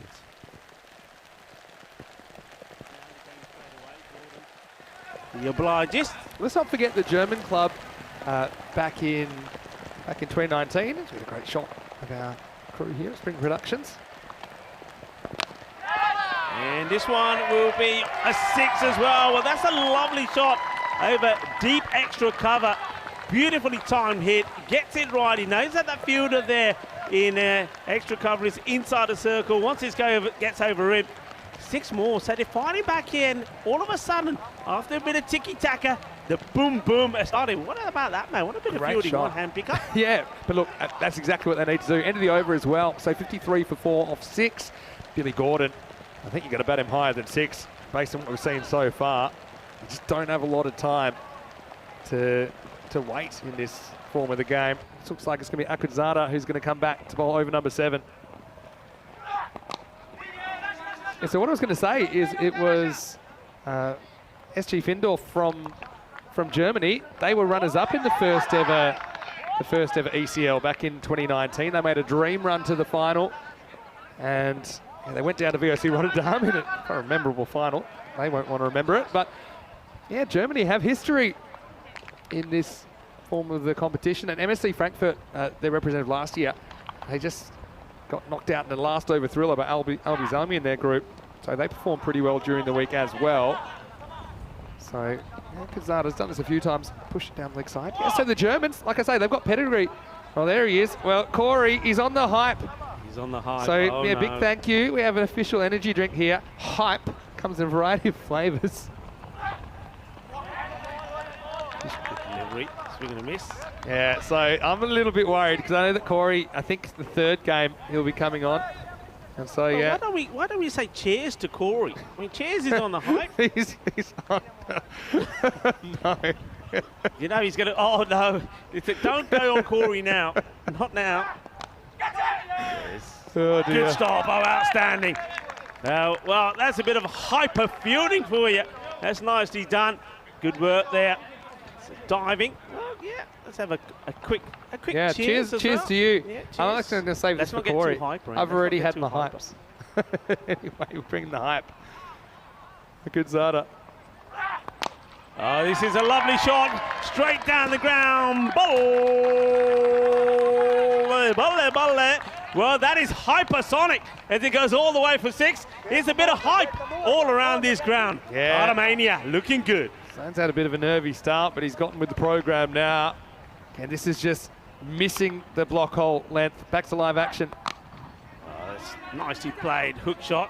This is kind of what we've seen at Kartama when you get to this quality of cricket, where if you go full but you don't quite get your Yorker, batters are so good at driving up and out of the ground.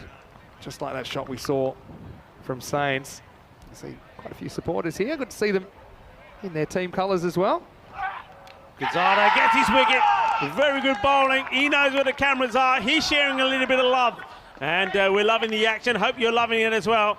And Aguzada picks up his second wicket. That's really well bowled after being pumped for a massive 6 down the ground. He gets the line right. Takes a little bit of pace off this one, Vinny. And unlike in that, that's about bowlers using the loaf, getting it right and getting the wicket. Yeah, and a nice catch behind the stumps as well by Olfat. And it did seem like a slight little cutter, which just took a bit of pace off the ball. Gordon, he did everything he could do, but he nicks off in the 7th over. In fact, that's the end of 7. The score is 63 for 5. Yeah, bowler, well, he's happy about it. Why not? He's bowled well. Akudzada, a couple of breakthroughs. And unfortunately, the skip up he goes, but not before. Pretty entertaining 14. Yeah, he gets a good, nice round of applause from the spectators. But yeah, I think we're going to see more of him, but unfortunately, he gets done by a good one. Yeah, so you can see Billy Gordon listed at 6. I think he's got about higher. Okay, back to the action here. So Umar Khan. And he's going to be hit big down the ground. Oh, this is a great shot. Que golpe eso es. Que grande, que guay, que dulce. Más dulce de tarta de chocolate. Así me gusta. Boom. Shakalaka. Lovely shot. Well, Khan, he played a few of these himself. Okay, now this is the miscue. Should be taken. It will be taken. And he gets the wicket. He gets thumped down the ground for a massive 6. And then he picks up the wicket of Chris Sands. Chris Sands was just starting to get going. He was starting to look dangerous. He was finding his rhythm. And it is, once again, Umar Khan that gets the wicket. And Umar Khan here will be eyeing up a player of the match performance at the moment. Yeah, no doubt. It's a good reaction shot there of his teammate. And yeah, he's happy about it. Siri does the rest. And the Hornchurch, never easy chasing such a big target. They've had to go for broke. Looks like they're going to come up empty here. That's 6 down now, 69 for 6. Yeah, good knock though from Christopher Sands. I mean, 34 of 18. It's 4 sixes once he got going and the 1-4.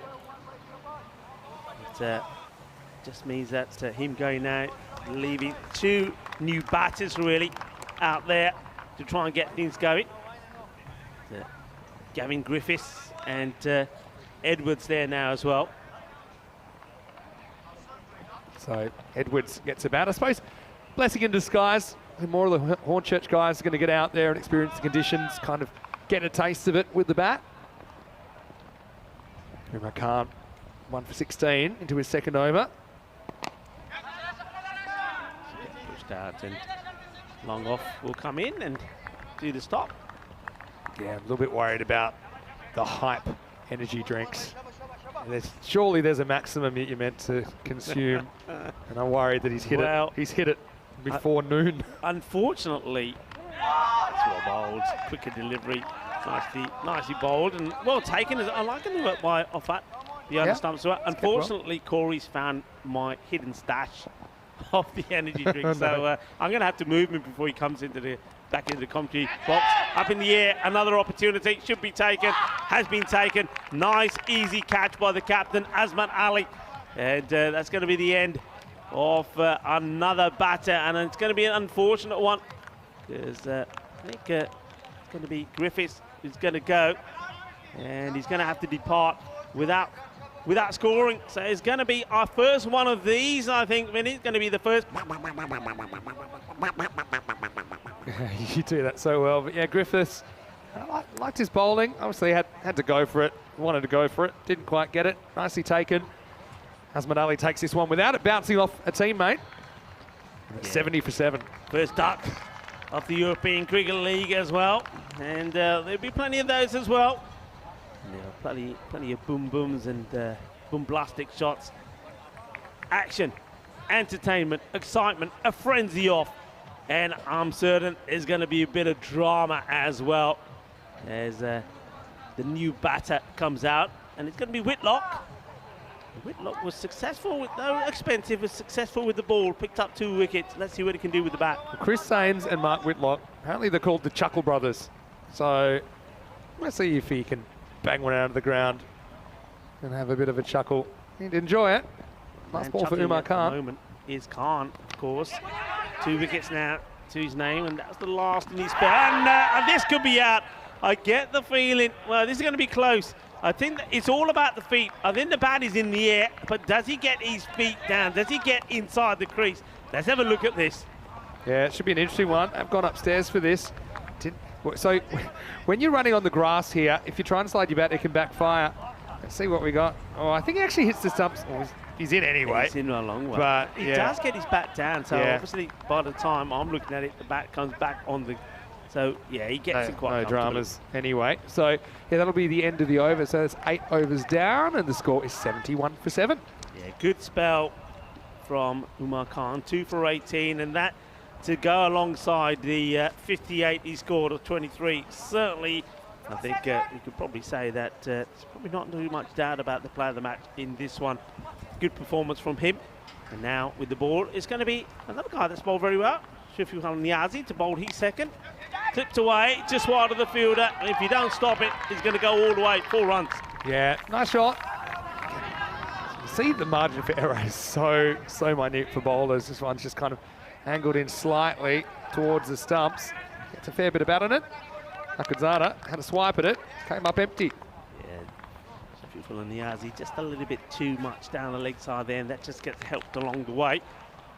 And oh, shout out to the ball retrievers. Oh, what was that? That one got banged back into the panners. It didn't quite come over. I don't know who that is out there. But, gets it a little bit wrong. Yeah, well, they are retrievers, but maybe some of the throwing back needs a bit of work. Yazzie, better delivery, better areas. And, bowled here, he's bowled. Yeah, Watch this. The bail is down, he's gone, he's got his man, and he doesn't realise. He's saying, have a look at the bails. He's saying, hey, I'm not LBW, I smashed it. Liking it. Well, he doesn't like it, does Whitlock. He's saying, what do you mean? I hit the bat. How can he give it LBW? He said, it's not LBW. Have a look at your stumps. Up in the dundee there. Well, there it goes. Yeah. The bell comes off. He has no idea. No get back. He still doesn't know the bell's come off. Then he's saying, what are you talking about? Oh, can I keep me? Look, they out of there. That ball, they made better. They're like, you can put a picture there. Picture there, come to dundee there. And bail is off. Actually, he says it and still tries to run and play a bit of poker face about it. Saying, he does. I don't know. He doesn't know. realise he's looking at the ball. Okay. He's looking at the ball. When he gets back, he's saying, what are you talking about, umpire? And then Jerome Peters has to point out the fact that the bail has come off. The ball went back, and it all happened so quickly. The Whitlock didn't get a chance to see it. So Niazi gets a wicket and gets his second. He gets a wicket of Whitlock. Yeah, so he certainly got a bit of entertainment out of Whitlock, didn't we, in this first game? We'll see him a little bit later on. Along with the other Hornchurch guys, I'll play match 3 as well today. Mark James gets a bat. It's been pretty clinical from Germany, really. I wouldn't say they've won every aspect of this game. Certainly there was a period, 9th and 10th overs, where English were on top. Also middle overs here, Billy Gordon got going, Sains got going, but been few and far between the highlights for the English. But I mean, we do see this from time to time. I mean, obviously a lot of very good cricketers in the English lineup, but they just need to play more of the format. Yeah. But the format this time being so quick, you can't spend too long finding your feet. Yeah, absolutely right. I think you're on the money there. They don't have the benefit of absorbing a few bad performances. The English 11 in the ECC last year, the Euros of cricket, they lost their first 4 games. And if it was the current format, they wouldn't have even made it through to finals. As it is, in that format, you played 8. And so they did end up making it through and ended up finishing second. I mean, if you look at the sort of, if you like, the basic disciplines. I think in the field, Darmstadt have been good. I think the captain, Asman Ali, has set a good field. The ball's going to the fielders. The bowlers are more or less bowled to it as well. Yeah. And it's been a very good polished performance from them. You can't take anything away from them. Very professional. And once again there, you see the length. It's a good length. And whereas a lot of Darmstadt batters were able to get under a lot of deliveries to hit the maximos, you've seen a lot of fuller length bodies deliveries here, especially from the seam as they bowl well. Yeah, no doubt about it. 79 for 8 after 9. Coming up next, more cricket coming your way. In around about 25 minutes, we'll be back to take you into match 2. This is Byron of Greece against the Talon Stallions of Estonia. Now, it's the first time Estonia's ever been represented at a European Cricket League, so it's a big moment for the Stallions. They've got their captain, Saifur Rahman. This guy, he's a unit, I'll tell you that much. He's listed at the top of the order. For Byron, though, some familiar names in there. They're led by Aslan Mohammed, who we saw leading Corfu last year. And look, as you can see, a lot of Greek-looking names in there as well. And yeah, looking forward to that match. It's about 25 minutes away for me. I don't know, maybe Byron, just considering they've got a bit more experience in ECL, but it's a real toss-up, that one. Stay tuned. Second of 5 matches today. Last overtime. It's going to be Nasiri to bowl it. Yeah, good start from him. Yeah, James is watching from Estonia. He's saying Stallions all the way. Giddy up, James. Went for 18 off his first, the most expensive over that we saw. But now he's just toying with the line there, and the Italian stallion, Suleiman Saeed, on it straight away. Our men in black. Big shout out to all the team here. Shout out. I mean, umpiring's been excellent in this game. I'm sure we can expect the same. They're one group of people that work so hard at their performance and reviewing and improving the processes, because it is such a quick game, such a fast-paced game. So the umpiring has been top class. Goes wide again here. There's Nasari. Wide call once more. Yeah, Wayne saying the question is, will Hornchurch come good in time? Down the ground, and it does carry, but not taken. And he does well once again, Abdul Shakur, to get to it, but he's not able to hold on to it. Definitely had a sideways glance at the other fielder. But I mean, if you're going to drop a catch now, it's probably a pretty good time. We're into the 10th over. Won't mean too much at all. Tell that to Nasiri, though. Could have had a wicket. He's toying with that line. I mean, the one before, which almost got him a wicket, that probably would have been quarter wide as well if the batter hadn't played at it. But he's got this in mind. Really well bowled. And this definitely catches a little bit of the bat. Yeah, just deflected away from the middle of the keeper's gloves. Can't really call that a chance, to be honest. Yeah, David Robson watching from Estonia. And yes, it is true, the Stallions, they were runners-up in the one and only ECS in Talon in 2020. That was won by the Hippos, I think, if I'm not mistaken. Robbo? This one's just dropping short of the fielder. So that's going to be great to see them out there for sure. Yeah, so they have some T10 experience. I suppose not at the Champions League level or the international level. But, yeah, tell you what, you're going to see some big units next game. Don't miss it. We're starting in about 25 minutes. This has been well hit, but straight at the field, unfortunately. Just going to be another single, and with that is the end of the very first match in the 2023 European Cricket League. And Hornchurch, they'll finish their innings on 87, so well short by around about 49 runs, and it's a good victory for Darmstadt. So Germany getting one over England on this one. Darmstadt, the champions of Germany, getting the victory, and you've got to say, Vinny, do it comfortably. Yeah, they were just at home quicker than England in this game. That's what we'd have to say. And they had the attacking approach with the bat. I think it probably was a good toss to lose in retrospect that Hornchurch sent in the Germans. Don't forget that. But in the end, pretty comprehensive in match 1 of Group A. It's Darmstadt CC of Germany, 135. Hornchurch of England, 87. The margin is 48 runs. And so Germany, a lot of smiles from them. And they'll feel very, very confident that they've got one over Hornchurch. And they'll feel, with that win, they would really be shooting for a top 2, potentially a top spot as well.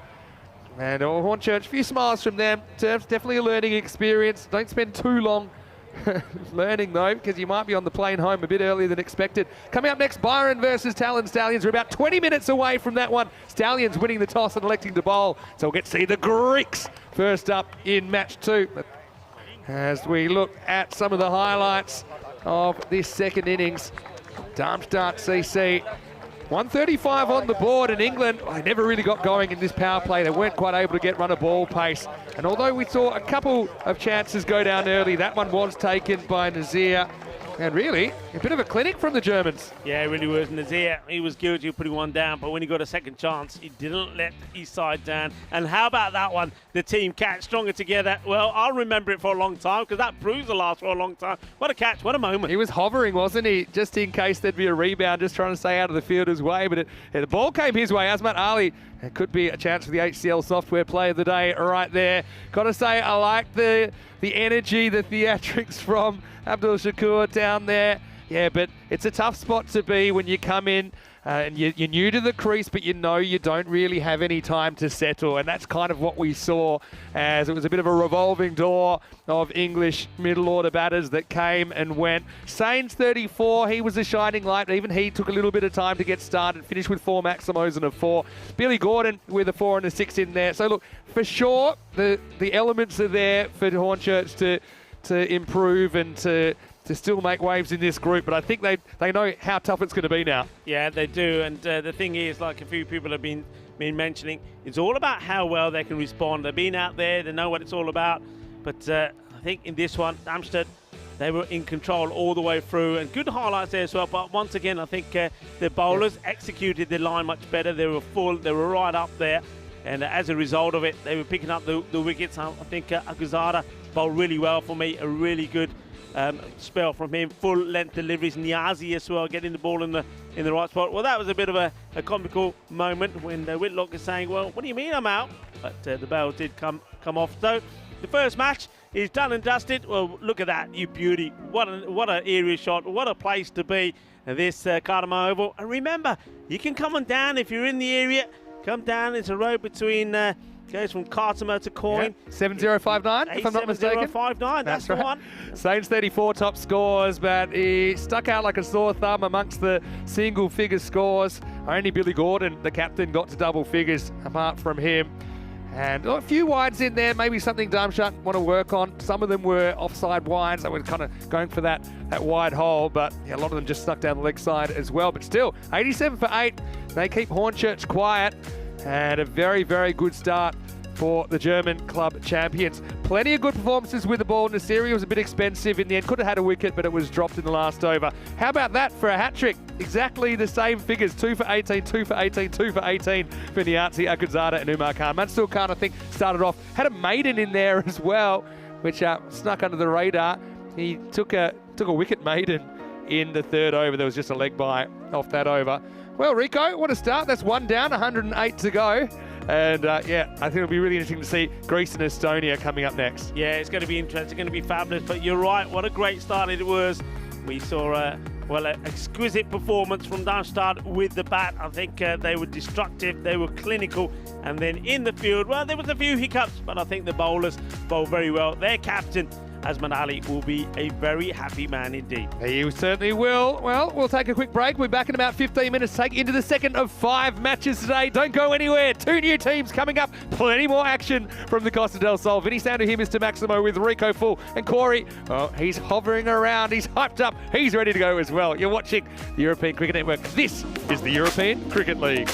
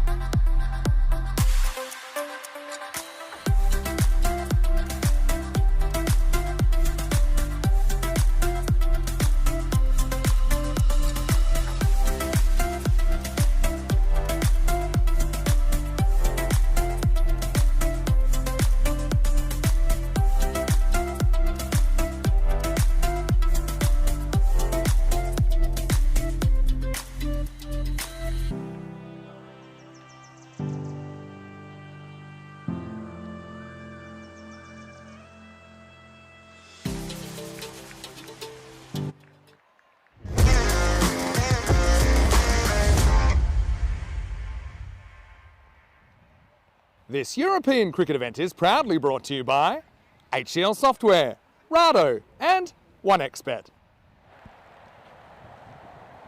Hello viewers and welcome back, and we're ready for the start of match number 13, which of course means it's match number 3 of Group B ready to start, and we welcome another new team. It's Mönchengladbach are out there taking on the Düsseldorf Black Caps. The Black Caps of course did go down in their first match 0-1. They lost to the Boosters. It was a rain affected match, of course it was today, with a lot of rain around the area, and they lost on DLS when they were chasing 140 for victory. There was 65 for 1 when the rain came down, and that meant that going by the DLS turn system, they needed to be on 70, so that was why they went down on that one. And of course we're seeing Mönchengladbach for the first time here in this European cricket season. Now, got to give you an update. The toss was won by the new side, so they are going to have a bat first, and that's what the win predictor is thinking. Also, it is another reduced over match, so 8 overs per side, 2 overs is a power play, 3 bowlers may bowl 2 overs, so that's the way it is. So we are ready to go. Thank you for your patience today. It's look, it has been a testing day for everyone, but at the same time it's been a good day as well in terms of the cricket. So here we go, we are ready to start. Umpires are out there. That's umpire Avinash and Ayush. Guru is the third, and Mars Barji, of course, today is a tournament referee. I hope Tyron Peters is having a good day. Hope he didn't plan something outdoors. Here's the first. Down the ground, and that is going to be 1 bounce just out of the reach of the fielder. And 4 runs to start. Well, we did see the Strauss Rising Stars open with a 6 when they had their first match on the network. And this is a good start here for Mönchengladbach. They start with a 4. Now, most of these players have never played on the network before. In fact, I think for them, none of them have. They're all new players. Good pick up and throw. Yeah, these guys never played on the network before, so we wish them well.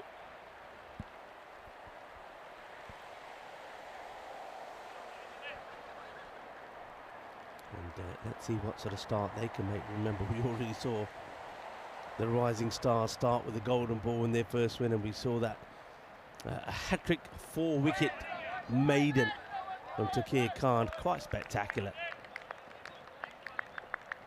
and helped his team to a victory. So let's see how the new team here go. So yeah, they're I think they've probably got a player. Oh well, have a look at this. Well, that tells you that it can be a little bit wet out there. As Mutton, well, he tries to mutton somebody here. Out goes the bat out of his hand. Now this is quite unusual. Look at this. Can we see the whole thing again? The batter loses the bat. The wicketkeeper loses the ball. Oh, it's going to be one of those days. Side on. That was a good look, wasn't it? Here we go. Back to the live action. And another one that gets away from the keeper. This time they will take the bye. Well, that last one was good. And the bat goes flying. And at the same time, the wicketkeeper. Watch this. And this time it's going to be the byes. But yeah, it's quite amusing, but got to hold on to the bats. Got to hold on to the bats pretty well. Thick edge. That's going to make its way to the boundary. Under the Iba. And well, the fielder has come from nowhere. And everybody was keeping an eye on the man who was running after the ball. He was giving it all the chasing. Look, the Iba. But nobody counted for the man to come from the left of your screens. So that was Velamuri who got beaten to the chase. And now it looks like the batter is having a change of gloves because of the bat that flew out of his hands. While he's doing that, he can give you an update on the Challenger Division. That will be starting there at the Cardamom Oval on the 25th of September And you can see the teams involved there. Estonia will be keen to make up for them losing in the final to Greece, of course. Greece have made their way into the Premier Division as a result of the win in that final last year. But Estonia, they should be up for that. Estonia and Guernsey probably feeling that they've got what it takes to win. Isle of Man will have a say on that as well. And of course, it's in Group B. Gone full and straight. Yorker length delivery. And Abdul Martin, who just changed his gloves, by the way, after the bat flew out of his hands. So the only highlight that he has is with that bat going right out of his hands. And in fact, it's fair to say that he's thrown the bat further than he's hit the ball, because he hasn't been able to hit the ball at all. It will be a 3, well, in fact, a 4-ball duck there then. 4-ball duck for Abdul. And, change of gloves really didn't do the work, and a good delivery there from the captain. So Abdul Majid, now he obviously was quite disappointed that the way that the last match went. Abdul Majid, of course, going down to the boosters. You know, they went down, I think it's to remember, they went down after they've had 5.2 overs out there. They won 65 for 1. But I think it was 18 or 15 balls or something not out while he was out there. So he didn't really, if he hits, he's in trouble. Gone, out, direct hit. That's another one that bites the dust. No mistakes there this time from the fielder. Ahmed Zai does the work. Always looked like he was in trouble. Ahmed Zai had all 3 stumps to hit at. I mean, there's the rain. It's coming down pretty thick again here, thick and fast. Now the rain's coming down, the stumps are going down. Only the high fives are going up. He was just never going to make it. So, oh dear, it's another one that will go, and that's going to be the end of Mansoor Ahmed. So Mansoor Ahmed getting himself out. And he's going to go very first ball as well. Golden duck trying to get off the mark. Mansoor hits it to the fielder and he goes. The rain is pretty heavy here now. It'll be interesting how long the umpires stay out there. So we're going to miss. Yeah, it's one of those which I think the umpires will, you know, the thinking, let's not go off and then it stopped raining. It might stop. Forecast is saying one thing. What we've had so far, by the way, is not been as per forecast. The forecast was a bit of rain early on, which we got in that match number 1 in the day, match 11, and we thought after that, as the forecast said, it would stop, but it hasn't. It just keeps hammering it down, and now it is pretty heavy. As that one's down the leg side, and of course, a lot of things have to come into the play of the umpires here. Number 1 is, as I've always said, number 1 priority is player safety. They're out there, they're running, they're trying to bowl.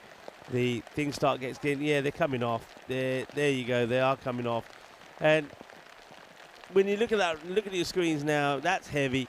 And the umpires just have to say, look, you know, bowlers are probably already saying, hey, you know, when I'm putting my foot down, I'm skidding. Batters are probably saying, hey, it's hard to bat when the ball's coming straight into your eyes. I think that's the right decision. It's not one that anybody wants to see. We know that. But it's the right call, I think, that has to be made for the safety of the players. So once again, the players do come off. And the rain has the better of things. Now there's been times when we've started to come off and then the rain stopped and we said, well, hang on a minute, it's stopping, let's stay on. That might be what's happening here now, because just as the players are coming off, it does start to ease off a little, and you can see the umpires are having a look there at the tournament referee, say, what do we do? And the thing is, though, it has literally slowed down, and I think they're going to go back. I think they're going back. It's just what I said at the time, didn't I? I said, well, the umpires are probably thinking, what do we do? Do we stick it out for a couple of deliveries here, because it looks like it again could come and go? And then they decide, well, hang on, it's got too heavy. And then next thing you know, as they're walking off and as the team are getting ready to bring the covers on, it stops again. And it literally has. It just has stopped. Funny old day. This reminds me of my days of cricket back in the UK. It was always frustrating. So we will go back out there. And I think that was, we were halfway through that second over from Abdul Majid Ahmadzai.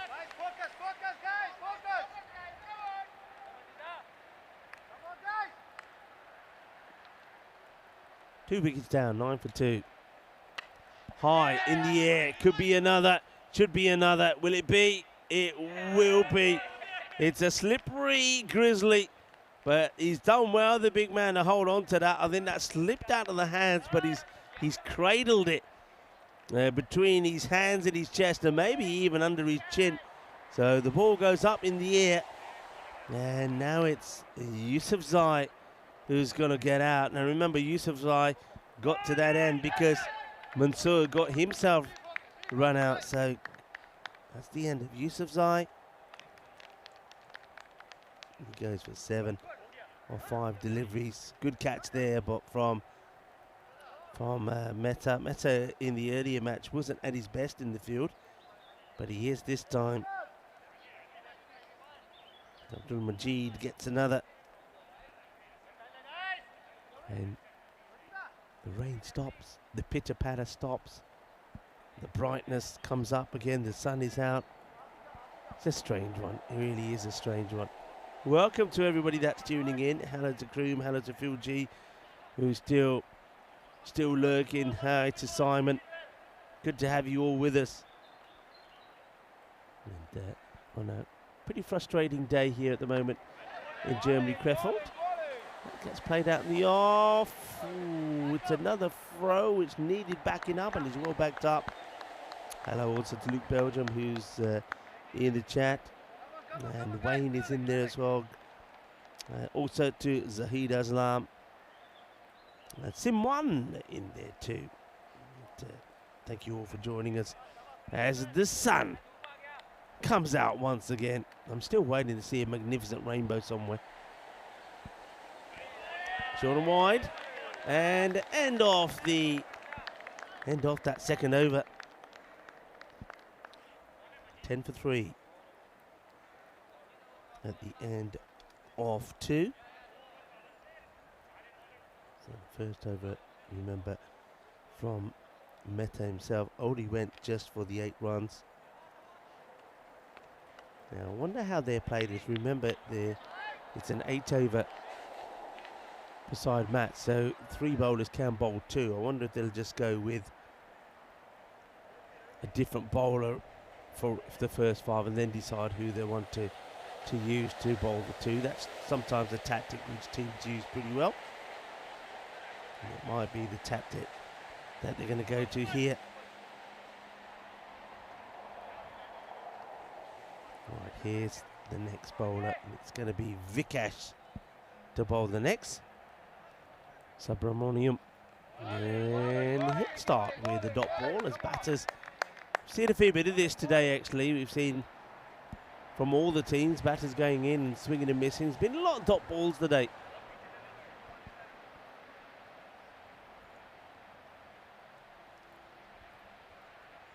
Vikash, good start. Nice to see that he shirt has got the bright white numbers on the back. That's hit pretty well. It's a little bit into the leg side. And the batter waits for it and crunches it away. And that's well played. Good, powerful shot there from Ilyas. Ilyas, of course, out there now with the Suleiman Yar. Both batters relatively new. In fact, Suleiman has only faced just the 1 delivery. Ilyas, that was only his 3rd. But he gets that away well.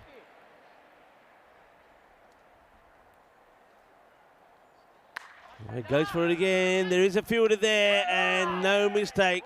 Holds on to the catch. Nicely taken by Ahmadzai. Ahmadzai again. Well, he's already proving he's worth there in the field. Holds on to the catch. And it will be Vikesh. Picks up the wicket. Ilyas, after hitting a boundary, will be gone for 7 of just 4 balls. So 2 lots of 7 in the innings.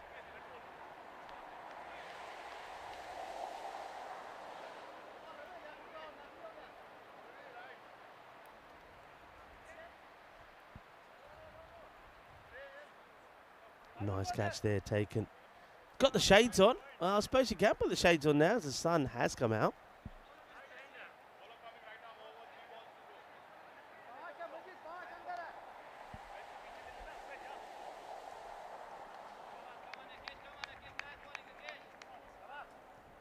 Subramanian jostles in and bowls another good delivery. A little bit shorter outside the off. It's another dot ball. Got a bit of bling about him as well as Vikesh.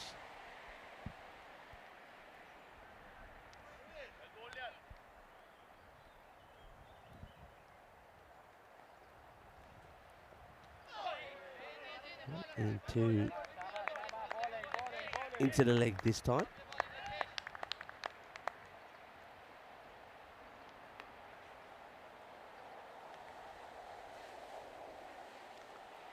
Enrico is also in the chat. Hello, Enrico.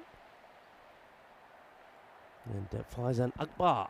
Well, that's just gone over the stumps. It's a big swing. And a few people saying hopefully the weather will clear up. Yeah, we would like it to clear up. I mean, good thing is we're getting the players out there. But of course, we really were excited for the start of this group. I did expect to see high scoring contests between the teams.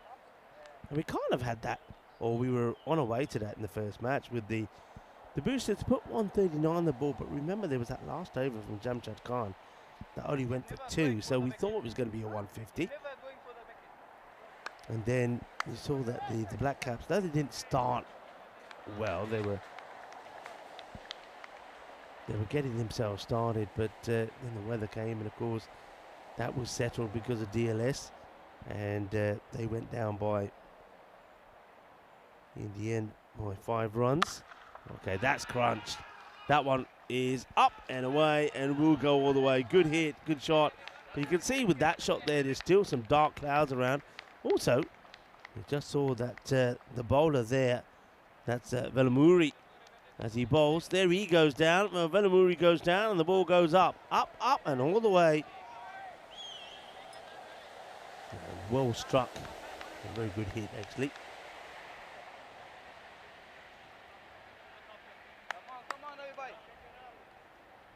Still, though, you feel that the Black Caps are pretty well in control over the new team. That's hit well as well. That's going to go all the way. Kinna Sona. Shaba, Shaba, Shaba. Balle. And I think this could have gone in the net. Has that gone in the net? Rainus, show me the replay. Have we got a goal here? I think we have. It's in the net. Is that the? It is in the net. It's a goal. Yes, it is. And in the back of the net. I thought for the moment it went in between, but it doesn't. So we have a goal like that. It's good to have a bit of a goal as well. Nice bit of hitting there from Yar. And he plays that on the offside as well. I think that was probably one could have maybe looked to play the pull shot on. But Solomon Yar at the moment saying, nah, I'm all right. I'm all right. And he's looking to get Salim Khan, Ahmedza, going and getting a partnership going with him as well. This is going to be the first one that he faces. And he plays that out nicely. No run there this time. It's well bowled again, though, from the bowler, Velamuri. So I suppose you're getting now up to the halfway point of this innings. 8 overs. That's right, 8 overs aside it is. Goes for that pretty well, but there's a fielder out there and no mistakes.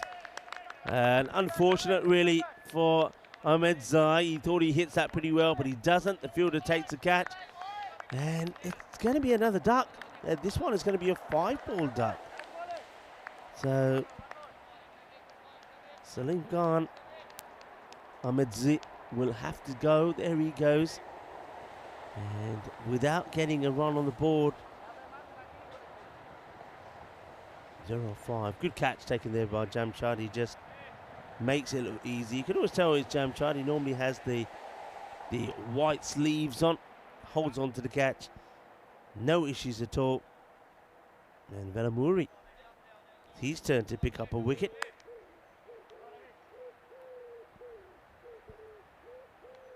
Wickets falling at regular intervals. That's hit pretty well. That's a nice shot though. Gives himself a little bit of room, plays that away. And good way to end the over. Gladbach, the new side. And all, like as I said before, all new players as well for them. And they haven't got anybody that's played on the network before. So it's good to see them. Good to see them making their debut on the European Cricket Network. Not the most ideal conditions, but always nice to see new players. And over number 2 had the 3 wickets that fell in there, of course, from the captain Abdul Majid Ahmed Zai. And it's going to start with a wide. Does Ubaid Manzoor. So he's doing exactly what I thought that the captain would do here. He's going with new bowlers for every over so far. That last over was by far the best. It's kind of doubled their score. There was 16 or 4 after 3.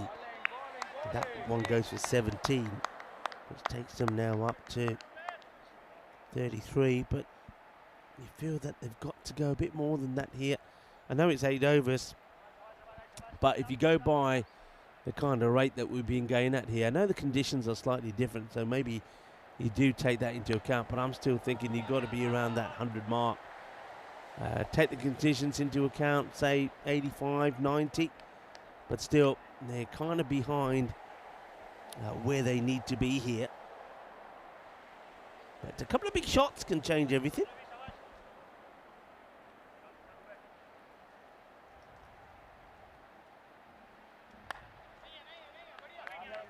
Bowled.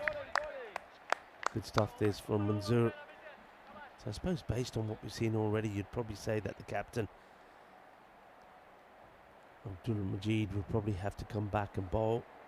And in fact, nobody really. Well, that's hit pretty well. Crunched. A little bit too short.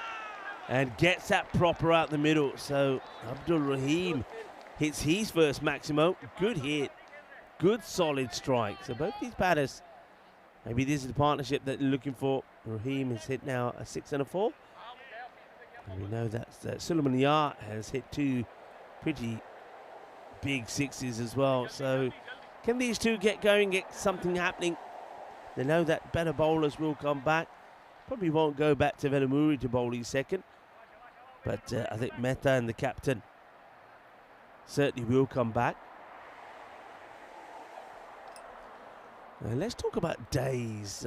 Often I mention what days we're having. Fresh Spinach Day is being celebrated today, and hope you like your spinach. Celebrated annually on the 16th of July to emphasize the many health benefits of fresh spinach. It's not just all about fantasy that Popeye gained superhuman strength after consuming his canned spinach, because in reality spinach can boost your health. A lot of health benefits as this gets worked around onto the leg side, from improving bone health to lowering the risk of cancer. Spinach has got you covered. And also in America, a few celebrations in America. They're celebrating National Hot Dog Day. And a hot dog right now wouldn't be a bad idea. Do you like your hot dogs, people? Hot dog, you hot dog lovers? I don't mind a good hot dog. quick look at this. We had a look at it a bit earlier. So we saw Group 2, Group 1, Malta, Czechia, Cyprus, Bulgaria, Croatia, and Slovenia will be in the Group 1. And we've seen that Estonia and Guernsey, along with the Isle of Man, probably the favourites there. Luxembourg wouldn't count them out, though, you know. They play some good cricket there at the Gardner Oval. Let's play it away.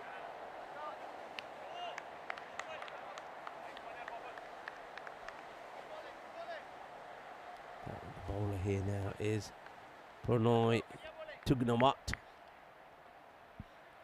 So they're still sticking with another new bowler. And just as we talk, the rain does come back again. That's a really good hit, actually. I mean, this is powerful strike because watch this again, he's hitting it off his back foot. And that takes a bit of power. Arriva. Gidna Sona. Well, power from the batter and power from the heavens.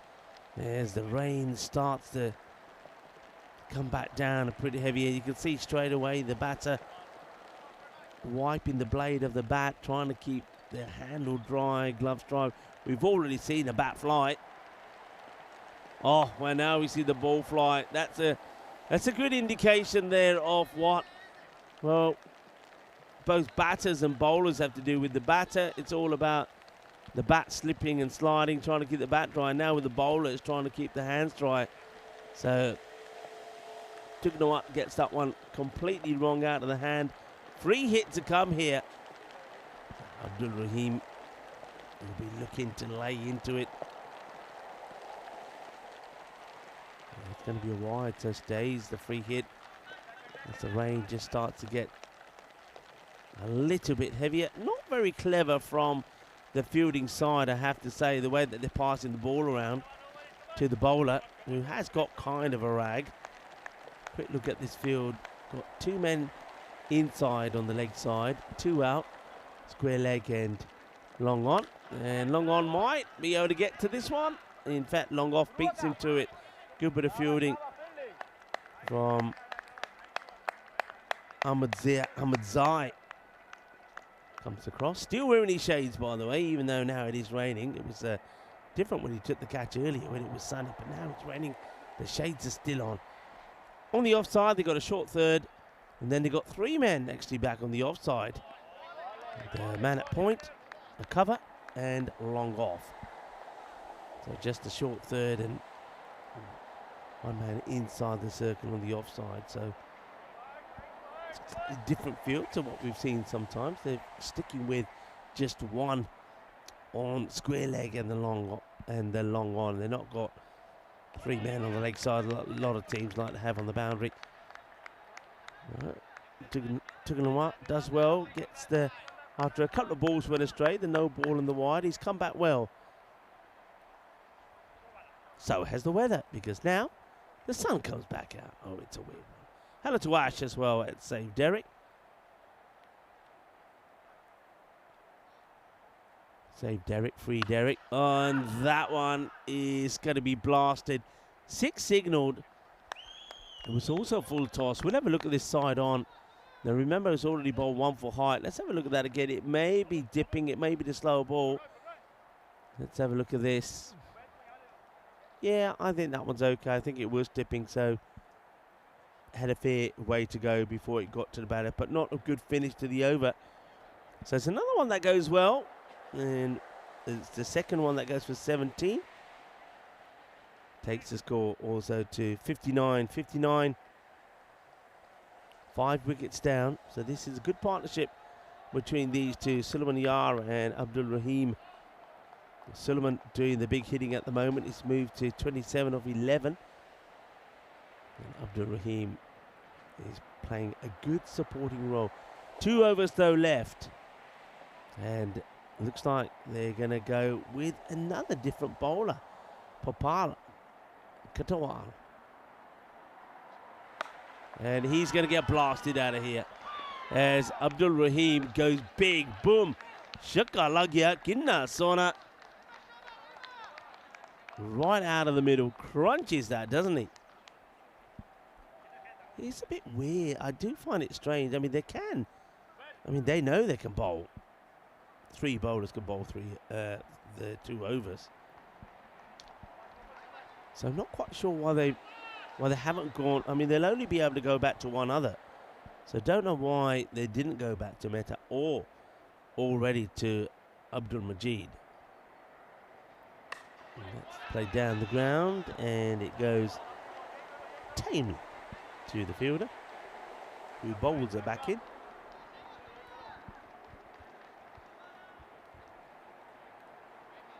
That was Kashif Shahab.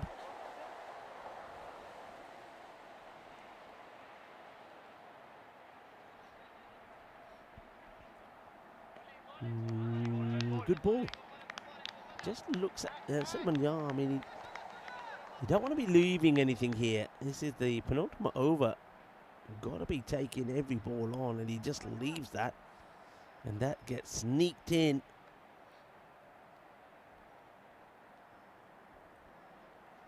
That one may be too wide, though.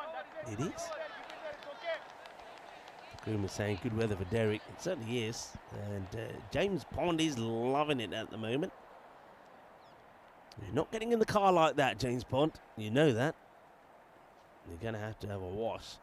Either that or you're going into a bag. That's better. It's another swing and a miss. Papal Katakil. Starting with the 6, but it's come back well. Just that one wide. But you can see what he's trying to do. He's just trying to sneak that ball inside the wide line. The batter's got to try and make a move. This time it's the wrong side of the line, just slightly. But look, he's got a plan in his mind. He's got a kill, and he's sticking to it. This time he just goes a little bit too far. Yeah, hot dogs. What do you like in your hot dogs? I must admit. It gets played away, and he's going to get away from the fielder. That ball is going to come back wet, soggy, and heavy as well. So 4 runs, just strays to the leg side, just tries to straighten up after bowling the majority of his deliveries down outside the off stump. After being called wide, he thinks he goes a bit straighter, but strays it down leg side. I like hot dogs. But the nice ones, you know, you get different ones. You can get the GP ones. But a nice hot dog. Probably better still for me is a proper sausage, like a jumbo sausage, and put that in a hot dog roll. But definitely with the ketchup, mustard, but it has to have the dried onions. I've got to think about dry and loads of them. As we look at our 2025 calendar, plenty of cricket still to come on the network. And we've mentioned and talked up until the Germany queue, but even after Germany, we go to Romania for the encore once again. We have Hungary, Switzerland. A few people will ask me, Switzerland, if we're going back to the same venue. I'm not too sure. Maybe, I know that Jay was, that's big blast. Oh, that's going to go a long way. I know that Jay Sin was in the chat a bit earlier. Maybe Jay knows, because I know that he doesn't reside in Switzerland and plays his cricket out there. If you do know, do share if we're going to the same venue. St. Gallen's is where we were, and it was a wonderful venue, lovely stadium. Though the pitch itself was a little bit narrow, it has to be said. It was a bit like the first time we went to Barcelona. Pitch was narrower and on sort of boards, but of course that could change, could be updated. We want to take 2 here, and they will do it as it gets flicked away. It's another bat that comes out of the hand of the batter. This time it's Sulman Yar doing all the running, and he will get there. It's a good little back flick from the bowler. It's the captain who is bowling the last.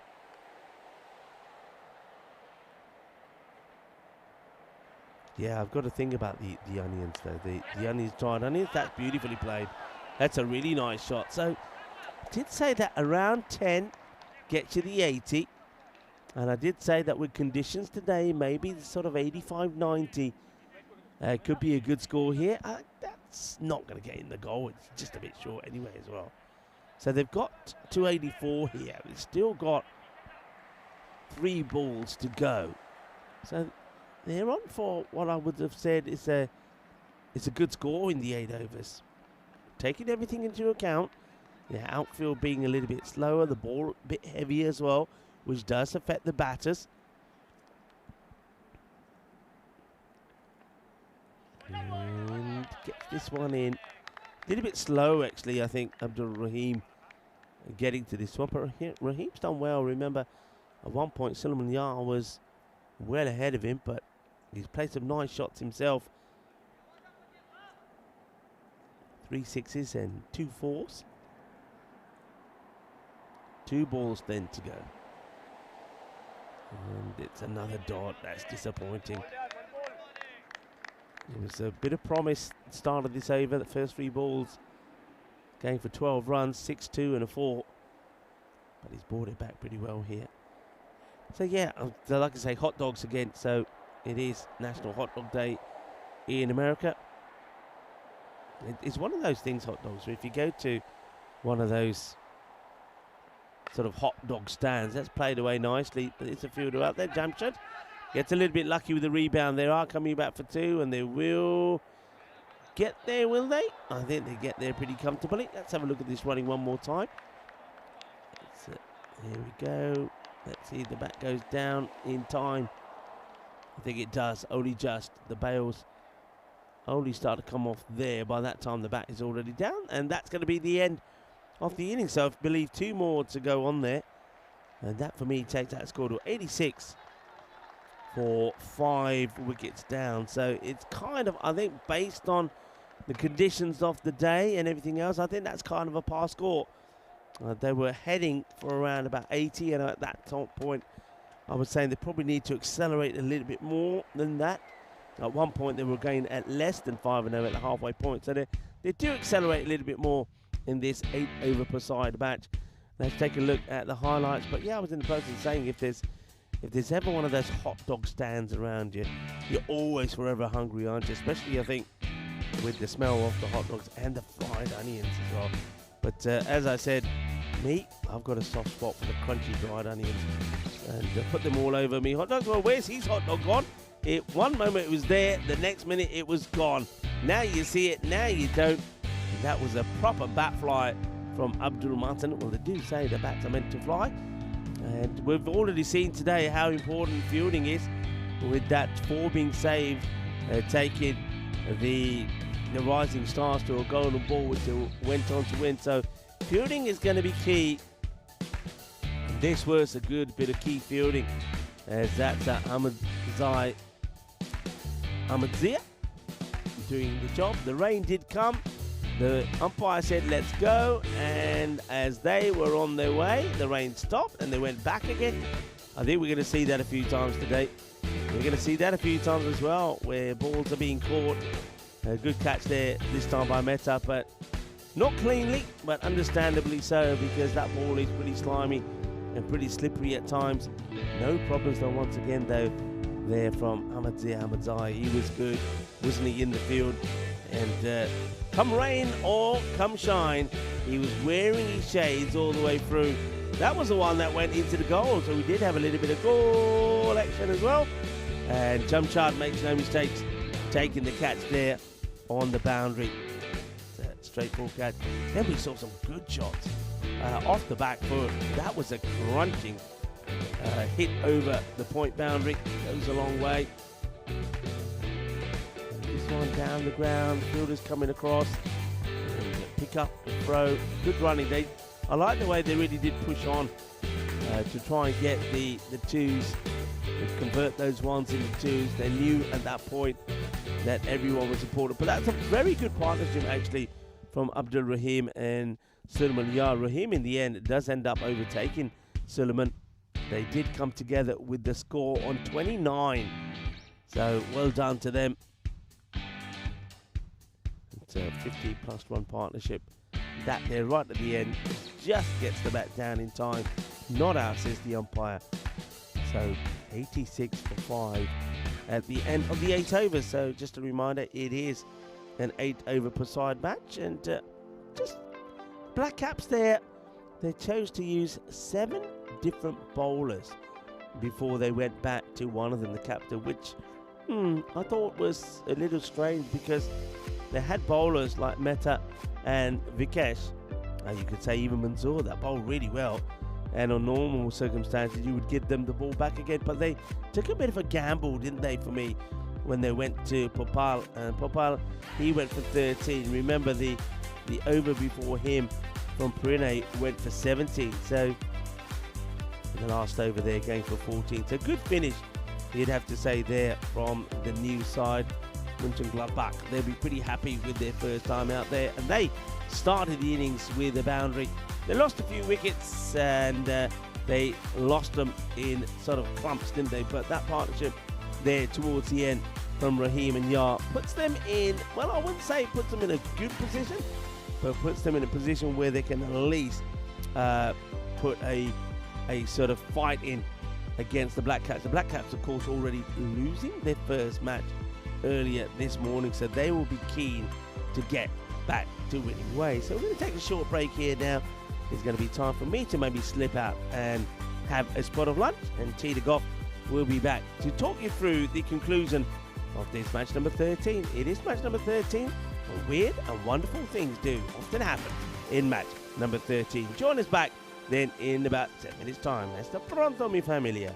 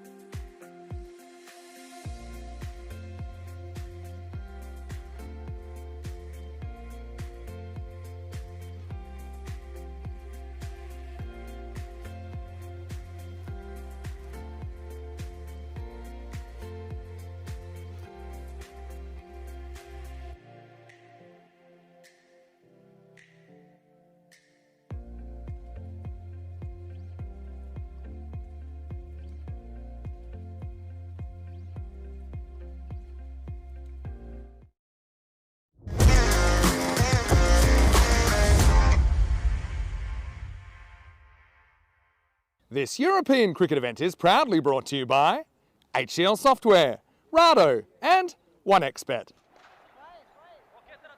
Welcome back to a thankfully dry at the moment Krefeld, where we're into match 13, and it's going to be unlucky for one of these sides as the Düsseldorf Black Caps look to chase down 87 for the win against Mönchengladbach in what has been a slightly rain-affected game.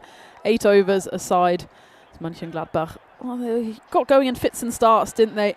It was thanks to 31 unbeaten by Suleiman Yar and a 34 at the end from Abdul Rahim that got them up to a somewhat defendable score. But the Düsseldorf Black Caps, of course, having been on the wrong end of a rain-affected game this morning, will certainly be looking to make amends, and it'll be Jamshed Khan, the German international, wearing his German helmet proudly out there in the middle. He's been joined by the captain, Abdulmajid Ahmadzai, as we get the first ball of the run chase underway. In the midriff, half appeals, nothing doing there. Abdul Rahim, having put the runs on himself, now gets the opportunity to try and take the wickets.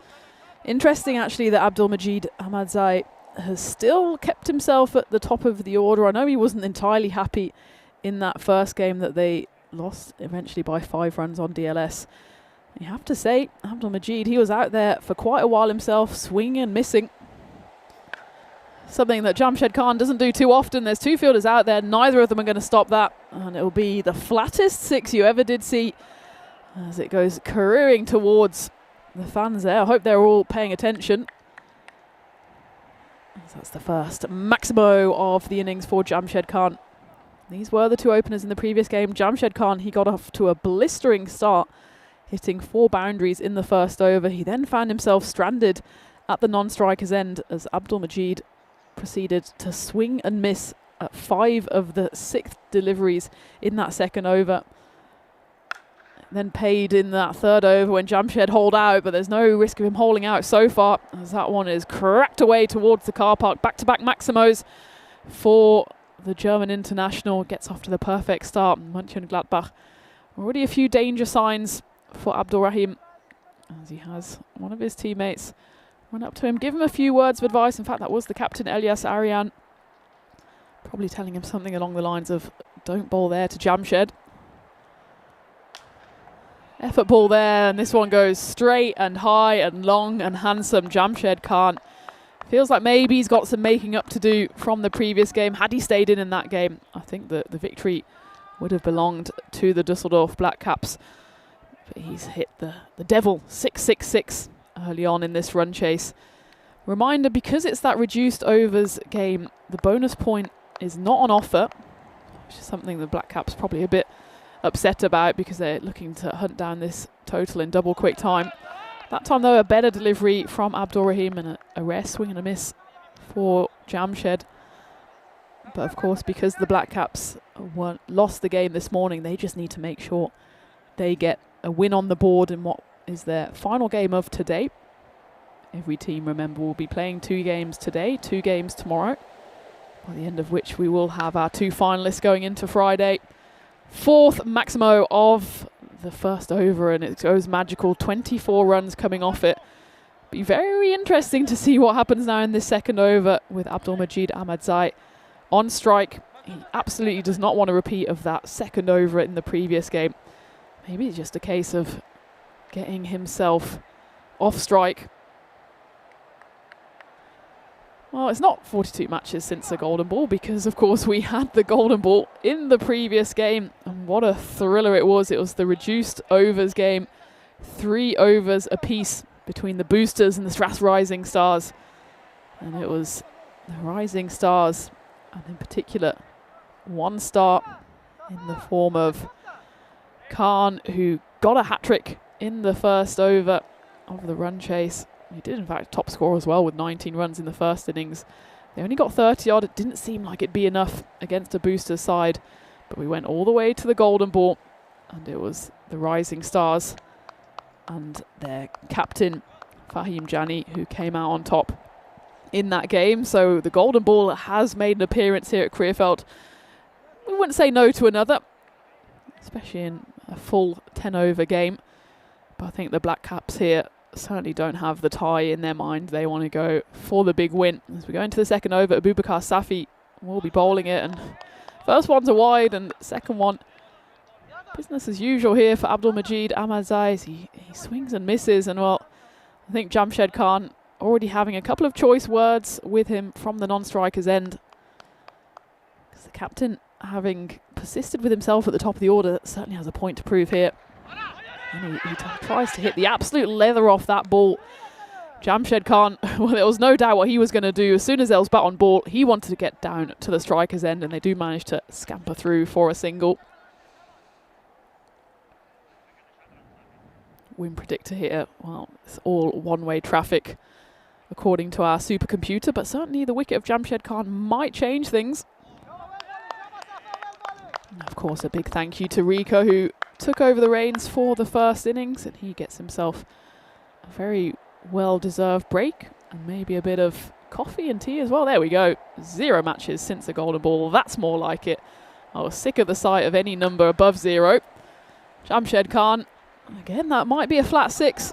Looks like Verena Stoller just doing some admin work on the sidelines there. Almost has a Grizzly come to say hello. Jamshed dealing entirely in 6s so far. 5 of them to his name already.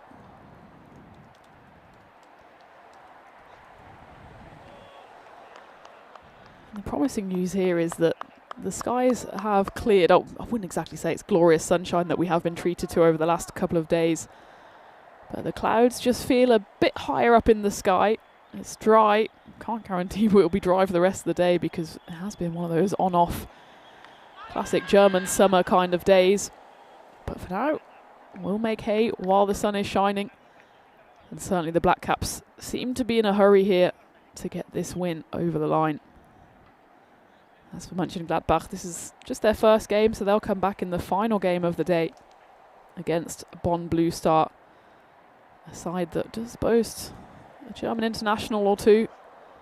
And if they do go into that game having lost this one, then it's almost a must-win game for them already.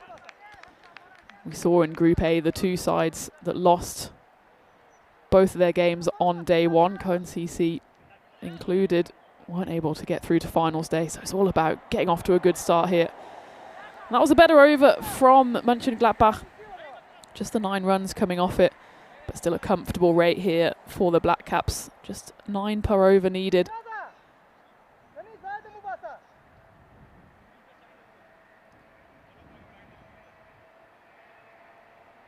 And of course, a warm welcome back to everyone in the chat as well. Thank you for bearing with us on this rainy day so far.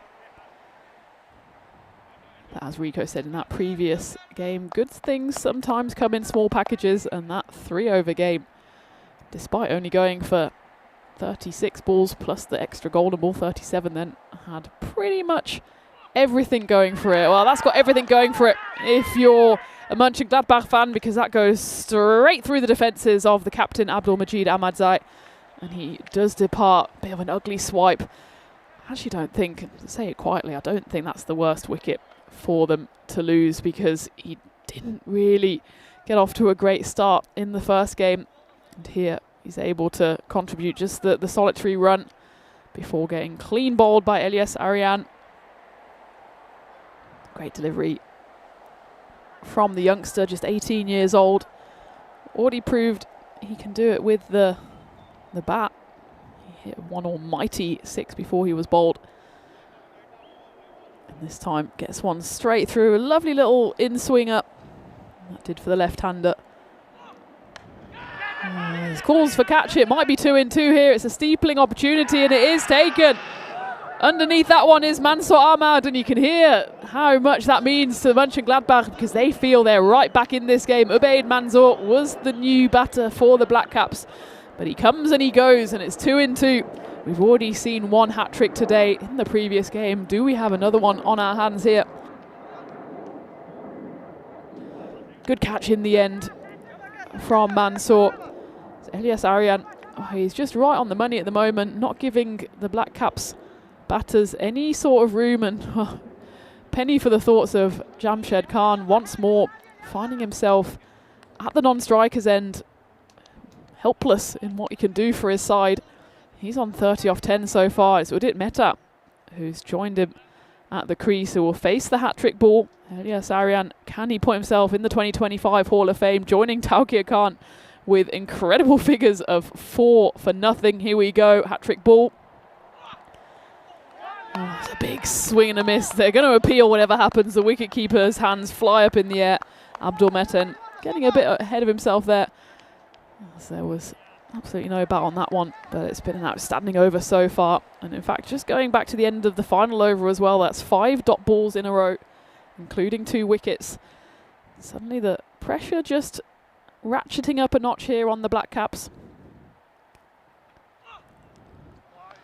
That one is called a wide though.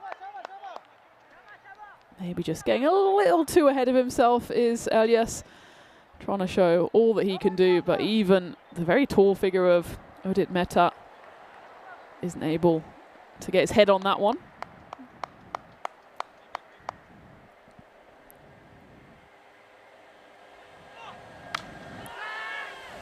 Swatted down the ground, and it's going to go all the way. Abdul Ashuri is out there, but it just grubs a bit on this wet Krefeld outfield, and Udit gets himself off the mark. Slightly too short of a length on that occasion. It skips away off the bat of Udit. What I'm noticing has Tidu on the back of his shirt, so he's clearly a fan of back to front shirts.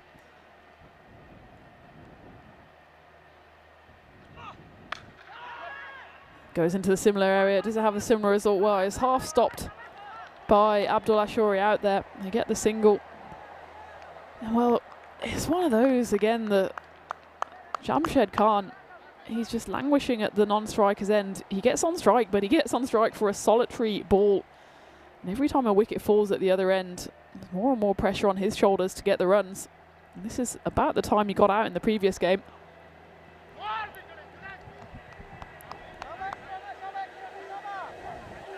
Udit, though, is no slouch with the bat either at the non-strikers. He played back in 2023. Of course, that was the last time we were here, and the last time, in fact, when the Black Caps lifted the trophy. He's got a high score of 70, an average of 42, so he had a brilliant series then. He's got the task here to try to get his side over the line.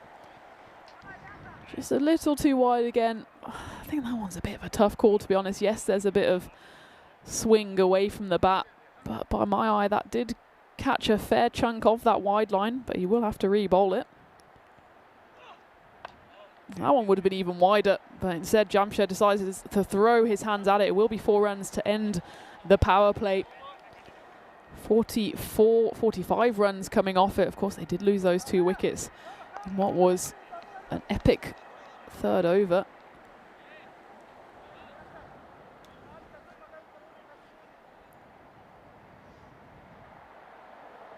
In fact, it's not the end of the power play. It was already the end of the power play at the end of 2, of course, because we are in this 8-over reduced format game.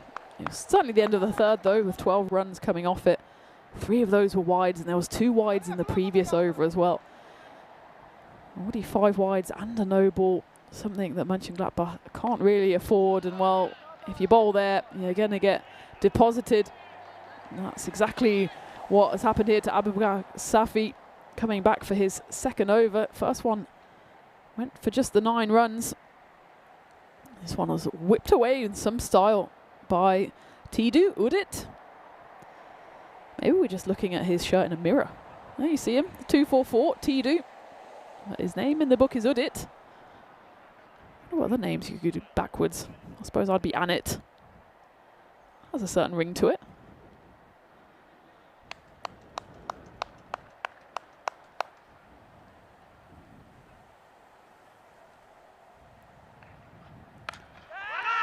This time he goes offside. There is a fielder out there, but he's not going to catch up with that one, is Khalil Yousafzai. I'm going to have to check where this one lands, as the arms are raised by the umpire. And I think, well, eagle eyes from the man in black, because that one does just land under the other side of the rope. Maybe helped out there by Khalil Yousafzai, who was able to watch it from just a metre or so away, but it will be back-to-back 6s. Make that 3 in a row. 6-6-6. Hefty swing of the bat there. Udit seems in a hurry here. Well, he's the kind of partner that Jamshed really wanted in the previous game. He's getting bat on ball with regularity here. Takes just a bit of the pressure off Jamshed at the other end.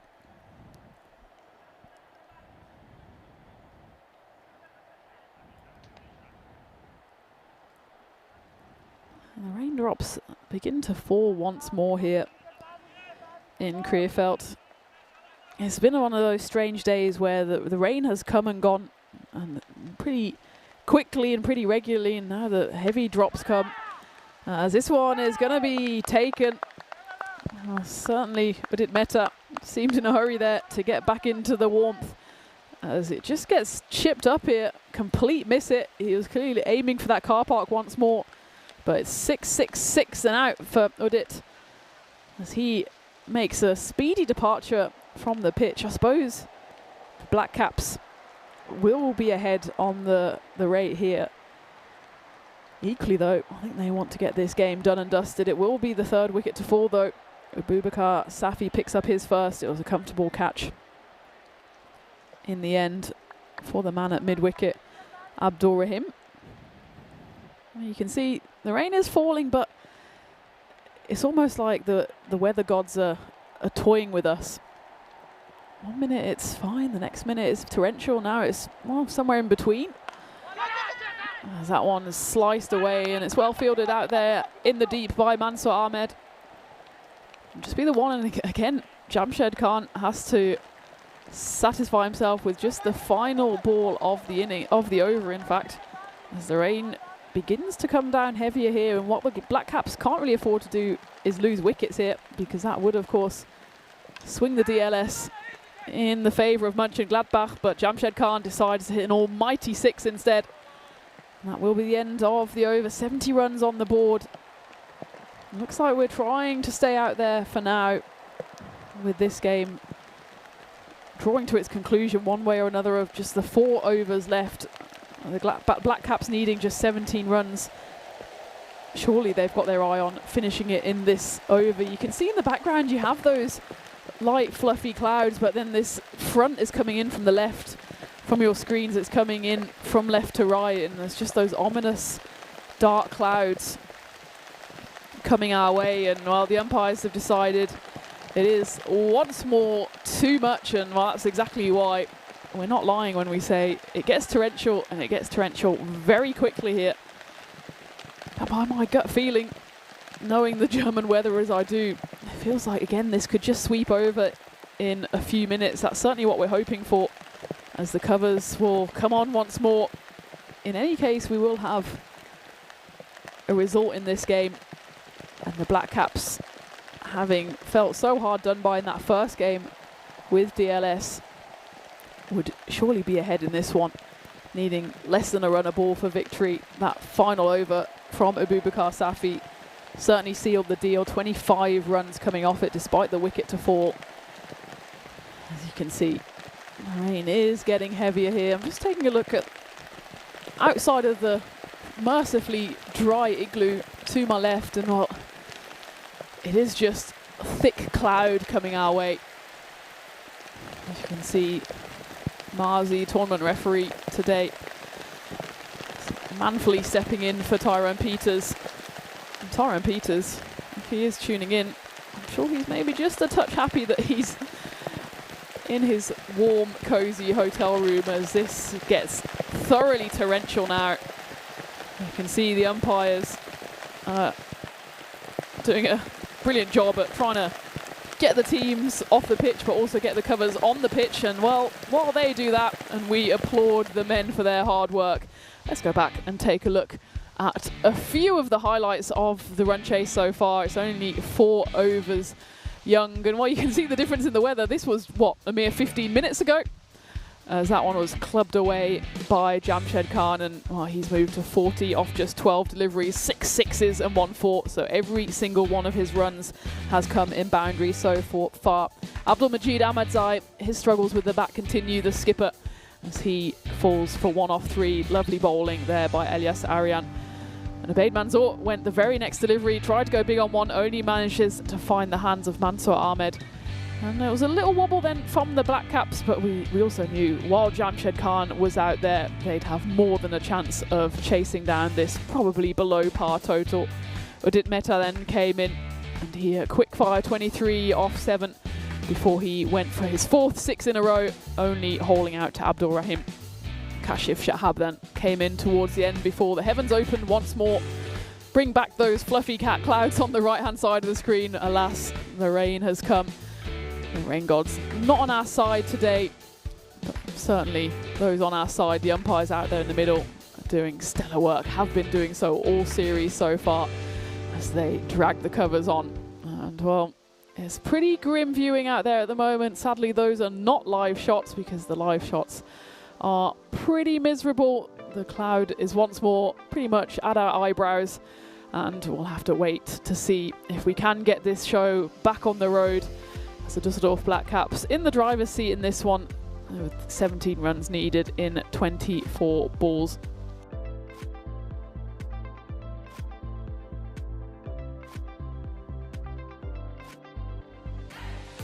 So the equation at the moment then, this is game 3 of the day. After this one we have Strass Rising Stars and Bonn Blue Stars, so the Battle of the Stars coming your way. That of course was scheduled to start about 2 minutes ago. There will be a delay on that one, and then the final game of the day is Bonn Blue Star against Mönchengladbach. So unfortunately the rain has come back, the heavens have opened. We will await some news, so for now we'll bid you hopefully just a small farewell, and when we do have news we will of course bring it to you. In the meantime, grab yourself a cup of coffee, warm yourself by the fire. It's not exactly the warmest day here in Krefeld, and hopefully see you back on air with some better news very soon.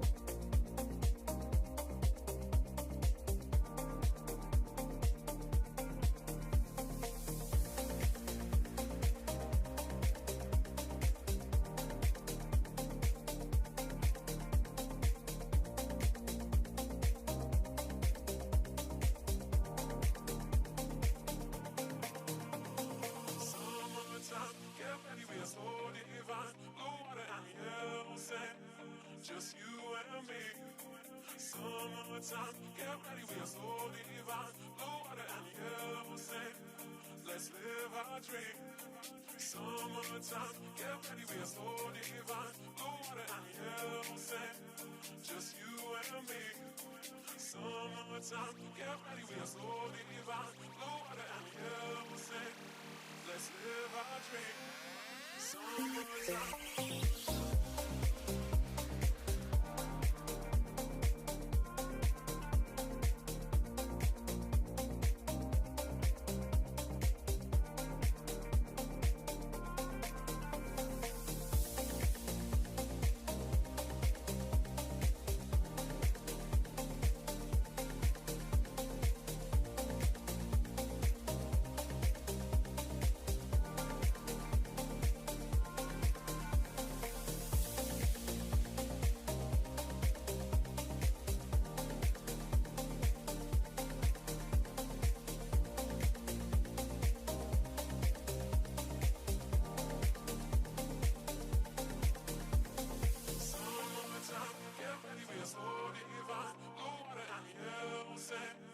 Just you and me.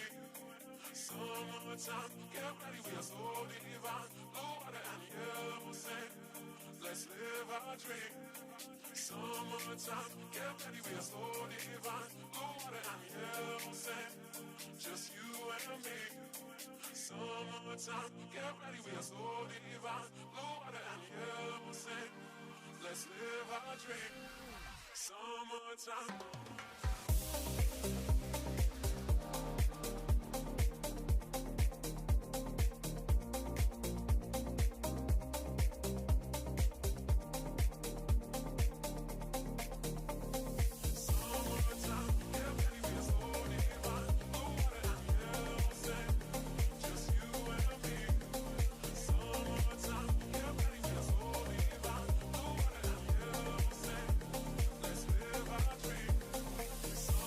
Time.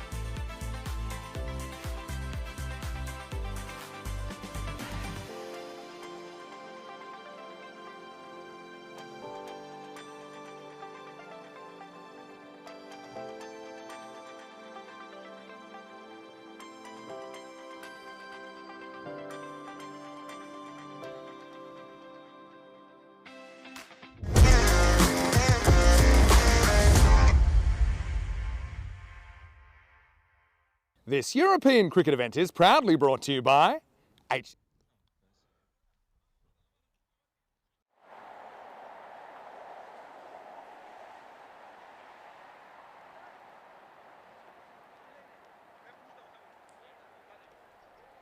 Hello viewers and welcome back as we get set for next match. It will be another shortened match between Bonn and Blue Star. We welcome them for the first time, and of course the Golden Ball victors, Strutt's Rising Star, that won their first match. And let's a quick look though first at the statistics of this match. So of course it won't be a 10-over match once again. It's going to be 8 overs a side. I think we have a graphic that shows you what that entails. So 8 overs a side, and there it is there, 2 over power play, and 3 bowlers may bowl 2 overs. So we've seen that before. Let's see if we go the 8 overs for both sides this time around. Let's see if the weather plays ball. Surely it's going to get better for us this afternoon. Quick look at the dashboard of the two teams. I think we can squeeze that in before the first bowl is bowled very briefly. If not, we'll come back to it a bit later on. But it is going to be Niamat Safi to bowl the first. Now, Safi normally, in the years that I've known him, has an outstanding beard and a proper tash. So when we get a good look at him, we'll see if that still is the case. Here's the first. He's up in the air. He's going to just get that out of the reach of the fielders that were on the in circle on the offside.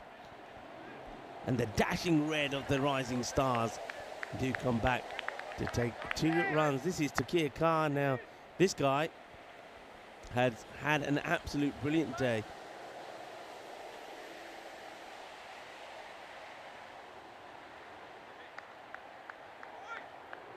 Takir Khan, player of the match in that Golden Ball victory earlier, scored 19 runs. And then he did, of course, take the hat-trick. 4-wicket maiden it was. And I mean, come on, if you're bowling in a 3 over a side match and you get the maiden in, that's enough to win you a match. But to take 4 wickets as well, he's going to be on his way as he chases a wide ball.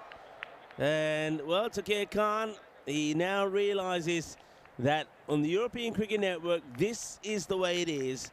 In one match and in one day, you can be a hero, and in the very next, you can go for a first ball golden duck. And that's what that's going to be. So Takir, he's going to go without scoring.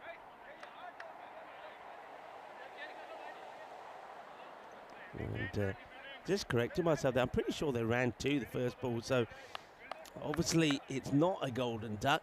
He did come back for 2, unless I'm missing something. Maybe the graphics have just gone on have just frozen again. But there he is, Takir. Well, I wanted to show this while he was out there, but he's not out there anymore. Takir, he comes and goes. And I'm calling him for a golden, but I don't think it's golden. I think he got 2 runs off the first when he hit it over the top of the offside. So I think it's just an issue here once again with our graphics, folks. But Takir, he's had a good day so far, but he's just going to get a couple to his name there. Well, I'm going to put it down as 2. It's 2 on the scoreboard, so it has to be 2. It's just, I think, the screens that we got in front of us that once again having problems. The good start then from Safi. I want to have a look at Safi when we turn around here. And there he bowled. Can we have a close-up on Safi? There he is. There's Safi. He's still got the beard, and he's got the tash as well. And he normally has the tash well and properly twirled upwards. So our graphics are now back, and I can confirm that Takir Khan, it wasn't a golden, it was 2. So he got 2 of his first, and then off the next ball, he chases a wide one and puts it into the gloves of the keeper. And no mistakes from Aman Kapoor, who holds on to the catch. Kapoor, the proper Bollywood name, isn't it? Aman Kapoor, starring Aman Kapoor. Yep, takes the catch, gives Safi a wicket. And there is Safi. Hasn't got his partner in crime with him playing in this match. Normally it's Safi and his moustache twin. But no sign of him in the team this time. Here he is now bowling to Hassan. Well, it's up in the air. Can anybody get to this? It's going, and gone. It's going to be 6 runs. Not quite a backsy boat, but it goes there to fire leg. It's that heavy ball banged in. Look, it's a deliberate short ball banged in there by Safi. But the batter, this is Muaz Hassan. He's going to get a little bit of luck his way. That's going to go all the way for 6 runs. And while that ball comes back, I'll say welcome back to all of our viewers around the world that are tuning in. And thank you for your patience today. As I see Urian is in the chat along with John Hisham, Simon, the medic warrior. And it's a frustrating day for everybody. But we are at least getting some action in. And that's its only credit to I was going to say the ground staff here, but I should say all the players, the ECN crew and the umpires. They're doing a tremendous job. The covers, a bit like our end of day tune, have been going back and forth. And everybody's really mucked in here today, so well done to them. Slow ball, this time bowled by Safi. And it's going to be just gently played away onto the offside. No runs on this occasion. That's the end of the over. And 10 come off it. And it's 10 for 1 at the end of 8. And of course, at the end of 1, of course, it is an 8 over a side match as Tina Goff joins me back. Well, Tina, I have to say, I did go for a spot of lunch and I decided I would take a walk down to the beach bar. Yeah. But obviously the beach bar doesn't work when it's pouring down with rain. It wasn't when I went there. On the way back, it chucked it down and I had to take cover in the little clubhouse there. But I did make it back, but that was a shower and a half. Yeah, I made a fatal error earlier today of just walking probably about the 100 meters to the building, thinking I'd be safe and sound, and in the meantime, I didn't take my jacket, and it started absolutely belting it down. Well, that one was belted into the pitch by the bowler coming on to bowl the second one. Looks like Harun Khan, but you'll have to take another go at that one. So that one high, wide, not very handsome. It's been one of those days, Rico, hasn't it, where we don't know whether we're coming and going. Miraculously, actually, we've managed to get a result in every single game so far. Given how heavy some of the showers have been, that wasn't a guarantee. No, that's a gundy ball, isn't it? It's a big wide. In fact, I think it might have only, it's quarter wide, so it must have just got on the pitch. Yeah, that one actually maybe burned the edge of the pitch, which should in theory be a no ball, but actually no, it was not quite as wide as we saw it. It just flew I think diagonally. We forget how wide this pitch actually is. I mean, if you miss the pitch as a bowler on this pitch, well, you probably shouldn't be bowling at all. I don't think there is. I've seen a wider pitch than this. There's Khan, who's having a few problems with his line at the moment. There he goes again. That's probably, well, he's been given the benefit of the doubt this one. He maybe just sneaks that in. So that's what he's trying to do, Harun Khan. We get a chance to see it again here. And yeah, he's got that right on the money. So if that's what he's trying to do, well, if he nails it more often than not, that's fair enough. Oh yeah, it's got some wicket-taking pedigree. Third highest wicket taker in the series. Last one here in 2023. That's more on the money this time. That series, he took 15 wickets in 12 games. And he also has a century to his name on the network, so he is a big player. Alongside, of course, Asad Mohammed, the captain of Bonn, who's got international experience for Germany. It's like the Grizzlies had a bit of their shirts as well, isn't it? Those little, looks like the old Grizzly claws have had a bit of the shirt here of the Bonn Blue Star. It's a good heavy ball that he's bowling here, and if you can see batters that just like to play from in their crease to a length like this, you're going to travel, and Muaz Hassan is having a spot of bother getting there, so he's looking to play in front of the wicket all the time rather than looking to cut or play the uppercut. Now with the third so fine, there's a big gap between him and point if he chooses to try and guide the ball in that area. Let's see what Harun Khan does this time. Same again, it's short. You can see the non-striker saying that's what you got to do. But the striker at the moment, Hassan, is just dotting up. So that's now a runner ball 6 for him. And remember, he hit 1 ball for 6. That means he's dotted up on 5 balls. It's been a day of dot balls today, hasn't it? Yeah, it has. I think they've forgotten the art of just hitting the ball, getting some ball on leather, and getting to the other end. Leather on wood, I should say. Just swinging, and that one he'll miss again and will be a wide on this occasion. Well, Strath's Rising Stars, they didn't exactly cover themselves in glory with the bat in the previous game, did they? They somehow inexplicably won that one on the golden ball, but in those 3 overs, they only managed 32.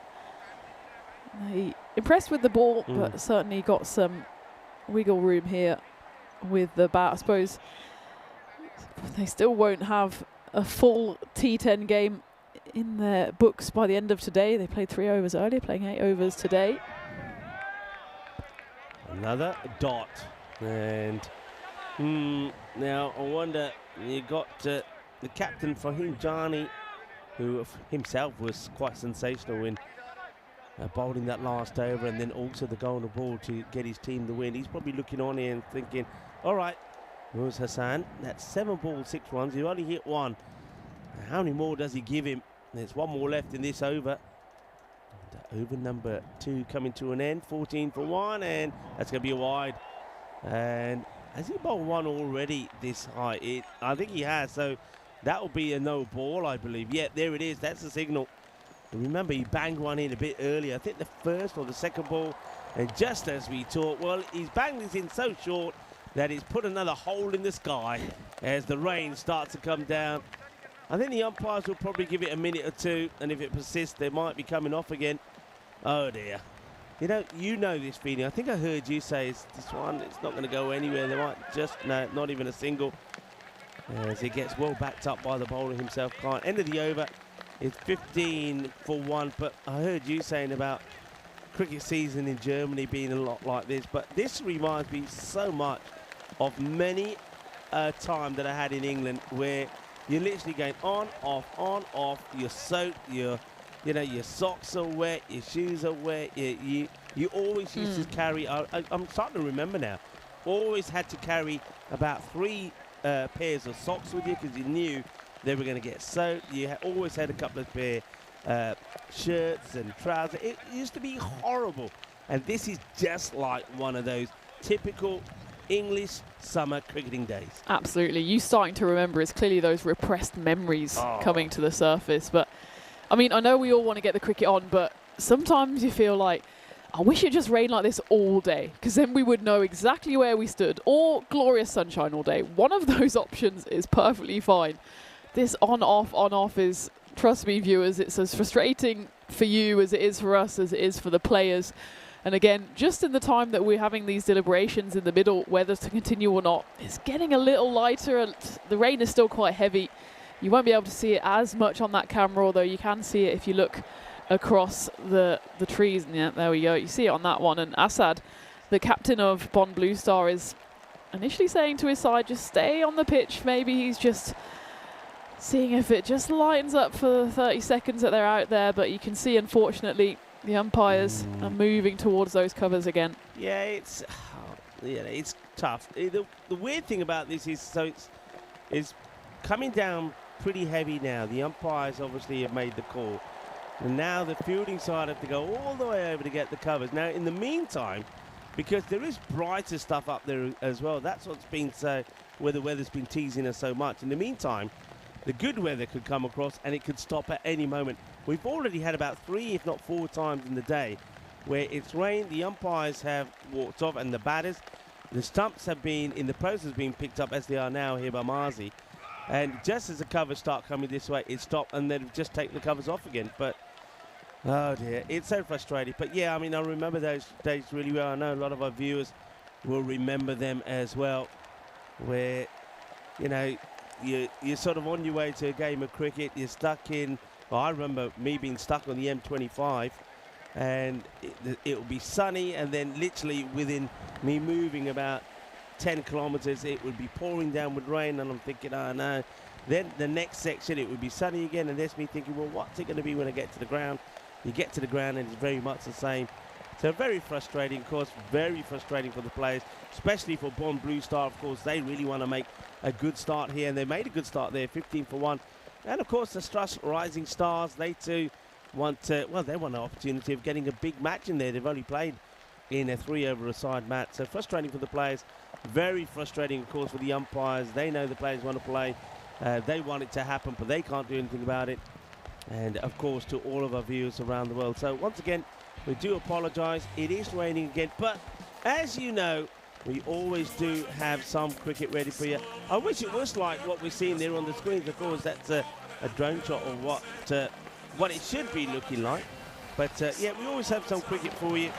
And we have another classic match lined up. And this was a good one as well. Once again, it was there at the Cardamom Oval. And this was a European Cricket Championship 2021. It was in Group C, match number 3. And it did feature Germany taking on Italy. I think you're going to enjoy this one. So why don't we take a break from the miserable weather that we've got here in Germany today and go to the sunshine of Andalusia to this classic match. Italy taking on Germany.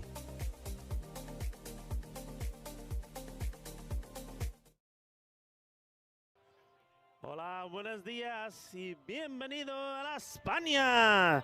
Sí, somos en Andalucía de Málaga y eso es the magnifico Cardamom Oval. Hello, good morning to you wherever you're watching from around the world. Rico Fool here and soon to be joined by Mr. Maximo in the commentary booth. This is the Dream 11 European Cricket Championship and we are into week 3. Well, just a quick recap. Week 1, we know the winners, Belgium and Spain, the host team, to the delight of the home fans, made it through. And last week, well, what a fantastic week of cricket we had. Austria and Netherlands making it through. Netherlands winning the Group B final. So the teams here today, Italy and Germany kicking off this match. And we know that also in the group we have England, 11, Finland and the Czech Republic. This is going to be spicy and the weather is going to be hot as well. And the umpires are out there, umpire Shub and umpire Charles. And quite dewy this morning. You saw Mr. Maxi leaving a few footprints around the ground. That's not ice, don't worry. That was just the dew. We're going to get that these early morning starts, especially when we got nice, clear, sunny weather during the day. So that dew will take a while to burn away. Maybe it will be certainly evident during this match. But then after that, it will be nice and warm in this outfield, which is quick. Under these conditions anyway, it will get even quicker and quicker. So expecting loads of runs to be scored here as we get ready to start the action. It's going to be Hassan Ahmed on strike. And the bowler is going to be Faizaz Nasari. And I'm expecting a good contest between these two teams. I must admit, I'm loving the blue. Loving the blue of Italy. Looking very nice. And, well, it goes very fittingly around this ground as well. So here we go. The first delivery. Nasiri. Good start from him. Good line. Full. Outside the off. No run. Germany, of course, winning the toss and deciding to field first. So they obviously preferring to chase the target.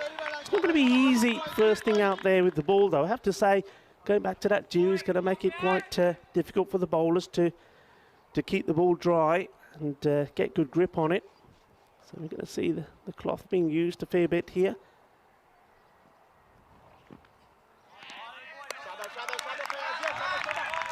This one is given a wide, just goes too far outside the off stump on this occasion.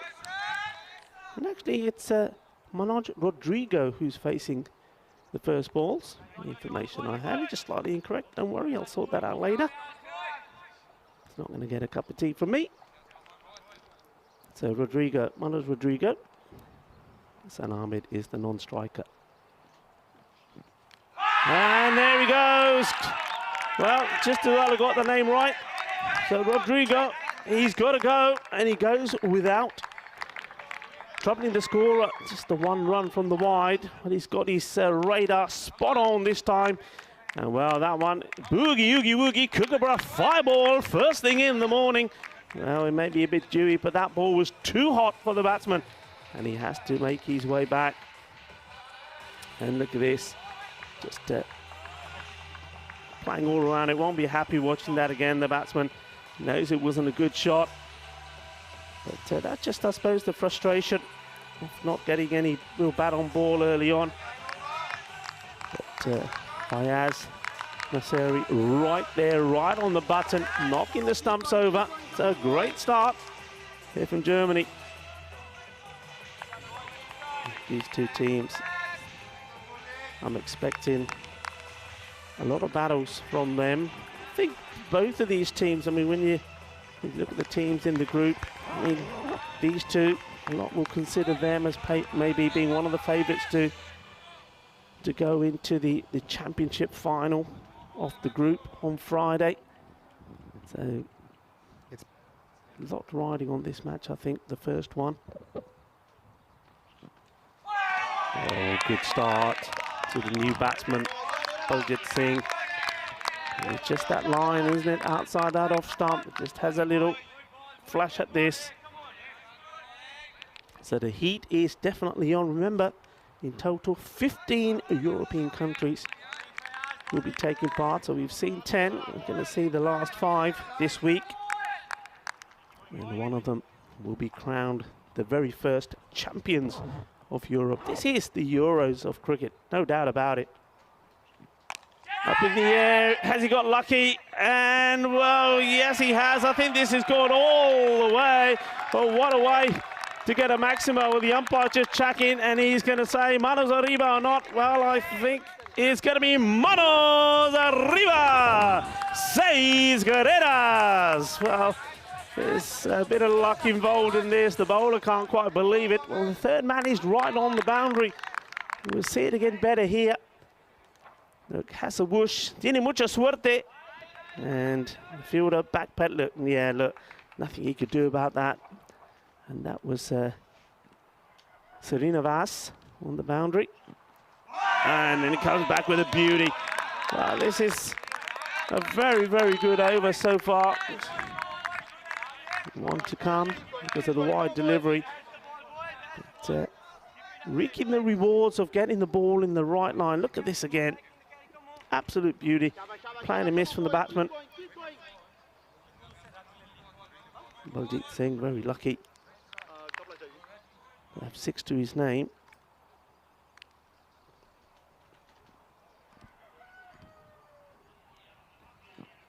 This one a bit too wide. He got the width and he puts it away. This is an effortless boundary. Ball! Balle, balle! 6 carreras más in la zona, and that's one way to end the over. Well, 2 sixes and that one wide. So 13 for 1. And Rico Full here. And my partner in crime is just coming in and sitting next to me. Vinny Sandu, buenos dias, Mr. Maximo. Buenos dias y bienvenidos. Kartama Cricket Ground, and it's great to have your company. Welcome back to another big week of ECC. This is the 3rd of 4 weeks, and it's the final group week. We have Group C, and certainly looking forward to seeing what these teams bring to the table. I think it's going to be a really competitive contest between Italy and Germany, and already you're seeing the ball flying. 2 Maximos, both in that region. You see the countries here. These are 2 of them. Well, they're only down the bottom because of the alphabetical order at the moment, but 2 of these 5 teams will be through to championship week. So we have 24 T10 matches ahead between now and Friday. We'll get to see the England 11 as well as Finland and the Czech Republic. Finland and Czech Republic will play in the next match. So welcome to all of you, whether you're watching on our YouTube channel, ECN European Cricket Network, or whether you're watching on one of our international broadcast partners. I know so many of you have been enjoying it, and I know from all the messages I'm getting on social media, that people couldn't wait for Monday morning to roll around, Rico, and it's had an interesting start with Baljit getting a couple away. Yeah. First one a bit of an edge, the second one was a genuine cut shot. Yeah, I mean the second one was the first time he was given any room, and he made the most of it. So Malik Zai now to bowl. He gets it right to the left-hander, but he certainly didn't look like he's got his run up right. It was a bit of stop, start before he sends that one through. So, I mean, we saw Manos Rodrigo come and go already. Remember, we saw him for Royal Cricket Padova back in the the Venice series, the ECS earlier in the year. We were in Italy for 5 weeks, so we actually know quite a few of these players. We had 5 different locations in 5 weeks around Italy. We'll be returning there soon, around about 6 weeks.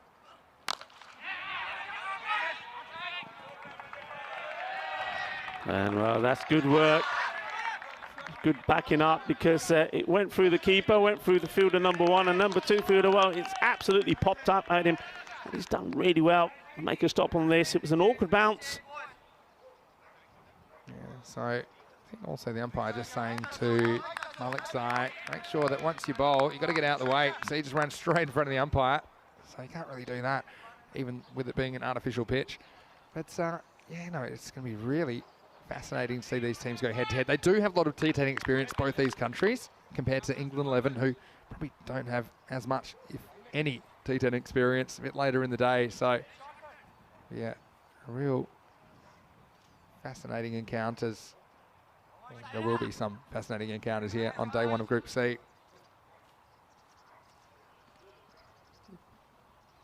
Moxai once more. Just pushes this out into the offside and take the single. It's good batting there. He knows that the fielders are pretty deep. They're on the 30-yard line. And of course, as you know, as always, you can always join us in the chat. We love hearing from you. And as Vinny said, I know a lot of you already been in touch via all the ways possible, saying that you just can't wait for this week to start. Getting so close. We're 248,000 subscribers. We'd love to get to 250. Vamos, vamos. Let's get there. Let's get there. If you haven't subscribed already, make sure you do. ECN European Cricket Network.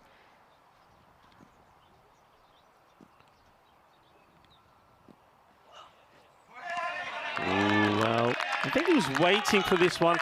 There's a batsman for the one that just gets pitched up. It's not able to get anything on this. Just have a look. Let's see it again to see if there's any movement there. There's a natural kind of in-swing action just away to the left-hander. Yeah. So much really hoop there, was there? Just a bit of angle across Hassan Ahmed, who's a powerful striker of the ball. Generally bats in the opening on number 3 position for Jenna Brescia. We've also seen him playing in Switzerland. We saw him also at the ECL back in 2019. This time takes a single. Hassan Ahmed. Yeah, I mean, he's scored 274 runs in that European Cricket Series in Brescia. And we saw him feature in the ECL, didn't we, for Jenna Brescia? Yeah. And also in St. Gallen's, he scored 230 runs in that one as well. So he's an experienced campaigner. Loves the T10 format as well. He can do a bit of everything. He can keep wickets. I don't think we'll see him keeping today. But I remember back in that Brescia series, back in March, he was launching them onto the helicopter pad nearby. So let's see if he launches a few here in the ECC this week. Going up for this, I think we'll just keep an eye on the umpire. I wonder if he's got a bit of bat on this. No, it's obviously pad bat. Certainly heard something. It's heading down the leg side for me. I think the angle, as we take it to the end of the second over, it'll be 17 for 1. So not a bad over from Malik Zai at all. When you consider there's only 4 runs off it, including that leg by. We'll get a good look at it here. Just heading down, missing by a stump and a half, I think. But still a very economical over. A pretty good start this by the Germans. Yeah, it is. I think majority of the time they've got the ball in the right places. They've made the Italian batsman play and miss.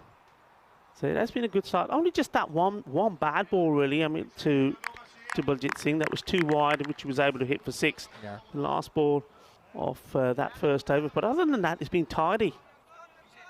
Yeah, and look, it's never easy starting. I think that's why the Germans were pretty keen to field first. I think it just allows them to settle into the game. Anyway, they're turning to spin.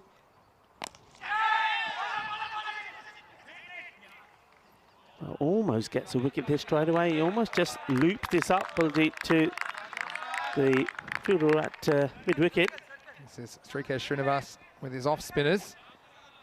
There's a little bit of a risk when you're bowling a spinner in the power play. They do have a long on in place. Got a deep kind of forward square leg as well. This was for shorter and quicker. Batsman doesn't really get hold of it, but it's a good work there. Fielder coming across from third man. A lot of noise though out there, isn't there? And you'd expect that. First morning of a crucial series. I mean, each of these teams will play 8 group matches this week, and then there'll be a finals Friday for Group C to determine exactly which 2 of these 5 teams are going through to Championship Week. So these teams, they've got a 1-week trip, and they can extend it by an extra week if they can be one of those top 2 performers. I've certainly been looking forward to this match, though, Vinny. I think these 2 teams, knowing some of these players that we've seen in the European Cricket Series as well, it's really a clash of 2 teams that know this format really well. Well, this one, it looks like he's getting ready to play this on the leg side, but then looks to change his mind and just sees it go through. It's the field. There's nobody back. There's a very straight long on, but he's thinking, he's definitely got in his mind. It just wasn't there to hit. He wants to go leg side. And he does go, and he goes big. Balle, Kinna Sona Shakalagya. Crystal ball's working perfectly this morning. They set the trap to Hassan Ahmed and said, well, you're good enough to hit this across the line, then go for it. You see, this one just gets a little bit too straight, and he launches it. And that's his first Maximo of this ECC. And his Italian teammates, they're loving it. Yeah, nice shot. And as you said, Vinny, no risk. But there is now. That field has changed. Long off comes up into the circle. So they've got a deep mid wicket and a deep long on. This time just opts to play this out and take the single. And Germany, they don't seem too disappointed about allowing the Italian batsmen to rotate the strike there. They seem to be pretty deep. There doesn't seem to be anybody in close to stop those singles. So that's not in their mind, is the boundaries they want to contain. Yeah, that's exactly right. We've seen about 120's been par based on what we've seen so far. It's a lovely shot. Oh, this is a gem of a shot. This beautiful. Just rocks back and sort of late cuts this through the gap. What a fine shot that is. Well, the captain loves to cut. We've seen it so far. And this one, it's all about the placement. And Belgium moves to 18. Takes us to the end of the power play. Italy are 29 for 1. Yeah, glorious stroke. A nice way to bring that up. So making a habit of getting the boundary of the last ball. It wasn't a bad delivery. It wasn't that short. It was probably on, and would have probably gone on to hit the top of middle stump perhaps. Goes to show you just how classy it was. Clever footwork and a bit nice manipulation by Baljit Singh, who plays his cricket for Belgamo CC. We did see them in the tournament. It was the 4th week of Italy in Milan. So it's great to see all these players together again. And we had a lot of high-quality cricket from Italy and Germany this year in the ECS, and it's their chance to pit their best against the best. As we're going to see Rohit Singh, the captain, and we didn't see him that long ago. He was in Dresden, you'd remember it well, yeah. Actually. Rico, he captained the winning Britannia CC side. And here he is with the ball round the wicket to Hassan Ahmed. Ahmed just waits for this place away. I mean, to the left-hander, I would imagine that Rohit will get the ball to swing away, but he can really get big swing into the right-hander. And we haven't seen too much swing at the moment here. But if one man can get the ball to do a bit, is Rohit Singh, a fine cricketer, very talented. I saw him in Krefeld as well when he played for Germany in that T20I against Norway and France, and he impressed there. And, we know that he did also there in Dresden. Going big, and this is coming our way. This is huge. Lovely shot that just... It was there, it was in the money, and he gave it everything. Well, you're not often speechless, Rico. I don't know why, because that one was heading straight for you. Luckily, it just died at the last minute. And well, Rico's seen a ghost, and we've just seen 6 more runs. And Baljit is looking dangerous. This one straight through the line and takes him downtown for a big Maximo. Yeah, beautiful shot. Yeah, I was thinking it's too early, and it's a bit too nippy to be taking that one at this time of day. Full toss. And that's been clubbed for 4 more. You can't bowl that to a man who's seen the ball so well. So 6 and a 4, and he's looking for more. Yeah, that's for sure. And how's this for a start from Baljit? And look, we often say if there's an early wicket or two, you still have to maintain your aggressive approach. And I think an attempted Yorker from Rohit Singh, but just overcooks a little bit. That one crashed into the fence, just a backward point. Shorter, and this is going to go for 4 as well. Beautiful shot, delightfully done. Just going to show his class, but showing his strength on the offside, isn't he? I mean, that one wasn't too short. It wasn't that bad a ball. And the bowler, I think if you're a bowler and you see this go to the boundary, you're going to be disappointed. Yeah, of course. I mean, it's relentless as a bowler. I mean, they've sacrificed the third man. They put it up in the circle. And, yeah, just very clever with his hands there, Baljet. And he could be gone, and he's got his wicket. Just a variation of pace. I think the eyes lit up of Baljet here. He thought this was probably going to be another full toss. He's looking to hit this over the top of the 30-yard circle on the offside. He gets a thick edge on this. Watch this. He's just done him with the pace. Clever bowling. And bearing in mind that he's gone for a few boundaries in the over, that takes a bit of guts to do from Rohit Singh. But he gets the wicket. He gets the wicket of the danger man, who was going guns blazing until that moment. Yeah, finally just drew a false shot, didn't he, from Baljet? So that's a good wicket to get at this stage, because he was looking very, very good, wasn't he? That's the way they'll play. They live by the sword and they die by the sword, these European cricketers. I love this T10 format, but still pretty promising start for the captain. But Baljet's got to go for 32 off only 13 balls. It's 44 for 2. Yeah, good start from him. And I bet he's probably thinking, yeah, I quite like batting on this. We want to come back as soon as he can, but Mo's got to hope that other batsmen do the same sort of thing, and they can get to that score. I think, I mean, we say 120.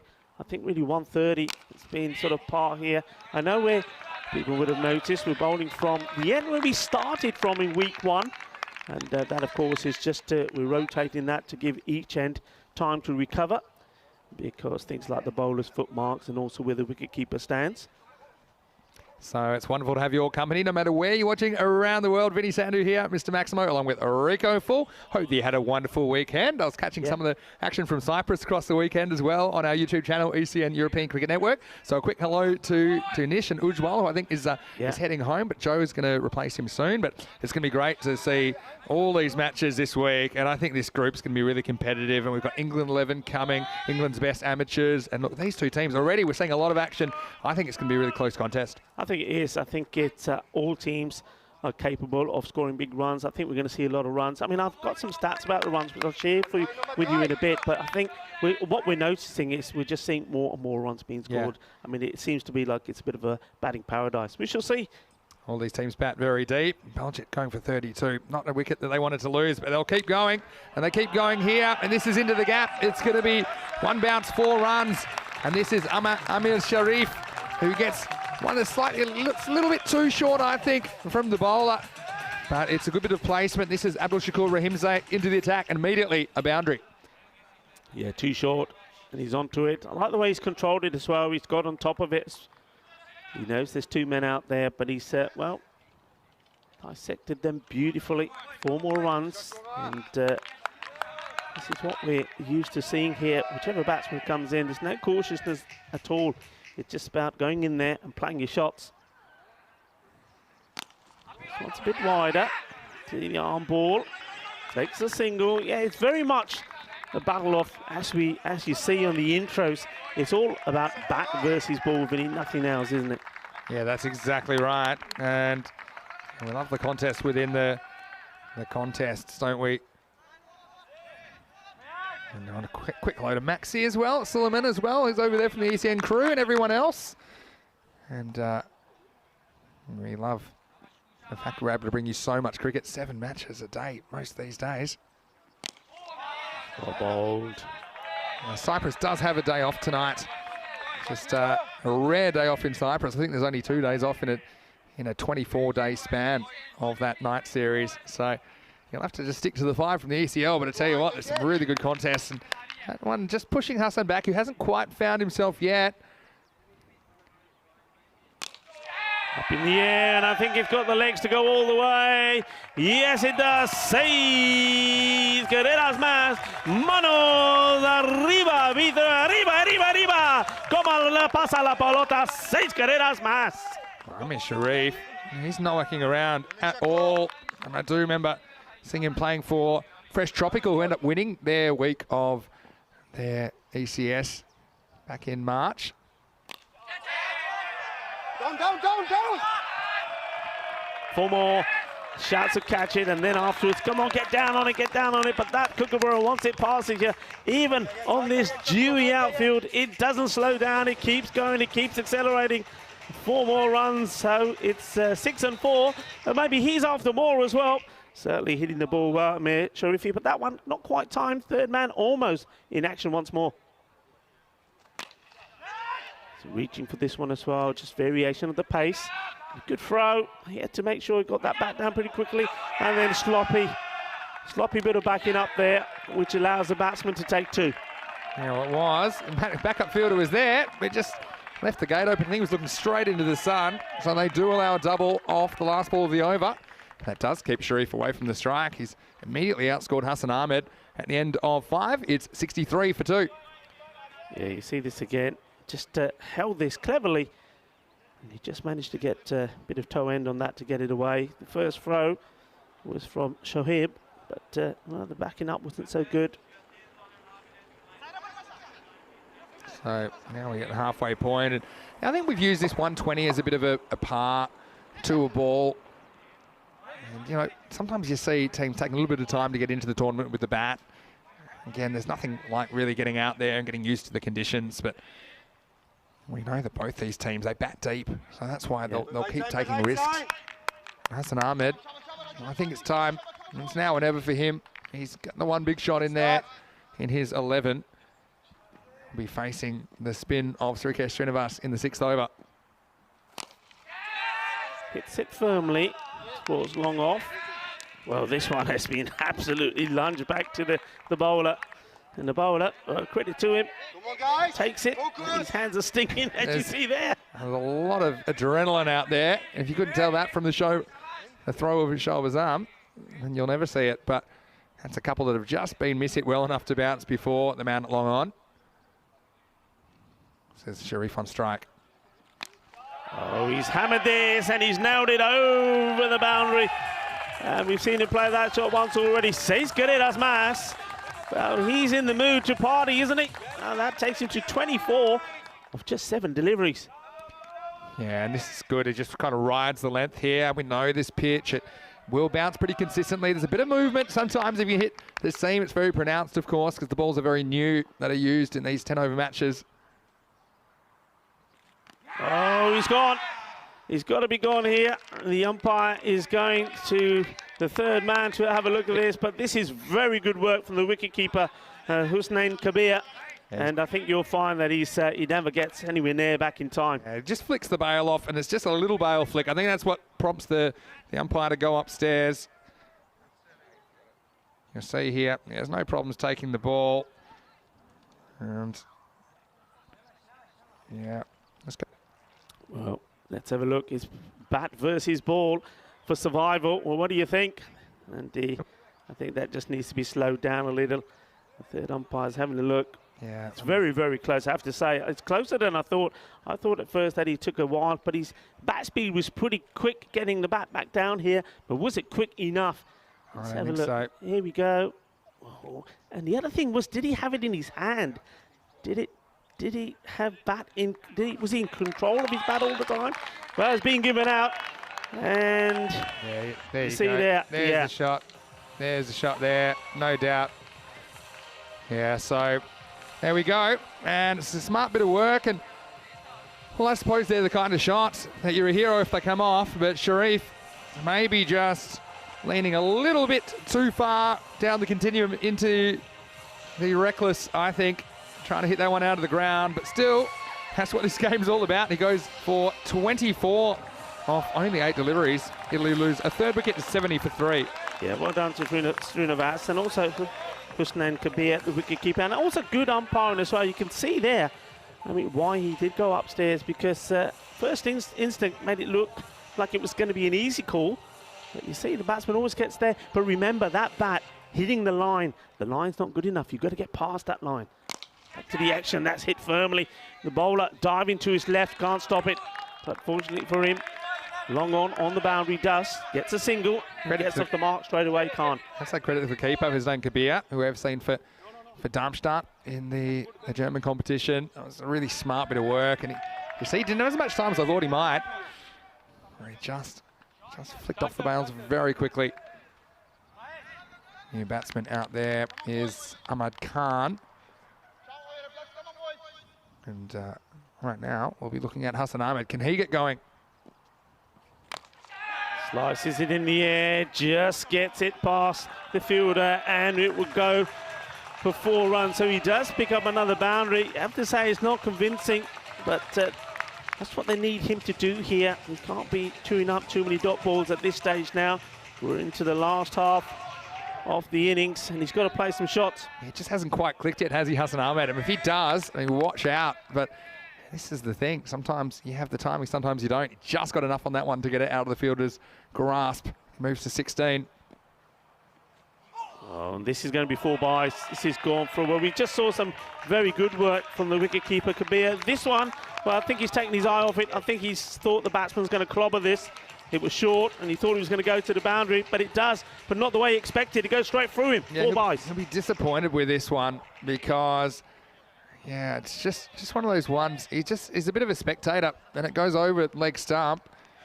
And, well, that can be costly. You see this one, he just doesn't track the ball. We've seen sometimes the keepers struggling a bit with the extra bounce. But, see, he just never gets his body in the line of it, which is what you need to do. You need to forget about the stumps, forget about the batsman. So that's 4 more to the total at the 6-over mark. It's 79 for 3, which is where I normally do my 6-over check-in. Well, if you keep going at this rate, they'll get in the 130s. But even if you go at 2 a ball from here, it's 48. That'd be 127. So, yeah, something like 130 to 140, I think, would be a really good score batting first game of this Group C. Yeah, I mean, they've upped the tempo, they haven't they? I mean, the first over went for 13, then it was that great over that only went just for 4. Then since then, it's always been double figures, 12, 16, then 18 and 16 again. So, yeah, they're going in the right way. So they're pushing on, maybe trying to get to that between the 130, 140. Big appeal. And, nice, fiery, lively delivery. Malik Zai coming back. Yeah, this game's really in the balance at the moment. I understand why the Germans wanted to chase, but the risk is, I mean, you put your batsman under more pressure as well. If there is a decent score on the board, you're kind of gambling that you can keep Italy to something below par. At the moment, that seems unlikely. With 7 wickets in hand, just under 4 overs to go. A lot of people thinking that a bit of Jasprit Bumrah about the bowling of Shahir Malikzai. Well, what do you think at home?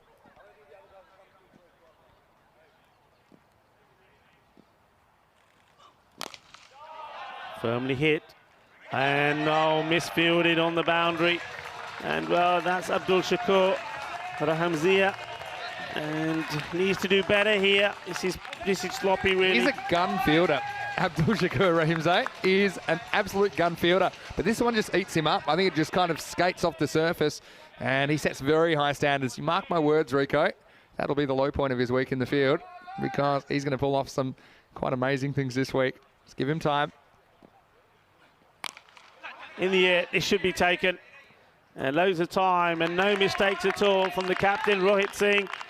So, Ahmed, he goes. He's had a sort of a hit and miss type of innings. He's misfired a few, but he has managed to get hold of a few as well and had a bit of luck with the one that did go to the boundary.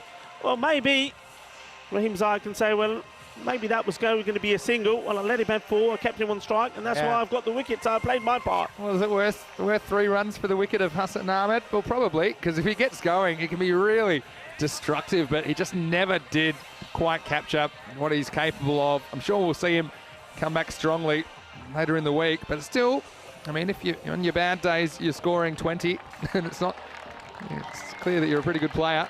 And now, halfway through the 7th over, Italy are 84 for 4. Yes, a new batsman has to come in, and well, he's coming in at a good time. Runs on the board. You can afford to play your shots.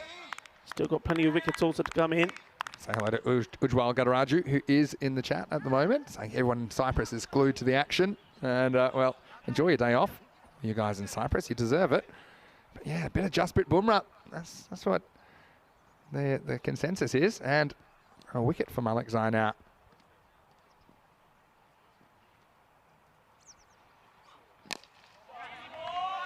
All of this will be Single is taken. Yeah, I mean, talking about Limassol, well, what about Saturday night? Well, it was party time Saturday night because we saw a hat-trick What a hat being trick. taken there as well, and it was Kamal Rise who took it. Now, not only did he take the hat-trick, but I think he did it the hard way. We used to see hat-tricks towards the ends of an innings. Yeah. He did it in the very first over the innings. He did. Ball number 2, 3 and 4. So well done to him. Also picked up 5 wickets for 12. He did.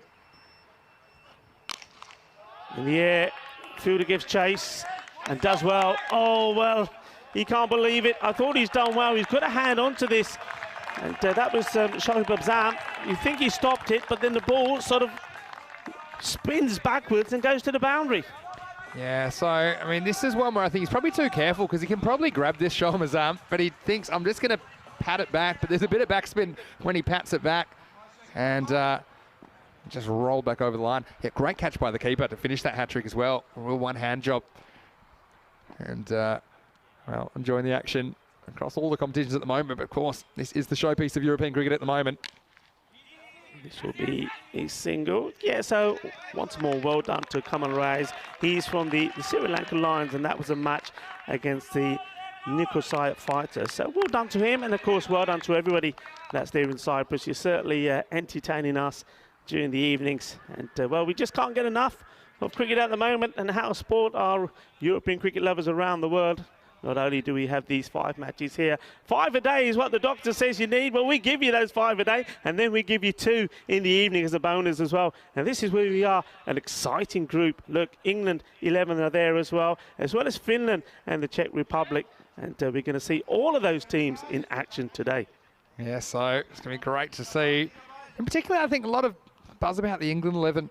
And let's see if they can do what the Netherlands 11 did last week. But, I mean, the Netherlands 11 a bit of time to get into it as well. And, yeah, everyone in with a chance, aren't they? Shouts will catch it. Hits it on the full, but again, because of that pace taken off there from Rohit Singh, not able to get the power into the shot. You do take a single. Both these batsmen now need to start playing a few shots. Ahmed Khan, 6 or 4 deliveries. It's Ahmed. That's a full toss. That's got to be a no ball for me. It will be caught, but and well, they take the single. Thought about 2, so no ball called. It's a high full toss. So this one will be a free hit. Did well to at least prevent the boundary, but yeah, it was just 2-4. I think it's probably an attempted Yorker from Rohit Singh. And you get a good idea of it here. Yeah, that's a good call by the umpires. I thought we might see him opening, but they decided to bat him at 6 in the end. It's pretty full as well, but this one's okay. So it gets away with it, takes a single. So not too much damage done. Free hit. This one's probably thigh high, but still too full, really. I mean, you get a good idea of it here. Marginal, but I think that one's fine.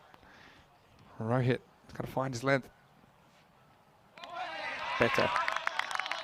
Straight through. You can see, you're not seeing the swing. Sometimes we can get from Rohit Singh's bowling, but maybe that's again because of the dew. The ball's got a bit heavier. It's going to be wet. That's well bowled. That's 2 very, very good deliveries. He went for 16, didn't he, off his first over, but that was courtesy of 2 boundaries towards the end of that first over. And this one, well, look, he's right on target. That's where you've got to be. Yeah, the length he's got right now, Rohit. Very talented cricketer.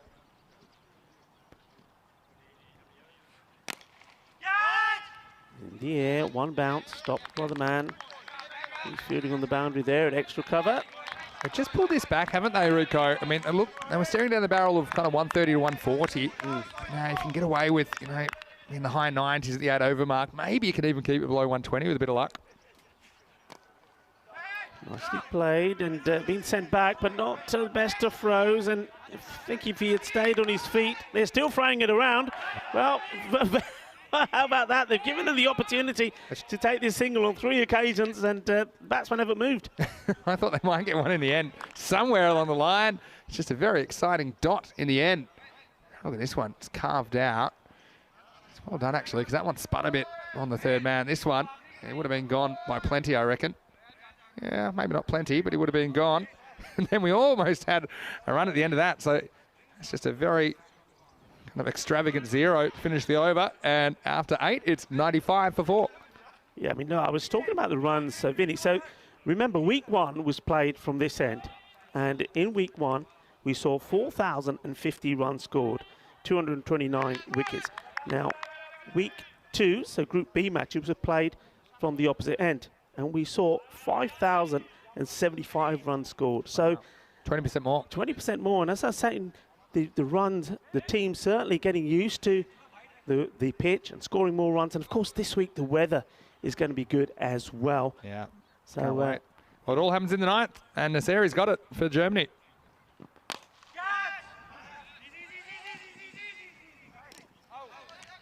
Oh, it's good work in the end. I mean, it's where you got to be, I think.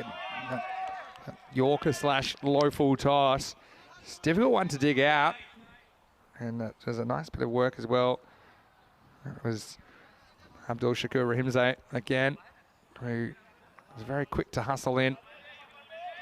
And now they are pushing him back. So it's kind of a sign that you're probably going to bowl full because they're bringing up the deep backward square leg into the circle. They push back Rahimzai at long off. Yeah, full and straight, single.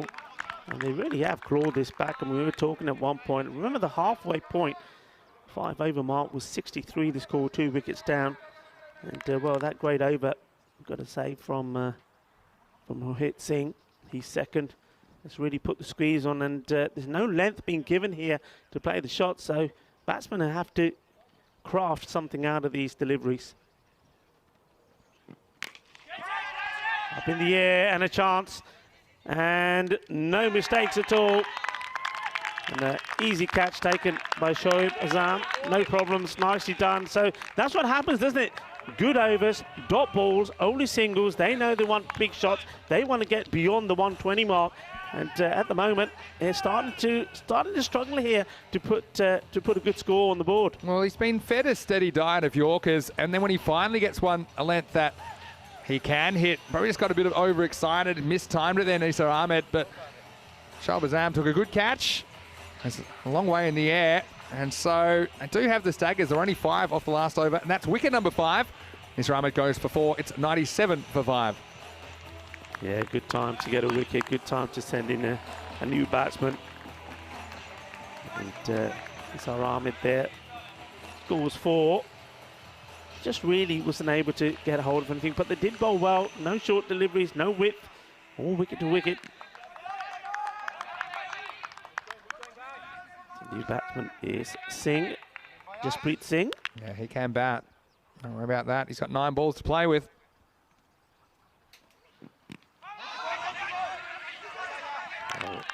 Angled this into the pads, giving him no room at all. And he's trying to whip it away, isn't he? But good ball first up to the new batsman. My word for Germany, they've been kind of relentless and persistent during this innings. They've kept the chat up, they've kept the kind of energy up, and they're getting the rewards. I think, it was only Baljit that really got away for Italy. With the exception of that, there's been little bursts, but they're getting their rewards here at the back end of this innings.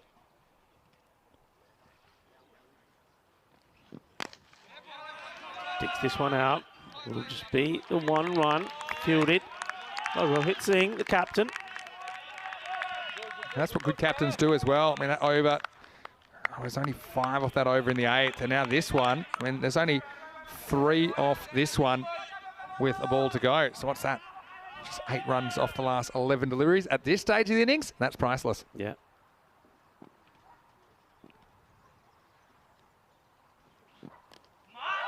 And that's a beauty. Well, you're talking about priceless. That shot is priceless as well. He showed his intent early, didn't he? So the bowler had time to adjust, but he just went with the same old same, and that's a really good shot. Takes a lot of courage to play that, and he's nailed it, hasn't he? 4 runs. Yeah, and this is clever. I mean, it's still a difficult one. The bowler's trying Yorker, and so you're just hoping he can dig it out, and he did get it on the full, didn't he? And that brings up the 100 for Italy. Off the last ball of the 9th over, it's 102 for 5. 102 for 5. And the man who took the catch is Shoaib Azam. He's going to bowl the last. Very good cricketer as well. Remember seeing him in Kiel, and he certainly entertained us there with his batting and his bowling, and of course his fielding as well. Yeah, he's a very, very gifted cricketer, isn't he? Sharp as arm. We saw him take his club, Krefeld Sportsverein, to victory in that ECS. Anyway, here he is bowling the 10th. Firmly hit. Just take a single. And that's a win here at the moment. I think if they, and it looks like they're going to, unless we see some amazing hitting here, if they keep this down to sort of what about the 115, they've done a remarkable job. It's been a great recovery. I mean, there were 63 off the first half of the innings. Oh, this one, he had the width that he wanted. It was there for the shot, but he beats him, doesn't get anything on it. Had a big gap. There's a very fine third man. There's deep cover, and there's just one lone man, like a hermit, at backward point in the circle. So if he got around him, he would have had 4 for sure. But this is a really good comeback. I think now, I mean, Germany a lot more comfortable chasing something like 110. Gets hold of this, shouts to catch it, and he can't do anything about it. Just fingertips away, goes all the way. Bolle. Looking to finish strong here, Italy. Yeah, it's a nice shot. Just gets enough of this to get it over Fires Nasseri. And this is what happens when you don't quite get the York up. You see it's a length that he can get under. We have seen those miss hit on occasion that time. The batsman's willing it over. That's for another one, but this time he'll get one. And despite the slight fumble from the fielder, that's all it will be. Yeah, what an interesting one maybe to try and take a 2 on, because if there's one out the bowler's end and you get Ahmad Khan back on strike, who's got the hot hand. I mean, Jasprit hasn't really been able to make an impact so far in the 3 balls that he's faced. They probably would have got away with it if they went for 2 as well.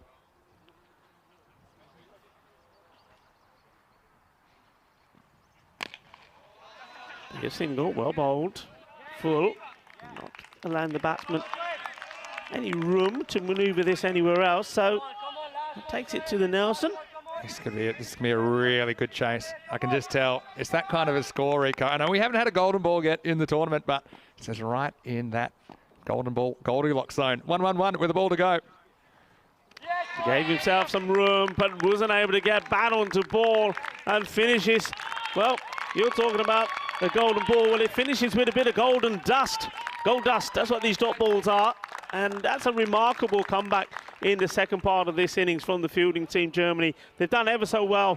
And, well, they'll go back knowing that on this pitch, this score, if they get a good start, they should comfortably be able to get that. But Italy, well, we know that they've got some depth in their bowling as well. It's not going to be easy. Yeah. I think it is going to go right the way. This is going to go, for me, into the last over. I think so. 63 and 48 with the splits, and we know that par's about 60, so it's a really good second half of the innings from Germany coming back into this match. It's Group C, 5 new teams. I can see in the background there, the Czech Republic and Finland. Well, they have arrived as well to play the next game, but, well, it was week 3 and we're ready to go. 2 teams each desperate to register a win, and well, we got Maya as well in the crowd who is supporting the Germans. It's great to see the fan zone filling up, and well, didn't have to wait too long for some action. One was Rodrigo, he went without scoring, but Italy, we knew that their approach would be all-out attack, and it certainly paid off for the first few overs. In particular, Baljet looked pretty impressive to me, the captain,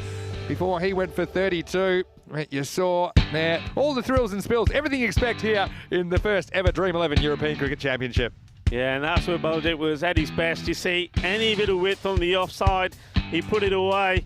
And he got a bit lucky as well with 1 or 2, you got to say. But in this format, well, I think fortune favours the brave. But on this time, it was a good delivery. This just took the pace off it. And Rohit Singh, well, his first over, it was expensive. It did go for 16, but he did pick up that huge wicket. So the captain of the bowling team got the wicket off the batting team captain. This was great work from the wicket-keeper, very quick hands. We had to look at it a number of times, but you see there, though the bat may have beaten the ball back to the line, but it's only the line. You've got to go past the line. So that was a good bit of work there. Good stumping to remove Amir Sharif. And then, well, there were some good hits, weren't they? and from him, he certainly did take over from where Baljit Singh left off. But then towards the end there, not too many more, and that was the thing. But you can't take anything away from the bowling, because I talked about Rohit Singh's first over. Well, his second only went for 5 runs, and then that 9th over, only 2 runs from it, which was amazing. And though they did get a few boundaries there towards the end, it was certainly below par. We just have a look at that for Hussain Ahmed. It took a while to get going, and never really did. Scored 20 of 14, 32 from Baljit Singh of 13 deliveries, and 24 of 8 balls from Amir Sharif. And there at the end, Ahmad Khan, well, he made a good contribution there, the not-out batsman. And with the ball, well, 6 bowlers used, and Rohit Singh, despite those figures, 21, and he picks up 1 wicket. There's also a wicket there for Srinivas, 1 for 24, and well, those 2 overs from Sahir Malik Zahid, fantastic, 1 wicket for 13. And then, of course, the opening bowler, Fayyan Ansari, he took 2 wickets there in the end for 20 runs. So good fight back, as we keep saying, from Germany. Italy, they've got it all to do. But I think the key thing for them is they've got to take wickets early on. They've got to try and restrict the power play. They themselves made 29 runs in their power play, so they're going just under 10 and over. And, well, they will be believing that if they can get some early wickets, they can then pile on some pressure themselves. So this, the first match of Group C, match number 1. It's evenly poised. Italy have had a bat and scored the Nelson. It stayed on 111 for 5. So Germany 112 for victory. Join me, Rico Full and Mr. Maximo in under 10 minutes time when we come to the conclusion of the first match of Group C. Hasta pronto!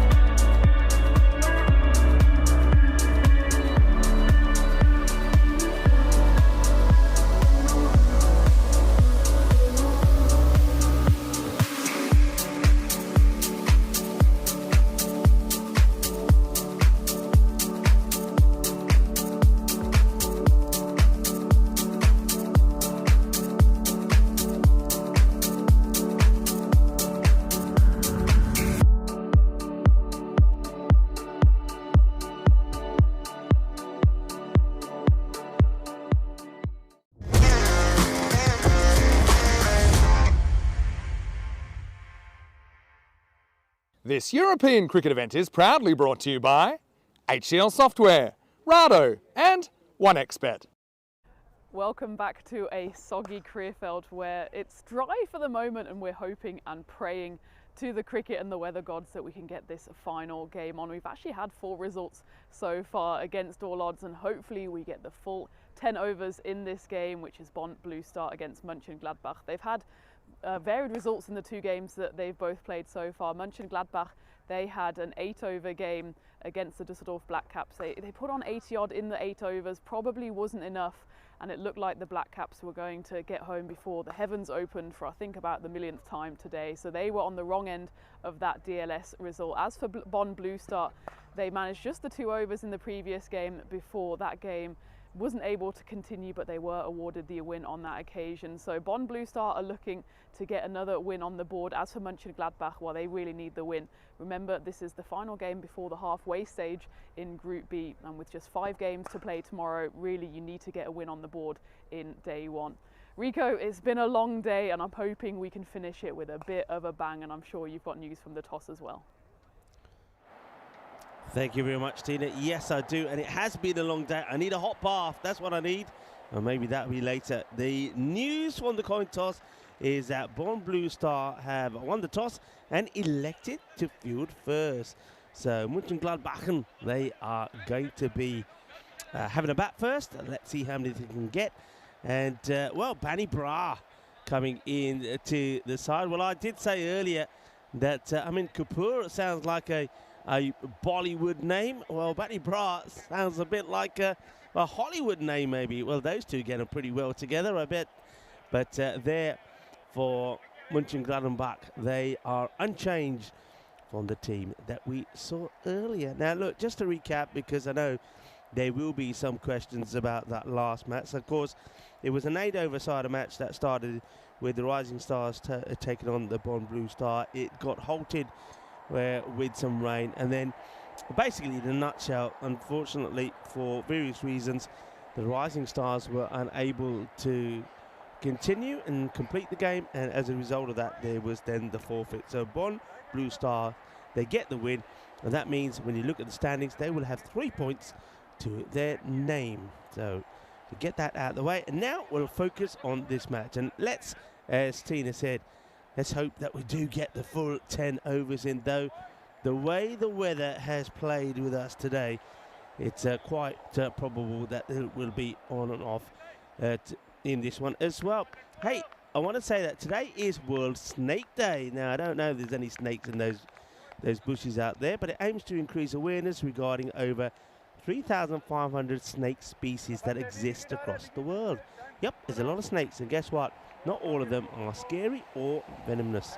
Snakes, I think, also is a reptile that's been given a bad reputation, and they've earned that for years. For example, for instance, a friend who is a traitor is known as a snake. Oh, well, I tell you what, that's spicy. A fair bit of bounce on that, and oh, that's pretty close as well. No, Yusuf Zai is going to survive. First of all, he gets that spicy delivery, and then that's a great pickup and throw. And look, he's ball watching rather than watching where he should be running. As a result of that, he's slow, and he would have been run out. If that had hit, he would have been gone. Yusuf Zai does survive. So the aim today is about change the negative perception of snakes and promote the love for all living beings, even the ones we fear. So be interesting to know what Tina's take on snakes are. Now, most of you will know that I'm a bit of a prankster. I do always carry around some things with me, and I do have a snake with me. So I wonder if I put a little snake somewhere and Tina comes back, I might scare her a little bit. We've done that in Rome. Remember, most of you will remember. That's a good hit. That's going to be 1 bounce and going over the boundary. That's going to be 4 runs. Welcome back to everybody as well. I know it's been just as long and frustrating for you all as well. John Heesham says, here we go again. Yep, we do. And let's hope, John, that this time we do get the full quota of 10 overs. Hello to Bethany Evans also joining in. Sherry. Hello. Wayne is there as well. And Travel Guru was happy with the result for Bonn Blue. let's see if he's going to be happy with this one as well. Hello to Enrico as well. And I don't want to say this, but it's raining. It is raining. I don't believe this. The cricketing gods have definitely got something against us today. It's not just raining, it's now bucketed it down. Just can't believe what's happening. It is literally, that's it, they're coming off. They're coming off because you can't stay on like this. It is chucking it. It's cats and dogs at the moment. And, well, Mars Bazi is probably thinking, that's it, I am never wearing the shoes of the tournament referee again. I'm done with it, he says. And, forget shoes next time, Marzi, bring your flippers. Because that's this sort of weather. And the two umpires look at each other. I think they're already saying, right, let's go. Because it's pretty heavy. The umpires are having a look at Mars, who's the tournament referee. And Marzi will say, well, you're the guys out there. You've got to decide it's safe enough. You can see that they've turned to one captain. They're asking the batter, and the batter, he just wants to go. Well, look at him. Well, he doesn't want to stay out there. Mansoor Ahmed is the first to run off, and the umpire says, hang on a minute, where are you going? You can't just run away. You've got to wait. You've got to make a decision here. And he doesn't like the rain, does Mansoor Ahmed. He wants to get out of there. And, well, you make a decision, because standing there getting wet, probably not a good idea. And they're saying, I think they're saying, let's get on with it. Let's try. I am surprised because it hasn't eased off. I think they're just hoping that maybe it can be a passing shower. We've had plenty of them. And, well, we might have a chance just to have a look at this graphic. Plenty of things happening on the network. Plenty of places we're going to. Certainly looking forward to catching up with Tina again when we're there at Rains Park in Wimbledon. And Phil G will be with me in Croatia. I'll have a bit of time in Kiel in Germany. I'd love to go back there again. I think I'll be there with Vinny. Right, back to the action here on a wet, slippy day. What a catch! Oh yeah, well, we still have time to see a little bit of magic. That is a really good catch. Asad Mohammed, the captain, takes an absolute sizzler. Yusuf Zai absolutely clobbers this, and it's a really good catch. You'll see it well here. Watch the technique. Oh yeah, nicely done. Yusuf Zai has to go. He's disappointed. Well, Yusuf Zai goes, and Tina Goff enters. Tina, welcome back, and I hope you brought your umbrella. Well, you said it was World Snake Day. I hope they're water snakes as well, because it's more weather for a bit of pond life. And, well, just as we say that, it's got brighter, the rain's got heavier, and off we go. So everyone can follow the batter off at the moment, because it has just got that touch heavier again. It is belting it down, it really is. If we go back to the live shot now, there you go. People, I don't know what to tell you. I don't know what to say anymore. All I will say, I'll tell you I know what to say. Well done to all the players. Well done to the umpires. Well done to the ground staff. Well done to ECN. There's Marzi again, taking the stump. Oh, Marzi, what you done? What you done, Marzi? Look at him. He takes a bit of stump out of the ground. Well, that's normally what happens when Marzi's having a bat. But this time, it's he himself who pulls out his own stump. Now, look, I've got to say, it's been a tremendous effort from everyone. Well done to the players, the umpires. Look at them there. They're getting soaked again. You know, we're trying everything, people. We really are. But when you got that to contend with, I think you'll all agree there's no way you can be out there playing cricket in that. We keep trying. And, of course, we'll keep trying in this match. There still is time to get some sort of contest in between these two teams. But let's just face it, it's not going to be a 10-over one. Tina, what more can we say? Well, I think in the very distance I can hear the chuckling of Tyrone Peters, who's tucked up warm and snug in his hotel bed as poor Marzi for it genuinely must be about the 8th, 9th time today that we've had to pull the covers on.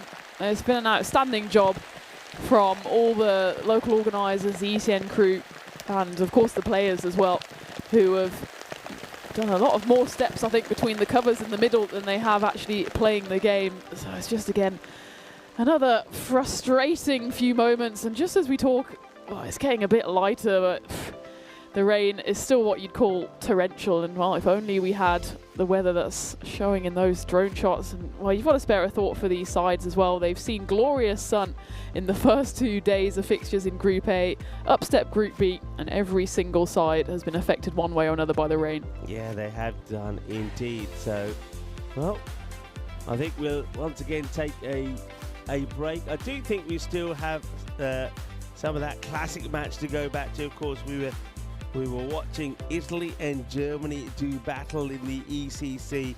So, folks, let's go back to that. It was, of course, the start of the second innings. And let's enjoy that.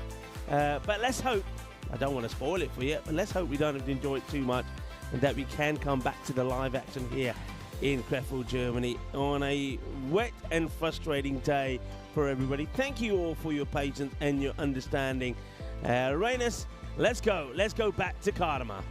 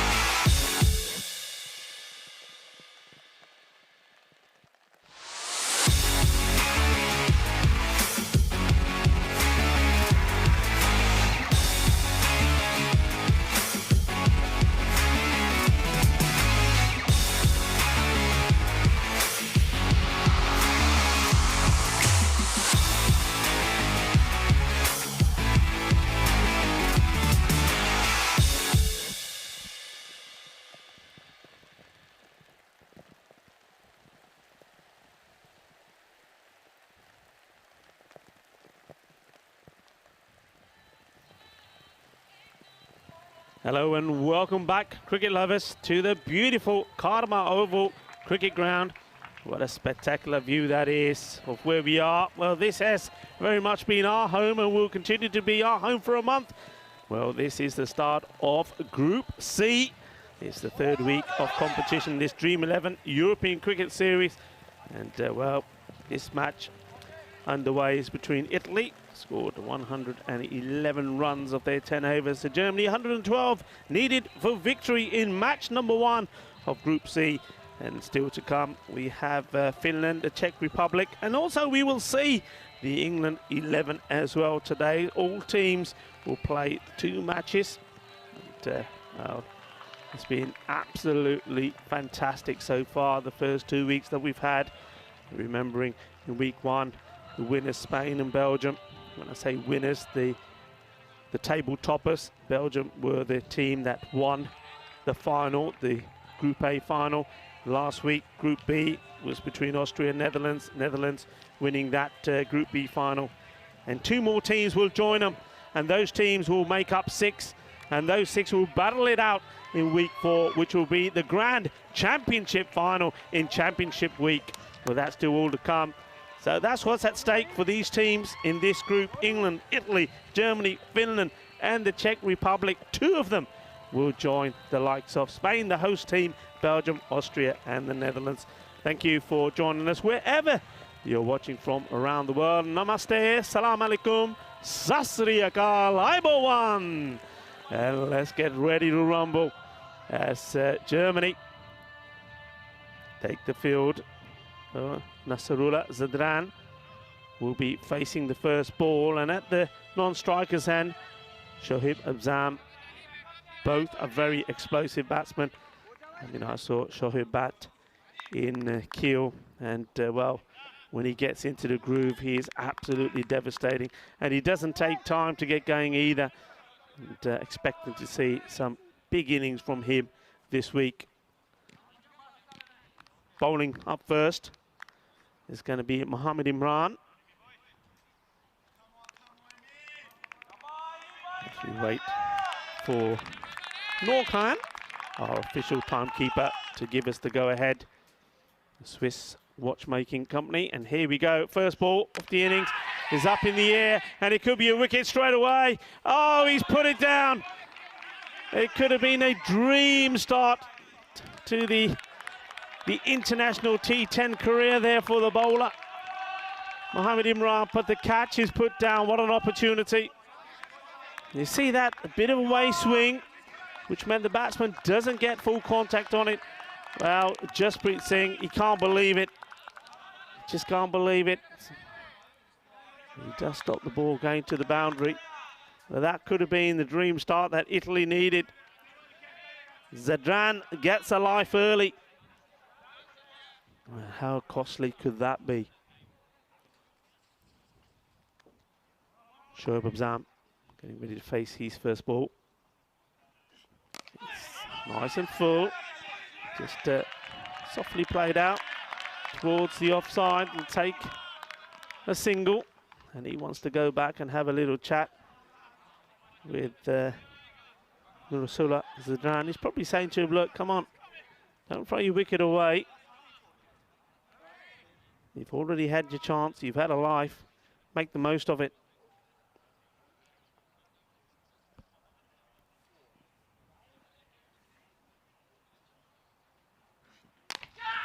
He plays a similar looking shot. This time it's wide off that fielder. Jasprit down on it quickly, gets the throw in. And not able to get enough power in the throw. Very good running though from both these German batsmen to take two.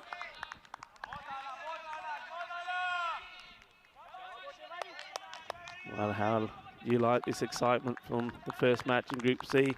And I'm enjoying it. Rico Full, and alongside me, as always and as ever, it's Mr. Maximo Finisandu. Yeah, looking forward to this chase. Good stop from the fielder. He had to be quick on his toes there. Scarpering along the boundary. And tidies up. He's done well, gets the applause. Really good teammates. Yeah, really good hands down there. That third man, Ahmad Khan, handy contribution with the bat.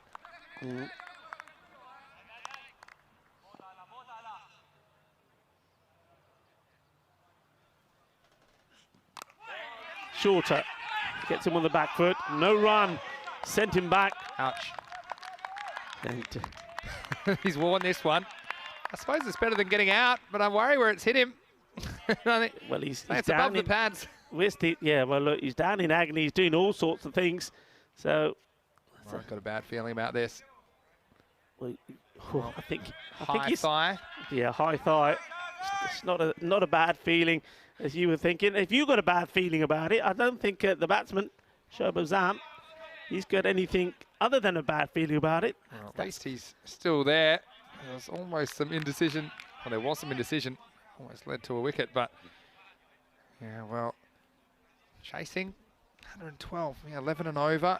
They haven't quite got that so far. It's been a good start, hasn't it, from Mohamed Imran. It's a man that we saw in the pressure series as well.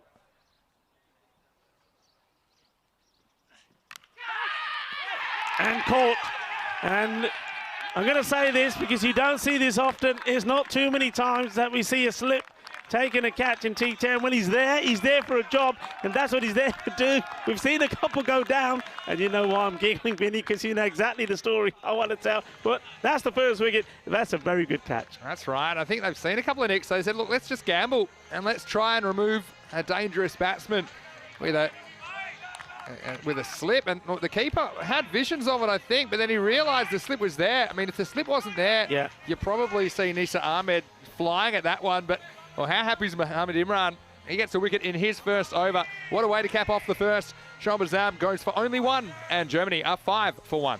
Yeah, I mean, Mohamed Imran, he should have had a wicket of his very, very first ball, and it was Zadran who was dropped in the deep by Jasprit, but he has come back and taken a wicket.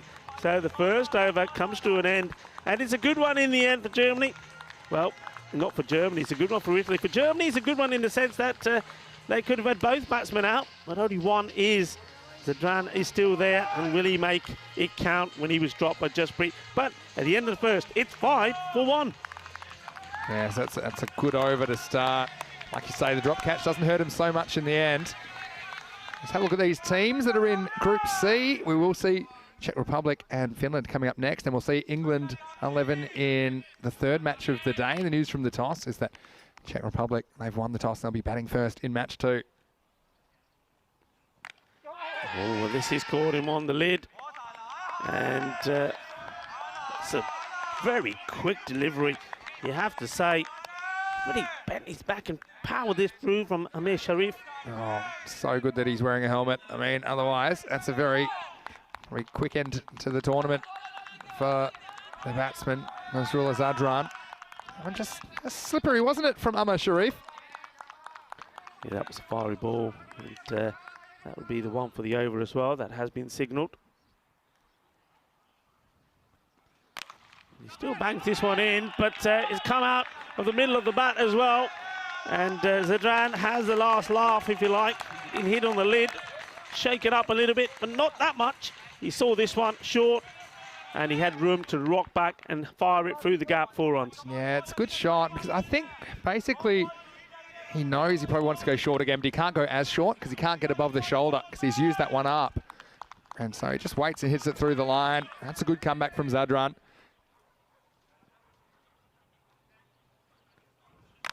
Still going short in the air. Will it be second time lucky? Yes, it will. No mistakes this time. And the catch taken from Jasprit. So finally, he's got something to feel good about. It's a long time out there, isn't it? When you're on your own, you drop the catch, you're wondering what everybody's thinking. It's been seen around the world as well. So this one would have been pressure, but he holds on to it. And he sends another one back. So the 2 openers have gone, Vinny. Yeah, they're gone. And they haven't wasted too many balls, to be fair. Nazrullah Zadran, I should say, goes for 8 off 6. And look, he hits that better, it probably goes for 6. If he hits it wider, either side, it probably goes for 4 or 6. And in the end, he hits it straight down the throat of Jasprit Singh. And he gets to make amends pretty quickly. And Germany now, some early trouble with the wickets. It's 9 for 2. Yeah, I mean, this is a man that we know very well. It's Michael Daub that comes out to bat. It's a classy young batsman, 22 years old. He plays some delicious shots around the ground. He's not a natural big hitter, but I think that's fine. I think that's what Germany need here now. You got the firepower there in the captain, Rohit Singh. He'll score quickly, and I think you just need somebody just to steady the other end and just keep giving him the strike. He lets this one go through. We're certainly going for the shorter delivery, isn't he? The bowler here. He's every delivery that's been bowled so far has been short from Amir Sharif. And you just get the feeling that the right batsman in at the right time against this sort of bowling will go after it. Got the field for it though. He's got the third man back. He's got deep point back. He's stacked that offside field with 7 of the 9 available fielders, including a slip. So you can take a risk if you're going to go across the line. Gets behind this. Mahela Daub's the new batsman. Yeah. He gets off the mark. We did see him playing in Hungary, actually, for the Budapest Blinders. Also plays his trade in German club cricket. So gets an opportunity here at number 4. A bit of a test for him, that's for sure. MSC Frankfurt are in the chat. Hello, guys. It's great to see you, and congratulations on your European Cricket League qualification.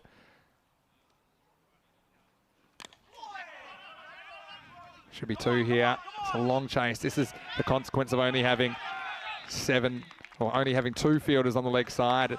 I think it requires you to maybe be bold. Yeah, maybe in this form of the game, you take up a stance, maybe outside the off stump, and you dare the bowler to change his plan. But in the end, that's an excellent over from Amir Sharif. And at the end of 2, it's 12 for 2. Yeah, it's good over. He's got his wicket. He's got the man. He's put his team now. I was saying they needed good power play. They needed to take wickets early. They have.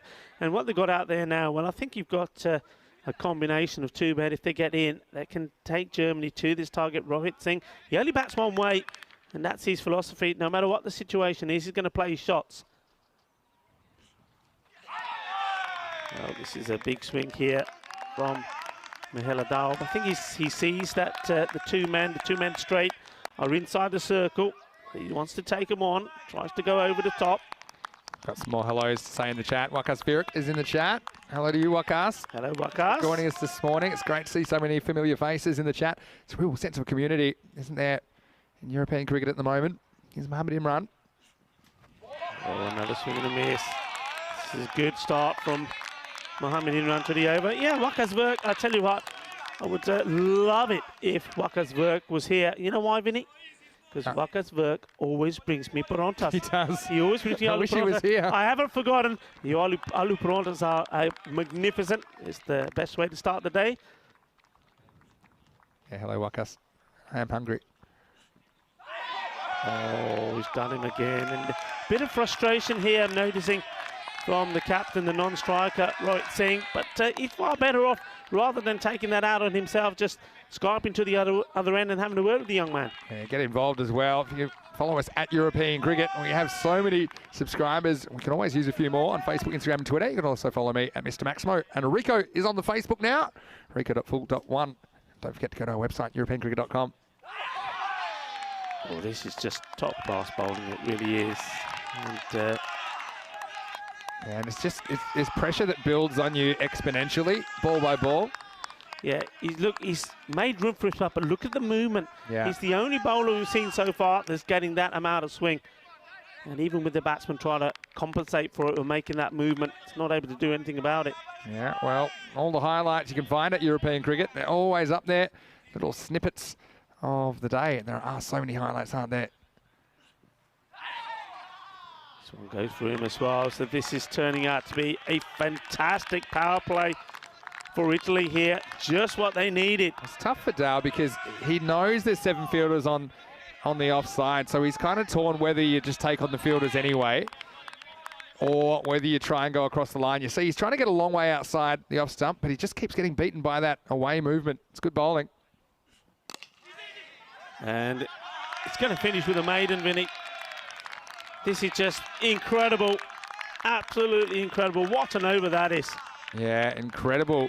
And I'm not sure it's our first maiden. It certainly is the first of Group C. So the score remains 12 for 2 after 3. And look, they probably could have got a run off that last ball, but I think they're realising, obviously, with Dharm struggling so much, Rohit Singh, he wanted the strike. Yeah. And there's going to be a tooth missing from that little Manhattan there. Yeah, it's not often you see that. No, we've had a wicket maiden, in fact, in Group B. So it's not the first maiden, but what a time to bowl a maiden. Remember, it's in the power play. You've only allowed 2 men outside, so batsman should be in a position to take advantage of it. But he's just bowled a really good line, and he's got that swing. He's getting the ball in the right area, swinging away, and unfortunately, they're not able to get back onto ball. The rate's already up past 14 and over as well. So now you need an over to counter that. And Baljit Singh, the captain, who batted very well, quick fire 30-odd. He's in to bowl over number 4 at the end of the power play. And this one's just a little bit too wide, and it's called as such. You know, you've got to give credit to the bowling as well. I mean, they've been asking questions of the batsman that time. Too much movement, takes outside the wide line. It can't be easy for the batsman. Always expect a bit of a rust on a Monday morning. New pitch, new conditions. Hammers this, and this goes all the way. Balle, balle, balle. Rohit Singh is up and running. Yeah, well, finally gets one that he can go after. It's a bit of a half tracker from Baljit. Not his best delivery. And he just got this one right out of the middle of the bat. Have a look at this one. It's not super short. Maybe it wasn't a half tracker, but it's good footwork from Rohit. And he gets in a perfect position to play that shot, and 6 very sorely needed runs for Germany. Yeah, like you said, they need a good one to counter-react that maiden. Wide was the first ball. Second one's been hit for a big 6. And that one's better. Just stops there. Almost comes to a stop with the run. It's almost losing his footing a little bit, but still gets the ball in the right area. Bit of a question in the chat from Gordon, who noticed that on my Instagram I was celebrating the AFL Grand Final, the Australian football. We had it on the hotel, and then a bit of a concert, but he wanted to know what you were doing over the weekend, Rico. It's a good question. Oh, that's a very clever delivery. Well, I must admit, I did go back and watch some of the highlights and the key points that I wanted to go back and watch. Watched a bit of Cyprus Limassol as well, because I didn't quite catch the second game. I know the main thing you did. I didn't see the hat-trick, but the other main thing I did, go on, you tell him. Yeah, Rico cooked a feast in the hotel room, and Rico is a very, very good cook. So thanks for that, Rico. You're welcome. He's taking on the fielder once more, and he's going to get there despite a fabulous diving effort there from the fielder. Well, how about this? He's for an lost effort it. from Rodrigo. Go, Rodrigo. Vamos. I'm liking that, but not able to stop it. Yeah, Manos Rodrigo really launches at this one. 10 points for effort, 0 points for result. And so, you see, have a look at that for some air time. It's cannot keep it away from the boundary. Still a lot of cricket left in this match. They just need a good over. It was a clever bit of work because he took off from inside the field to play. If he could have somehow pulled that back before he touched the ground, would have been an amazing stop.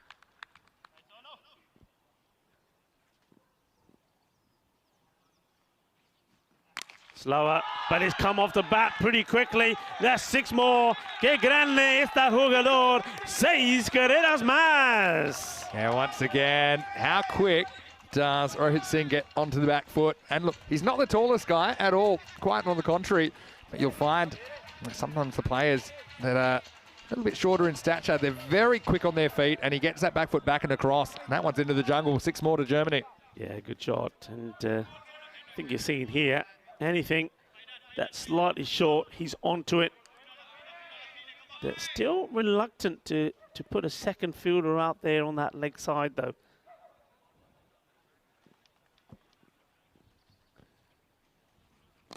Slower, takes a single, clever batting. He wants to stay on strike.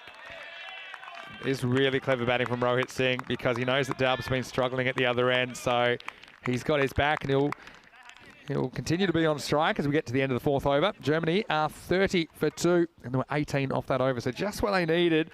Gets that rate coming down a little bit. Good batting by Rohit Singh. So a very good morning once again. If you're just joining us, it's week 3 of this Dream 11 European Cricket Championship, the first ever tournament of its kind, the first ever international T10 cricket. Vinny Sandu here, Mr. Maximo, along with Rico Full, and we were talking, and there was a great question in chat. What did Rico do over the weekend?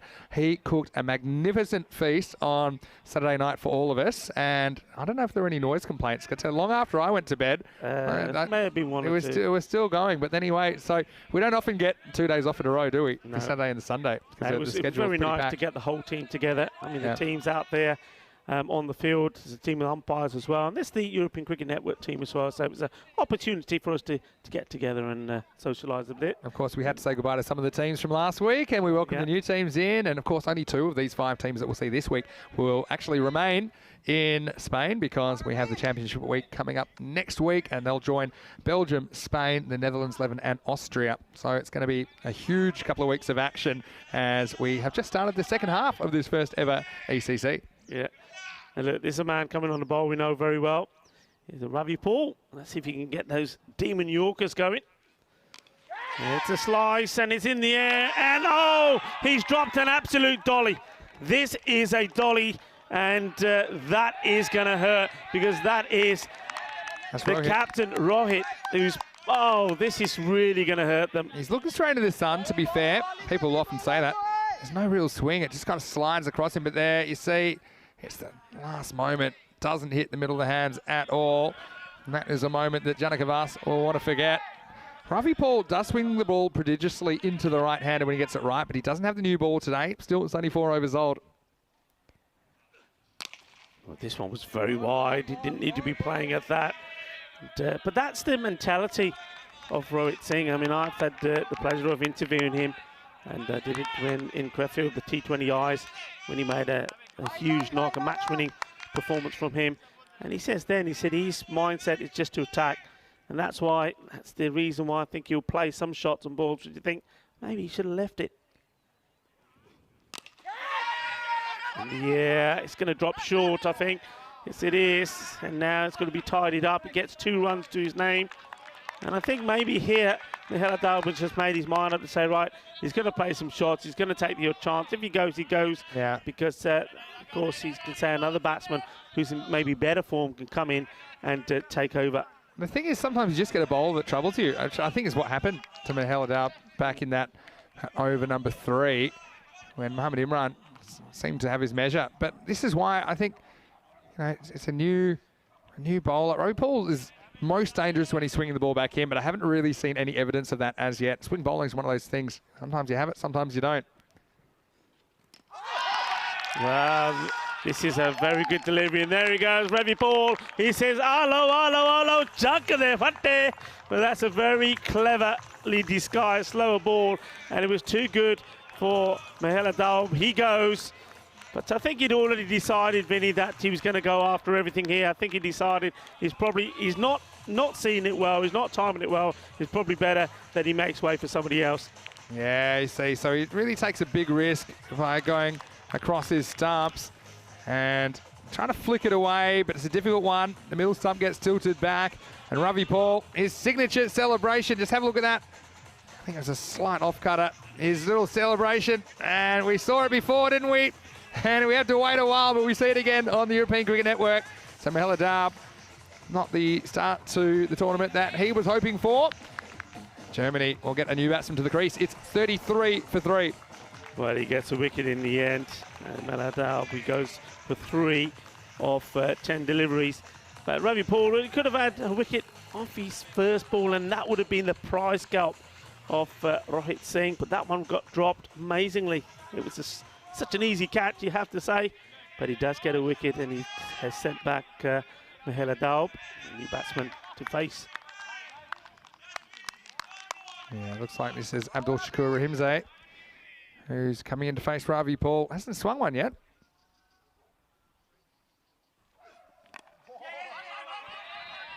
Take the single, that's good running. And it's one of those things that sometimes a batsman just won't get going. We saw it last week, actually, on Monday. Navjit Singh from the Netherlands 11 had a similar kind of innings where just couldn't get anything going. So yeah, maybe it's not the worst thing at this stage. Hopefully Dalb can make it up a bit later in the week.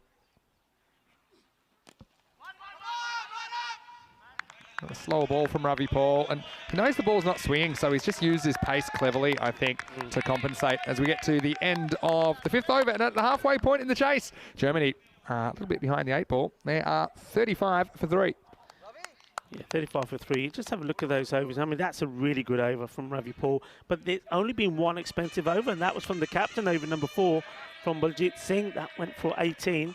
All the others have been under double figures. Well, you got 18 off one over, and you got 17 off the other 4. So that just shows you that most of the bowlers have been very, very tight. But I mean, look, they have bowled out Mohamed Imran. He bowled very well. Ahmad Sharif does have one left up his sleeve. Looks like they're going to go for Janaka Vas now. And he's the man who dropped Rohit Singh. So they've said, all right. Yep. He's still there. Maybe you can get rid of him this way. So he'll have the ball as we start the 6th over. That run rate's gone up above 15 required. 15.4 are required.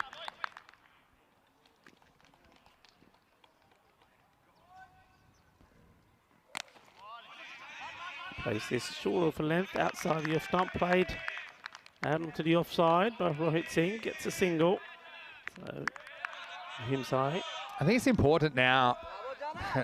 Rohit Singh can't be expected to get all of these runs on his own.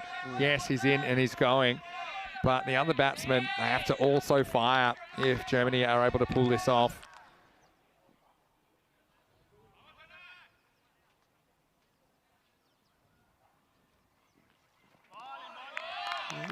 This one's fine.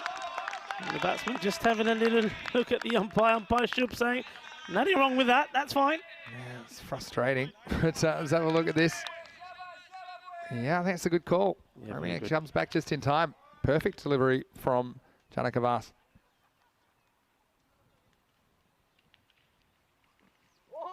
And it's another one. They're taking him on.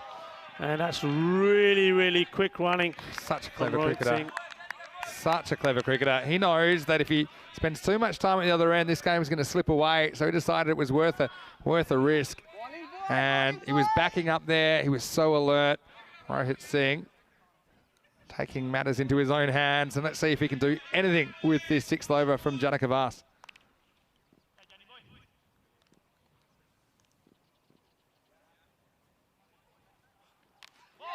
Oh, that's a good stop from the keeper. Oh, Nisar Ahmed, this is absolutely brilliant. He's going one way, the ball goes the other off the bat, stops it. Good work. It's all reactions here. A lot of keeping his footwork and everything, but sometimes it's just pure reactions. That's one where he's slightly wrong-footed. Well, now that run rate creeps towards the 3-er ball. It just needs something, and you need something soon. What can Rohit Singh do? Just stops himself as he's coming in there. I think that he may have heard some talking from one of the fielders as he's running in, and just stops in his tracks, goes back to his mark. Well, I'm not going to count them out as long as Rohit Singh is there. Yeah. But, I mean, like I say, needs some help, doesn't he? This one is a wide. I'm feeling this one may have done a little bit as well. Is that the look of this? Has he got any movement on this? Yeah. That one just seems back a little bit, but straight over that line. Typically, if it gets any of that blue white indication line as it goes past the popping crease, it will be called. I think it's a good call by umpire Shoup.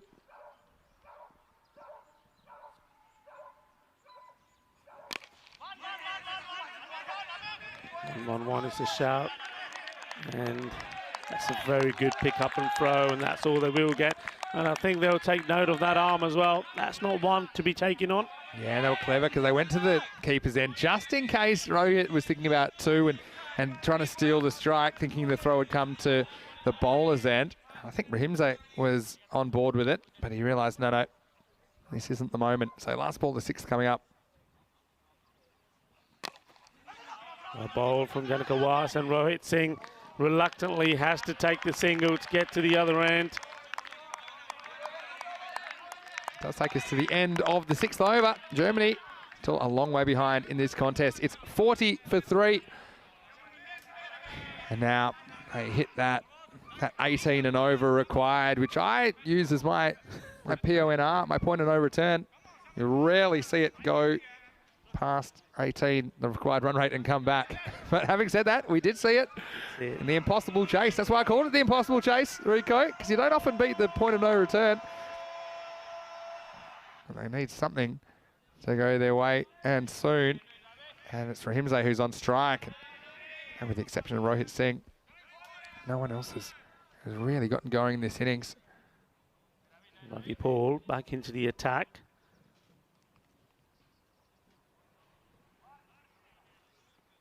Short, and it's been picked up and goes over the fielder. 6 carreras.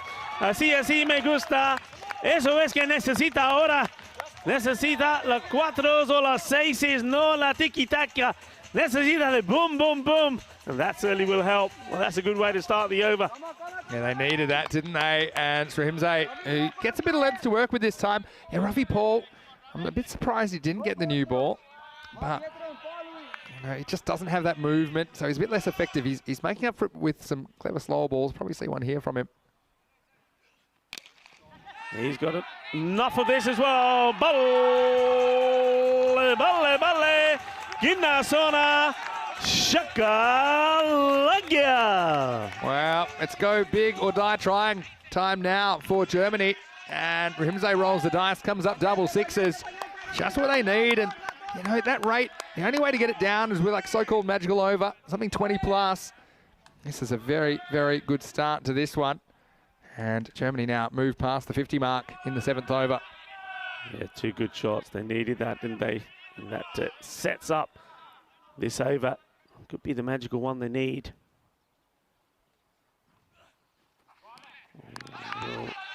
If he hits, he could be in trouble.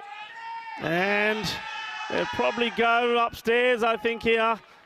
Well, he doesn't think, well, looking at the batsman reaction, he's not happy. I'm not sure if he's happy about missing out on the full toss, because it was a wide full toss, wasn't it? I think he's in here. I think he's hurt himself in the dive. Well, we're waiting to see what the reaction is from the third umpire. We'll be having a look at the screen here now. That one was signalled a bye. So again, very good running to get to the other end, but I do believe that if it had hit the keeper's end, I think that Roy was struggling to get in. So everybody waits in anticipation. I mean, this is a big moment because both these batsmen have started to get set. We've seen some good shots from Rahim Zai as well.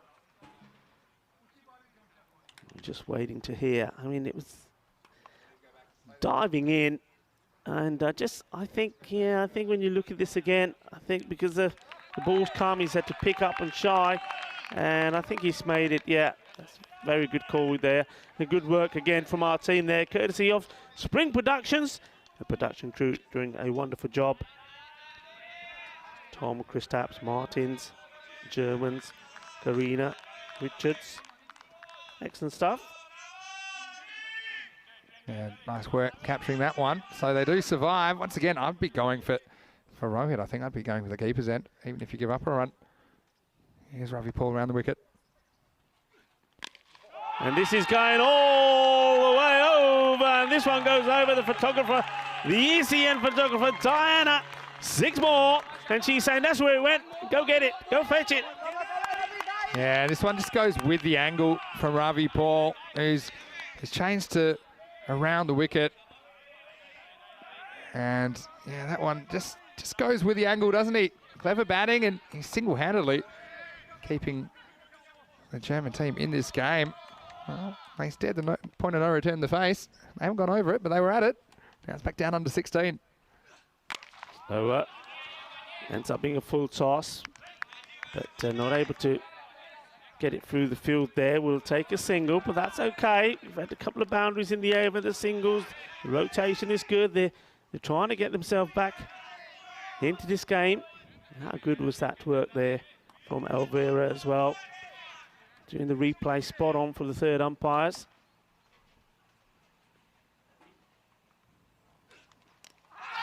And he's got him. Jakade Patte, here we go, wait for it. Boom! Well, clever bowling. He's been expensive, but he has taken a huge wicket. And just as the batsman, Rahim Zai, was getting himself in and giving some support to Rohit Singh, he departs. And it's very similar attempted shot as what we saw Mahela Dal play. Steps right across the line, showing all these stumps. And clever from Ravi Paul, just takes the pace off the ball, just concentrates on getting it on the stumps, and he takes a second. Yeah, so Rahim Zai, it was one where he had to just kind of go big or go home, I think, because he knew it was the last ball of the over. He goes for 14, and the score now is 60 for 4. And, well, let's see what Fayaz Nasseri can do. And, well, this is coming up next as well. We have second of 5 matches today. We've got 2 teams making their T10 international debuts. We've got Finland and the Czech Republic, who will be going head-to-head. The news from the toss: the Czech Republic have won the toss and elected to bat first. And, well, quite a few familiar names there. The one that sticks out to me, the beast, Sudesh Wickramasinghe, likely to bat 3. But Finland, they've got a pretty exciting opening pair as well, and Collins and Gallagher. They can be fiery when they get going. So I'm looking forward to a really good contest in match 2. That one starts in around about half an hour from now. Jasprit Singh coming on to bowl here now. 20 coming off that last from Ravi Paul. He did get the wicket off the last ball, but it was an expensive over. I mean, he was talking about the point of no return, that 18. Well, tell you what, getting that 20 of that one, their rate has come back down now to 17. So clawing themselves back in this game. And while this man is there, they've got every chance of doing it. Well, that's the shot of the day. What a shot this is. Absolute class. Magnificent. Oh, it doesn't get much better than this. And this is Jasprit Singh that's come out. Nothing too wrong with the ball. It's just a length ball. But look at the bat speed. Look at the way he just flays his wrist through that one. So don't count him out. That's 48 required in 17 balls. And, well, Rohit Singh doing the job. Well bowled. They'll be looking for 2 here. They're pushing, and they should get it really comfortably, and they do. Yeah, I mean, Rohit Singh, never say die. That's the sort of batsman he is, and we've seen him plenty of occasions get victories for his team, including the national team in the T20Is when, well, they never looked in it. And that's what he can do. That's what a class act he is. Very wide. Oh, no, no, no, no, no. Well, I tell you what, if this match goes Germany's way, you're going to have to look at some really sloppy fielding. I mean, that is Manoj Rodrigo there. There's Maya. She's excited by that. I don't know whether she put a spell on the fielder there. It's on that side. And that's just one that I don't think even Manoj Rodrigo can work out exactly how that one's been missed. But yeah, there's been some sloppy fielding there has. I mean, at this level, I mean, really, that's not acceptable, is it? Full toss, and he's banged his way. Seis carreras más. Balle, balle. And aren't they up for it? Well, they know while he's there, there's every chance they're going to do this in style. Big hit, 6 more. oh, can you believe this? Cricket is a momentum game. Once again, they get that rate below 16. Oh, it's the Rohit Singh show.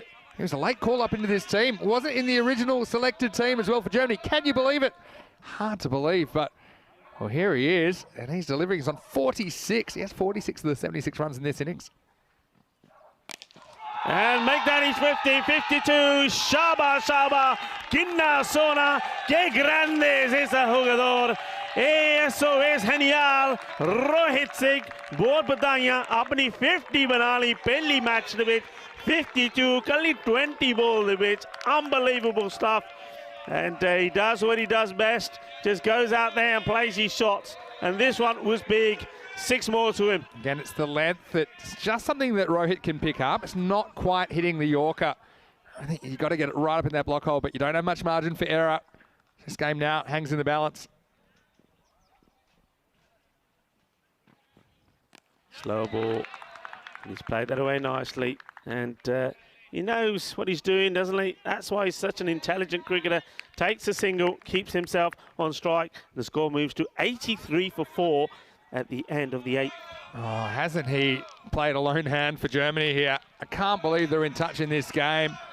I mean, the last 2 overs have been magical. I mean, I know that Ravi Paul did pick up a wicket, but he went for 20 in the 7th, then just...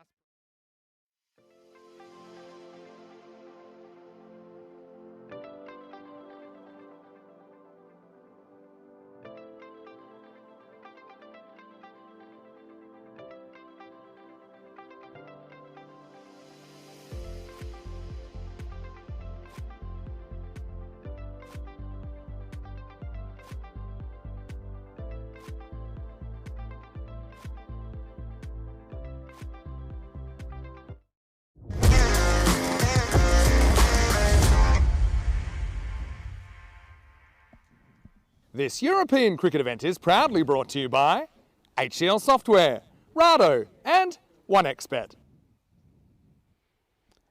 Hello viewers, and I suppose welcome back, though it's not a good welcome because myself and T10 we're going to be bearers of some bad news. I think you probably have already gathered by now, you've seen it on the bottom of your screens, that because of the weather, the final match, match number 15, has been abandoned.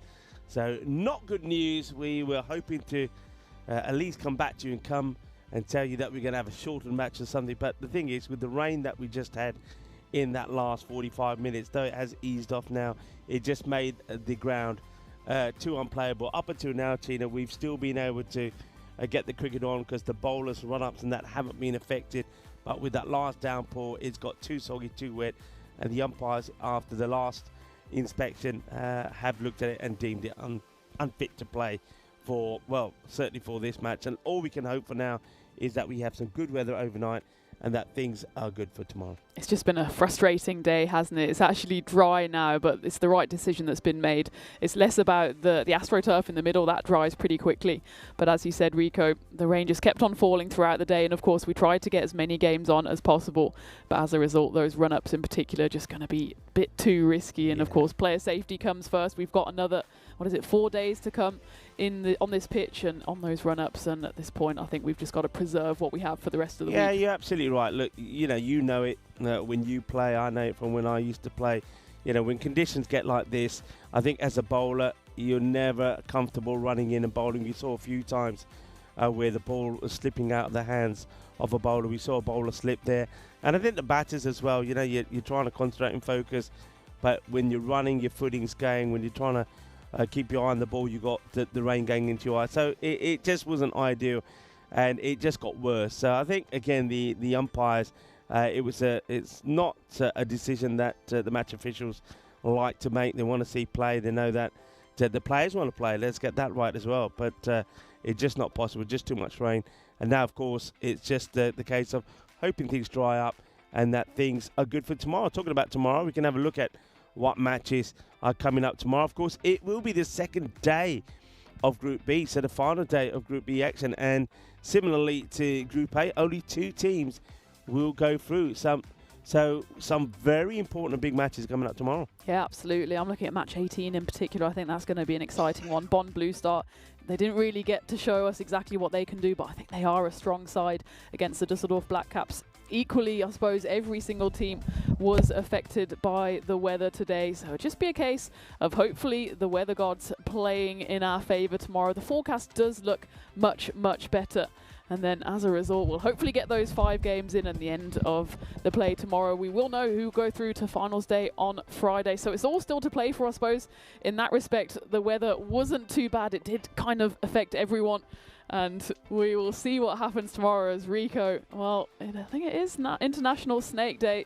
And I'm International glad, Snake Day. Look what I have for you. Come on. Come on. Come on. Weird texture as well. Yeah, it is International Snake Day.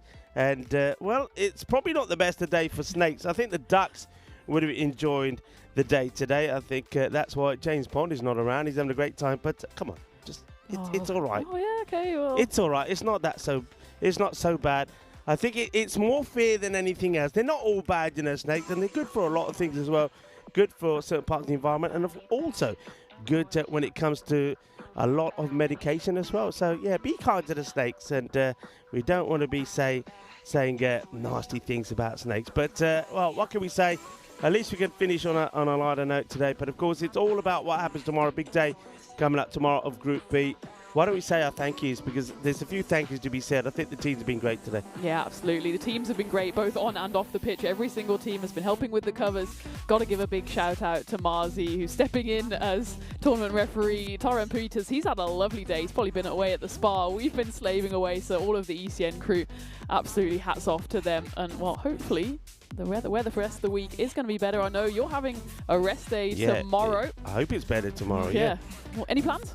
I just want to venture around. Never been to this part of where we're staying of Krefeld before. I know there's a lot of things around there.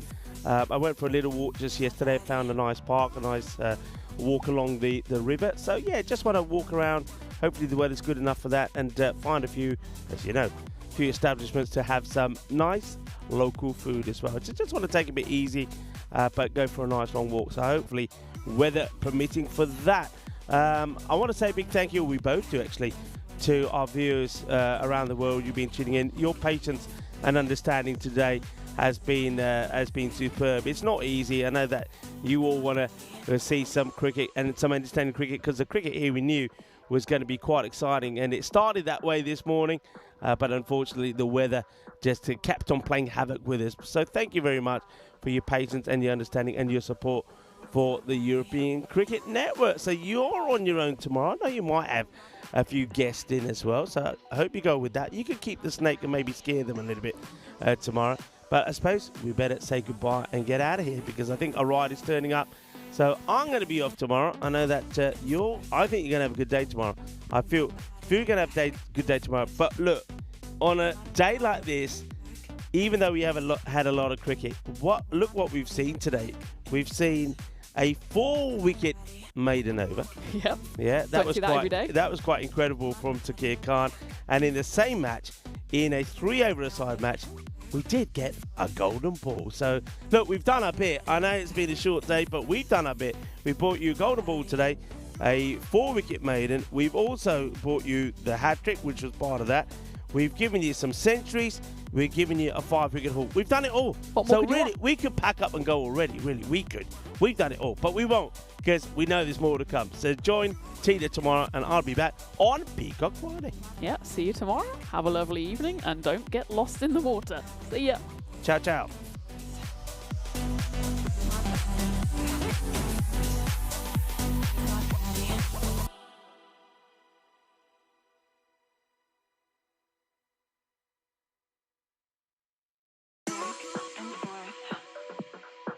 My body back and forth. Move my body back and forth. Move my body back and forth. Move my body back and forth. Move my body back and forth. Move my body back and forth. Move my body back and forth.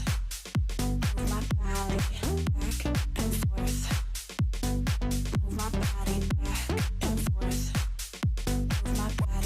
Move my body back and forth. Move my body back and forth. Move my body back and forth. Move my body back and forth. Move my body back and